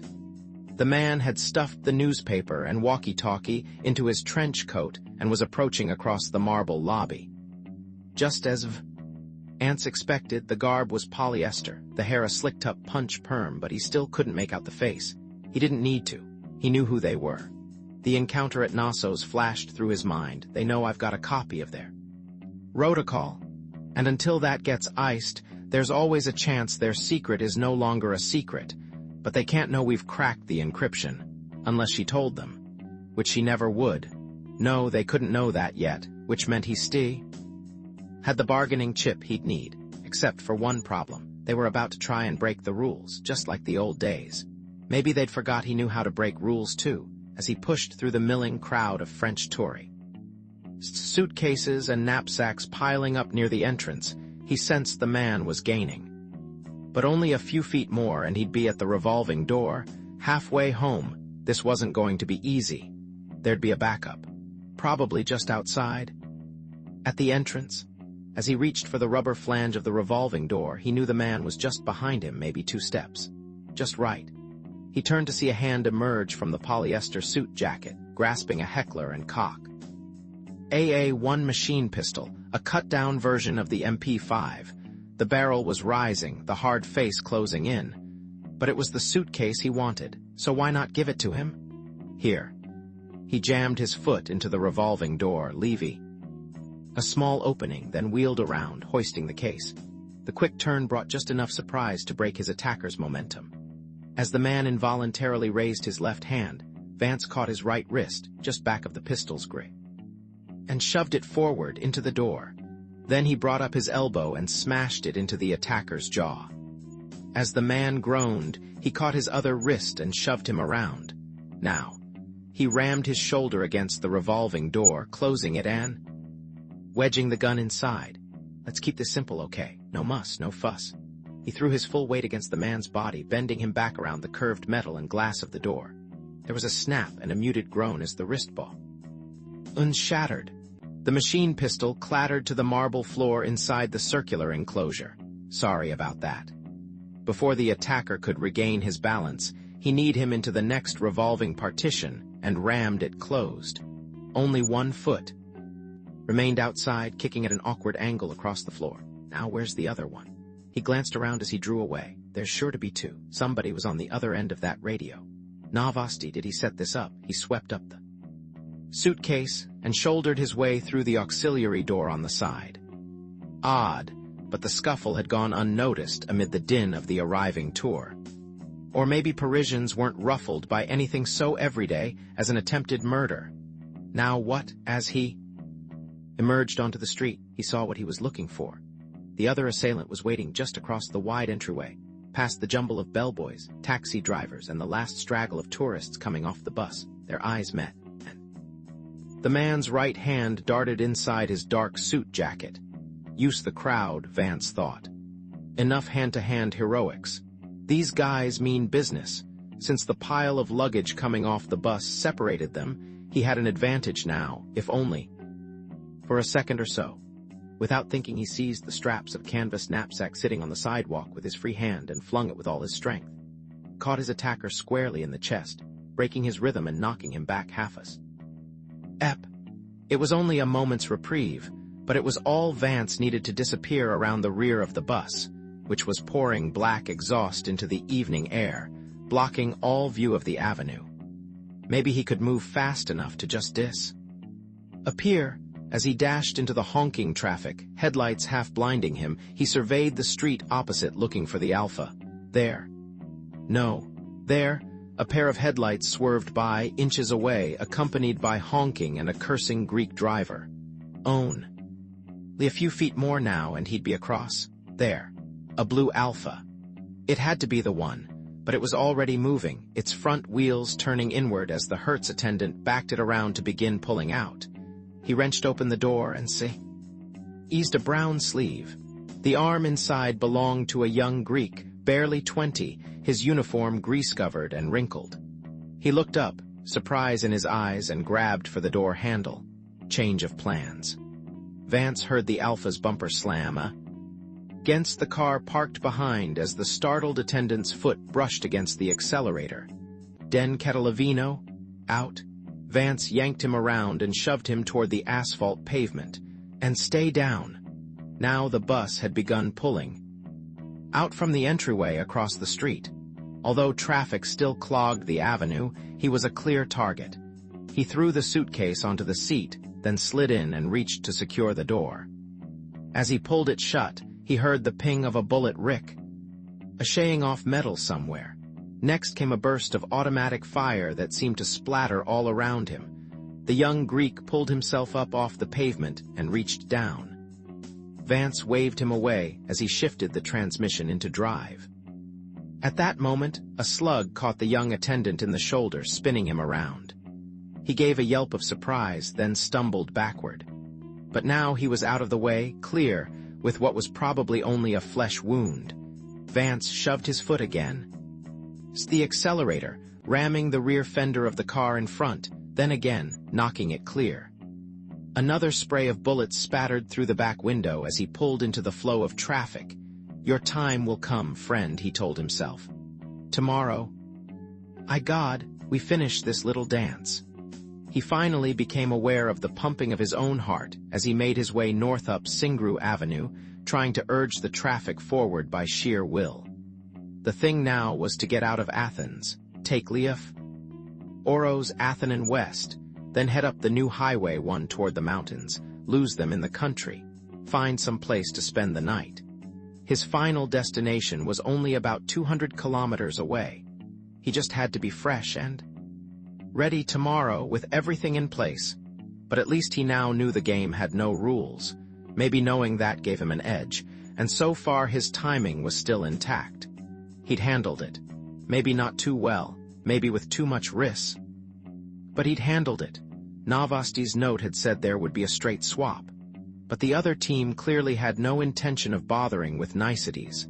Fine. That cut both ways. Sunday, 11:45 a.m. The place was Delphi, the location Novosty had specified. Heading warily up the sacred way, Vance paused for a moment to take in the view. From where he stood, the vista was majestic, overwhelming humanity's puny scale. He'd always loved it. Toward the gnaw. But the sheer granite cliffs of the Phaedriades Mountains towered almost 2,000 feet skyward to form a semicircular barrier, while down below the river Plestos meandered through mile after mile of dark olive groves. It was an Eiffel of rugged grandeur, craggy peaks encircling a harsh plain that stretched as far as the eye could see. Greece in the midday sun, austere, timeless. His destination, the ancient temple of the Delphic oracle farther up the hill, overlooked this panorama center in a magnificent natural amphitheater. The Greek legends told that the great god Zeus had once dispatched 2 eagles, one flying east and one flying west, to find out where they would meet. They came together at the center of the earth, Delphi, whose main temple, the sanctuary of Apollo, contained the dome-like boulder Omphalos, thereafter named the navel of the world. Here east and west met. He'd parked the Alpha on the roadway down below, and as he stared up the mountainside, past the conical cypress trees, he could just make out the remains of the stone temple where almost 3,000 years ago the priestess, the Delphic oracle, screamed her prophecies. She was a Pythia, an ancient woman innocent of mind who lived in the depths of the temple next to a fiery altar whose flame was attended night and day. There, perched on a high tripod poised over a vaporous fissure in the earth, she inhaled intoxicating gases, chewed laurel leaves, and issued wild, frenzied utterances. Those incoherent sounds were translated by priests into answers appropriate to the queries set before her. Delphi. He loved its remote setting, its sacred legends. Those stories, in fact, told that the god Apollo had once summoned priests from Crete, the ancient font of culture, to come here to create this holy of holies. Was he about to become a priest too? After sending off a telegram to the Utgard team, notifying them of a delay in his schedule, he journeyed from that island back to Athens via the Aenic Line's overnight car ferry from Heraklion. Not at all godlike, but it had a well-worn forward section it called First Class, and it was a low-profile mode of travel, requiring no identity questions. He'd ended up in the bar of the tourist section for much of the trip, stretched out on a stained couch and napping intermittently during the 12-hour voyage. It had cleared his mind. Then from Piraeus, the port of Athens, he'd taken a cab into the city. After that, the hotel and the car. As he stared up the hill, he had in his possession a wallet with $900 American and 80,000 Greek drachmas, the suitcase, and a Spanish 9mm automatic from Zeno. He also had a translated version of the opening section of the protocol. His anger still simmering, he continued up the cobbled path of the sacred way, toward the exposed remains of the oracle's temple situated halfway up the hill. Nothing was left of the structure now except its stone floor and a few columns that had been re-erected, standing bare and wistful in the sunshine. In fact, the only building at Delphi that had been rebuilt to anything resembling its original glory was the small marble treasure house of the Athenians, a showplace of that city's wealth dating from 480 BC. Today, its simple white blocks glistened in the harsh midday glare, while tourists milled around speaking German, French, English, or Dutch. Even in the simmering heat of noon, Delphi still attracted visitors who revered the ancient Greeks as devoutly. Those Greeks had once worshipped their own adulterous gods and goddesses, so where the hell was Novosty? Noon at the Temple of Apollo, his note had said. He searched the hillside looking for telltale signs of another ambush movement. Color? Anything, but there was nothing. Although tourists wandered about, the temple ruins seemed abandoned for thousands of years, their silence almost palpable. Even the sky was empty save for a few swooping hawks. If Alex is here waiting, he asked himself, where would he be? Then he looked again at the treasure house. Of course, probably in there taking a little respite from the blistering sun. It figured. The front, its columns and porch were open, and the interior would be protected. Conveniently, the wide steps of the stone pathway led directly past. A natural rendezvous, in his belt under his suede jacket, was Zeno's 9mm llama. It was fully loaded, with 15 rounds in the magazine plus one up the tube. He reached into his belt and eased off the safety.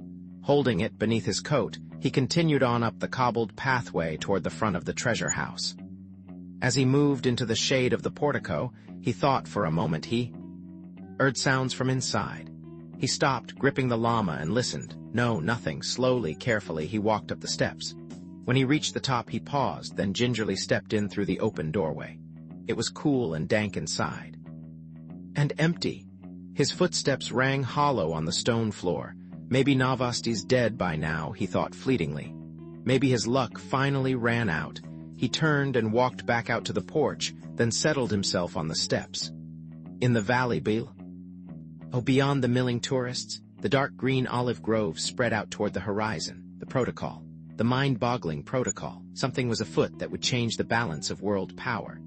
He translated the first page of Article I, but it had raised more questions than it answered. All the same, he'd taken action. Today he was ready. Novosty had to know the score. Had to. But now Vance knew at least part of the story, too. He glanced down at the suit. Ace. It contained Eva's Zenith Turbo 486, of course, which undoubtedly was why it was such a popular item. But it also had a hard copy of the scrambled text of the protocol, courtesy of a printer Zeno had. Borrowed from a newspaper office in Heraklion, as well as a photocopy of Vance's partial translation. They didn't know it yet, but there was another full copy, which he'd transmitted by datanet to his office computer in Nassau. It was waiting there in the silicon memory. Quite a document. 28 pages in length. It was the final version of a legally binding agreement that had been hammered out over a long period of time. From the page he'd translated, he could recognize the style.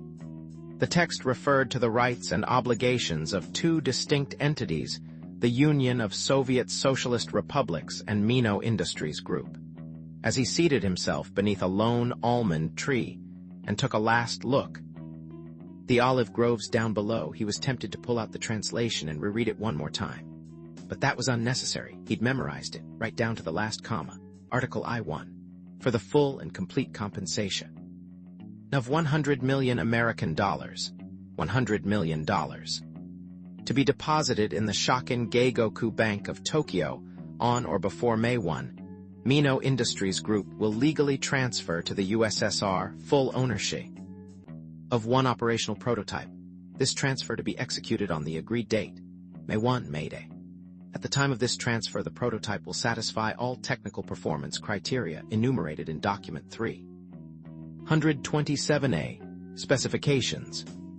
The USSR may thereafter, at its discretion, contract for production models at the price specified in Document 508J2. Upon the USSR having satisfied the terms stipulated in Article Roman II, Mino Industries Group will extend the USSR financial credits in the amount of $500 billion American dollars, $500 billion, such credits to be provided it in increments of $100 billion, $100 billion, annually for a period of 5 years. These credits will be arranged through Vneshikonom Bank, the Bank for Foreign Economic Affairs, Article Roman IV. 3. Within 1 year of the satisfaction of all formalities pursuant to the above designated credits, the USSR will. That's as far as he translated. The rest was still in Minon Linear B. He took a deep breath, again trying to digest what it meant in the grand scheme of global strategic alliances. Most importantly, what was the prototype? Something was about to appear on the planet that would make its owner unassailable. But what? Eva stumbled onto Dynamite? Mayday. That means it explodes in less than a fortnight. No wonder Mino Industries wants her out of the way. Among the clusters of tourists on the road below, a white limousine was pulling to a stop, followed by a gray Saab. He watched as Novosty emerged from the Saab and glanced up the hill, then started the climb. Nobody got out of the limo. Vance watched as he slowly made his way along the cobbled path leading up the hill, puffing. He was almost out of breath by the time he reached the top. Michael, I'm so glad you could manage to make it. He heaved a sigh as he trudged up the last remaining steps. It was the lure of your scintillating company. I'm sure. He looked around. Is Eva down? She damned well better be. She is safe. Novosty sighed again. It was most unwise for her to have gotten involved in all this, Michael. She is making matters difficult for us all. Too bad. He removed the llama from beneath his coat. By the way, congratulations on your new clients. Mino Industries. That's a Yakuza front, partner. Guess you know. The CEO was a Class A war criminal. These days he owns the LDP and runs Japan. Alex, you ass? You're way over your head here. Mino Industries is owned lock, stock, and hardware by the Japanese godfather. His Kaban make your KGB look like a Boy Scout troop. Michael, please. And here I was thinking you'd finished and sorting with the criminal element, decided to live clean. Then the next thing I know, your client's gorillas are trying to kill Eva and me. Me, your new partner. Things like that tend to inspire mistrust, and just when we were starting to hit it off so well. He finally stood up, holding the llama. Novosty was lounging nervously in the sunshine, fishing for a cigarette. Where's your Uzi? You just may need it. Michael, all this has nothing to do with me. His eyes are weary. I'm operating independently this time, cash and carry. Maybe you should just post your prices like a cheap cat house. I prefer to think of myself as an expediter, but this time I encountered more difficulties than reasonably could be anticipated, which is why I need your help now to straighten it out. What? The whole shoddy scene looks like the KGB's hot on the trail, say maybe about 2 feet in back of your ass. Or is it your client who? We're about to try and screw out of $100 million incidentally. That's probably a serious miscalculation, health-wise. The situation has grown awkward. Of course, that touching fable about returning the $100 million to Moscow was just the usual disinformation. You are perfectly correct, it will not be returned, but any thought I might have had of keeping it now also seems out of the question. He sighed. Instead, I'm afraid now that's what I call balls of brass, he laughed. Surely even a fevered imagination like yours can't suppose. Michael, I told you I would split the commission I took for cleaning it. That offer still holds. 50-50. I might even go 60-40. What more can you want? But those funds must be delivered, given the new situation, not by me. Be a realist, my friend. I no longer have freedom of movement, so now you are my only hope. If those funds aren't transferred within the week, I'd prefer not to reflect on the consequences. The consequences to your own neck, you mean? Vance stared at him. By the way, just out of curiosity, what's the prototype? That's the one thing I cannot possibly discuss, Michael. Novosty caught his breath. But what if the contract for it is abrogated because of those funds not being delivered? What then? What if the USSR just makes a move to seize it? I fear there could be war. My friend, bang, the apocalypse. He flicked his lighter. Even worse though, as you say, both parties to the agreement would probably spend a week devising the most interesting way possible for me to depart this earth.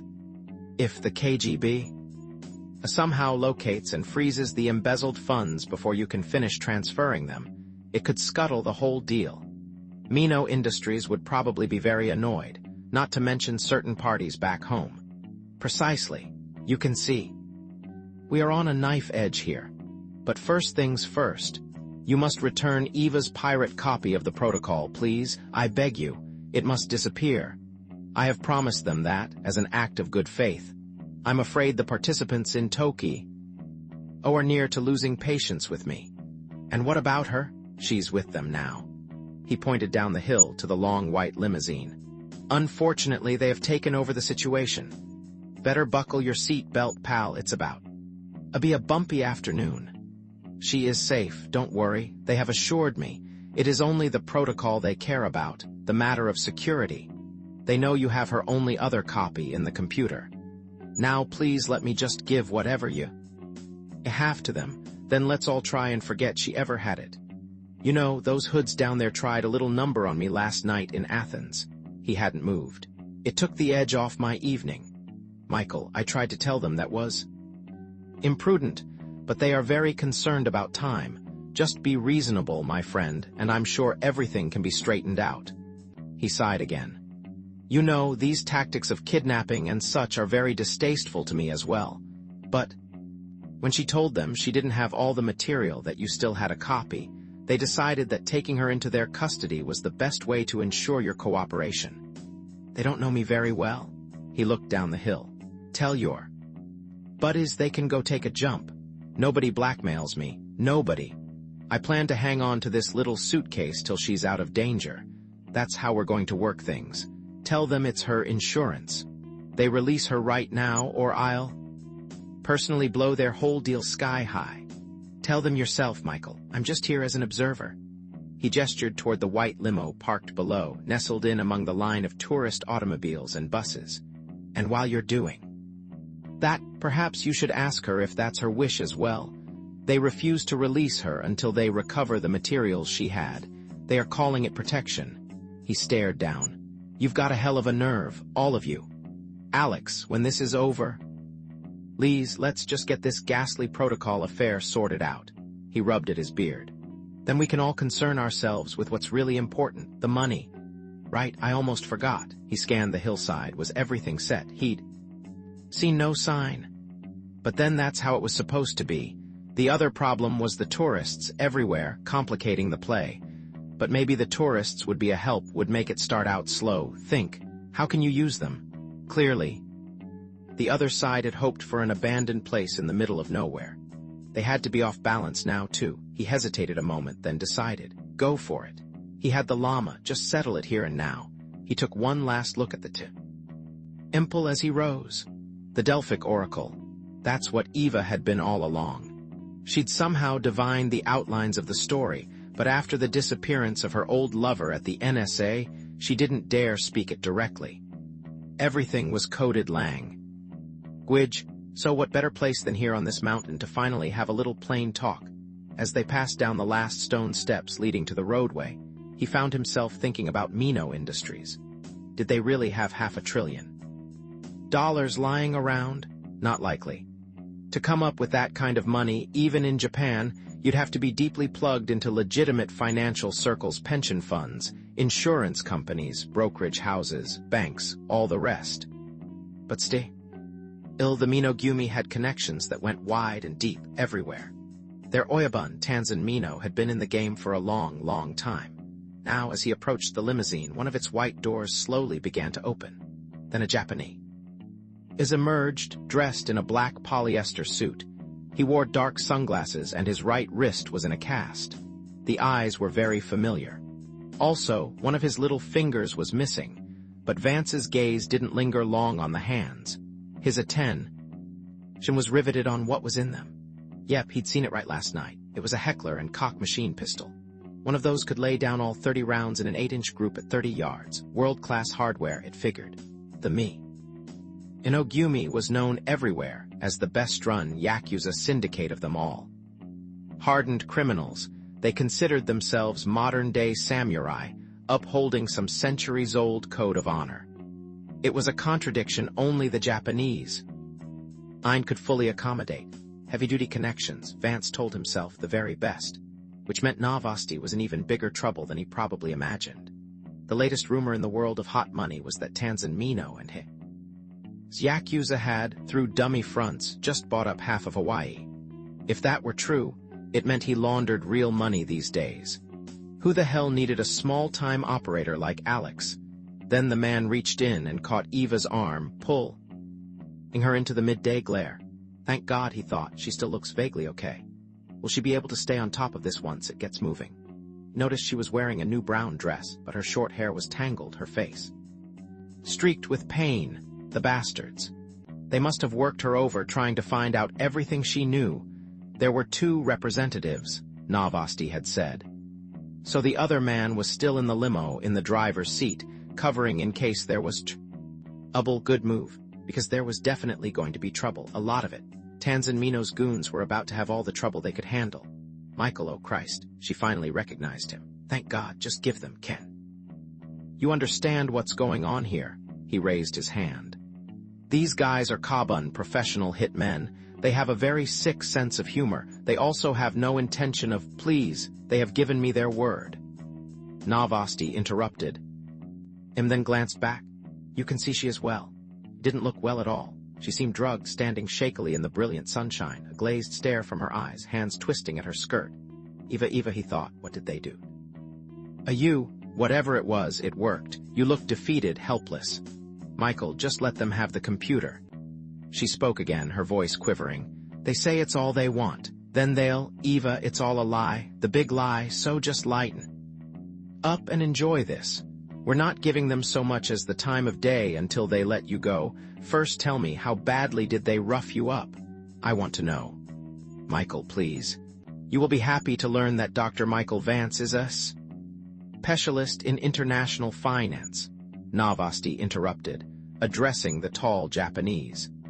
He has kindly offered to serve as my agent in completing the final arrangements for the transfer of funds from London. He will resolve any remaining difficulties. As I said, he is my agent and it is important that he not be harmed. Alex, back off. I haven't agreed to anything. Vance turned to the Japanese. How's the arm? Hope the damage wasn't permanent. Where are the NSA materials? The man ignored Vance's question. His voice was sharp and his English almost perfect. That is our first order of business. Right here. He lifted the suitcase. I assume we're all going to deal honorably for a change. Eva first, then we talk about this. I'm sure Dr. Vance has brought everything you want, Novosty added quickly, glancing over. Perhaps if he gave the materials to you now, the woman could be released. Then he and I can proceed immediately with the matter of the funds. You are not involved, the Japanese snapped back. We have been authorized to personally handle this breach of security. He stared at Novosty. The funds, in fact, were your sole responsibility. They were to have been transferred to Shokin Geigoku Bank in Tokyo over a week ago. You demanded an exorbitant commission, and you did not deliver. Consequently, you will return that commission, and our London Oyabun will handle it himself. The Minogumi probably should have handled it in the first place, Vance thought featingly. Alex was definitely out of his depth. Just a couple of days more, Novosty went pale. I thought I had explained. Your explanations are not adequate. The man cut him off, then pointed to the suitcase in Vance's hand. Now give us that. Why not? He settled the brown leather case onto the asphalt. It's good business always to check out the merchandise, make sure it's what you're paying for. She said it was a portable computer. The man walked over, then cradled the H&K automatic in his bandaged arm while he reached down to loosen the straps. Next he pulled the zipper around and laid open the case. What is this? He lifted out the pile of printed paper. Guess she forgot to tell you. We cracked the encryption. I thought maybe you'd like to have a printed version, so I threw one in for free. He stared at it a second, most disbelieving, then looked up. This is a photocopy. Where is the original? Original? You mean that's not? Vance looked at it. Gee, my mistake. Guess I must have left it somewhere. Sorry you had to drive all the way out here from Athens for nothing. Jesus, Michael, Eva blurted. Don't start playing games with them, I need all the copies. The man's voice hardened menacingly. Where are they? I don't remember precisely. Tell you what, though, you put her on a plane back to the States and maybe my recollection might start improving. We are wasting time. The door by the steering wheel opened and the second Kaban emerged, also carrying an automatic. He was shorter, but the punch, hair and polyester suit appeared to have come from standard issue, just like the sunglasses. He gestured his weapon toward Vance. There is a simple way to improve your memory. You have exactly 10 seconds. My friend, be reasonable. Novosty interrupted, his voice still trying for calm. There are people here. He motioned toward the crowd of gathering tourists. From their puzzled stares, they seemed to be thinking they were witnessing a rehearsal for some Greek gangster. The first man motioned his partner back, then turned to Vance. You realize we will be forced to kill her right now if you don't produce all originals and copies. Don't really think you want to do that. Vance stared at him. Because if anything happens to her, you're going to be reading about your prototype all over the American newspapers. I can probably even swing some primetime TV time for you. I'll take care of it personally. No one will believe. Don't think so. My guess is the Washington Post will run your entire protocol on page 1. I'll see they get a very literal translation into English. Then you won't need this. You can just buy all the copies you want. He picked up the laptop and walked over to where Eva was standing. Here, take this and get back in the car now. I think these guys have got an attitude problem, so screw them. Michael. She reached for the computer. Get in that one, he hinted toward Alex's gray sob.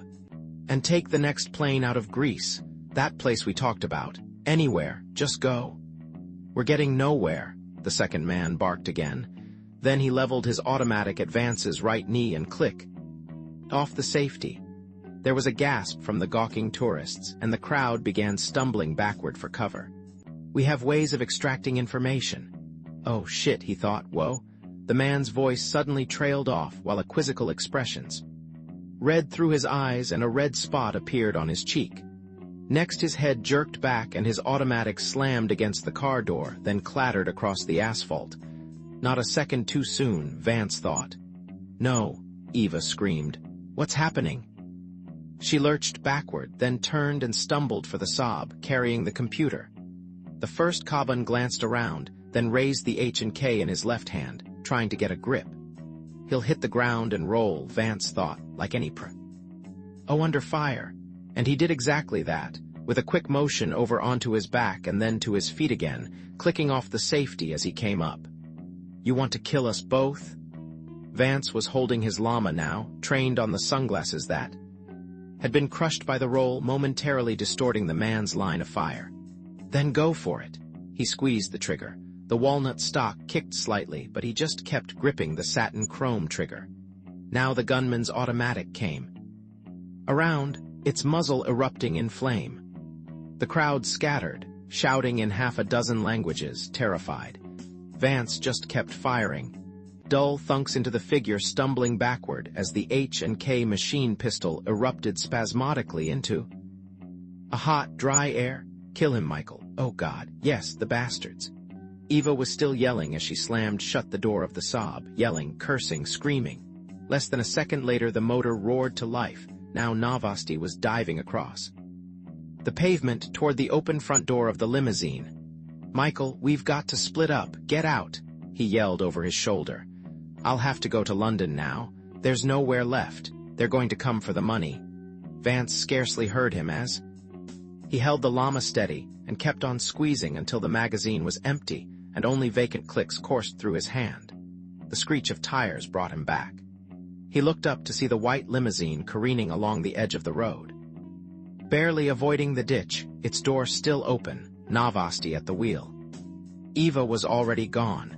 He noticed that they'd removed the plates from the limousine, just as he'd done on his rented Alpha. There would be nothing but terrified tourists. And 2 illegally armed, very dead Japanese hoods here when the Greek police finally arrived. The story would come out in a babel of languages and be totally inconsistent. Christ, he thought. It was supposed to be over by now, and it's just beginning. When word of this gets back to Tokyo, life's going to get very interesting very fast.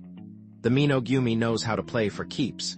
We've got to blow this thing. Across, on the hot asphalt, the 2 Japanese were sprawled askew, sunglasses crumpled. One body was bleeding profusely from the chest, the other from a single, perfect hole in the cheek. The Kaban who had come within moments of removing his kneecaps now lay with a small hole in front of one ear and the opposite side of the face half missing. What a shot. But why did he wait so long? We had them in the clear. I see now why the Greek resistance scared hell out of. Never look at the eyes, Michael.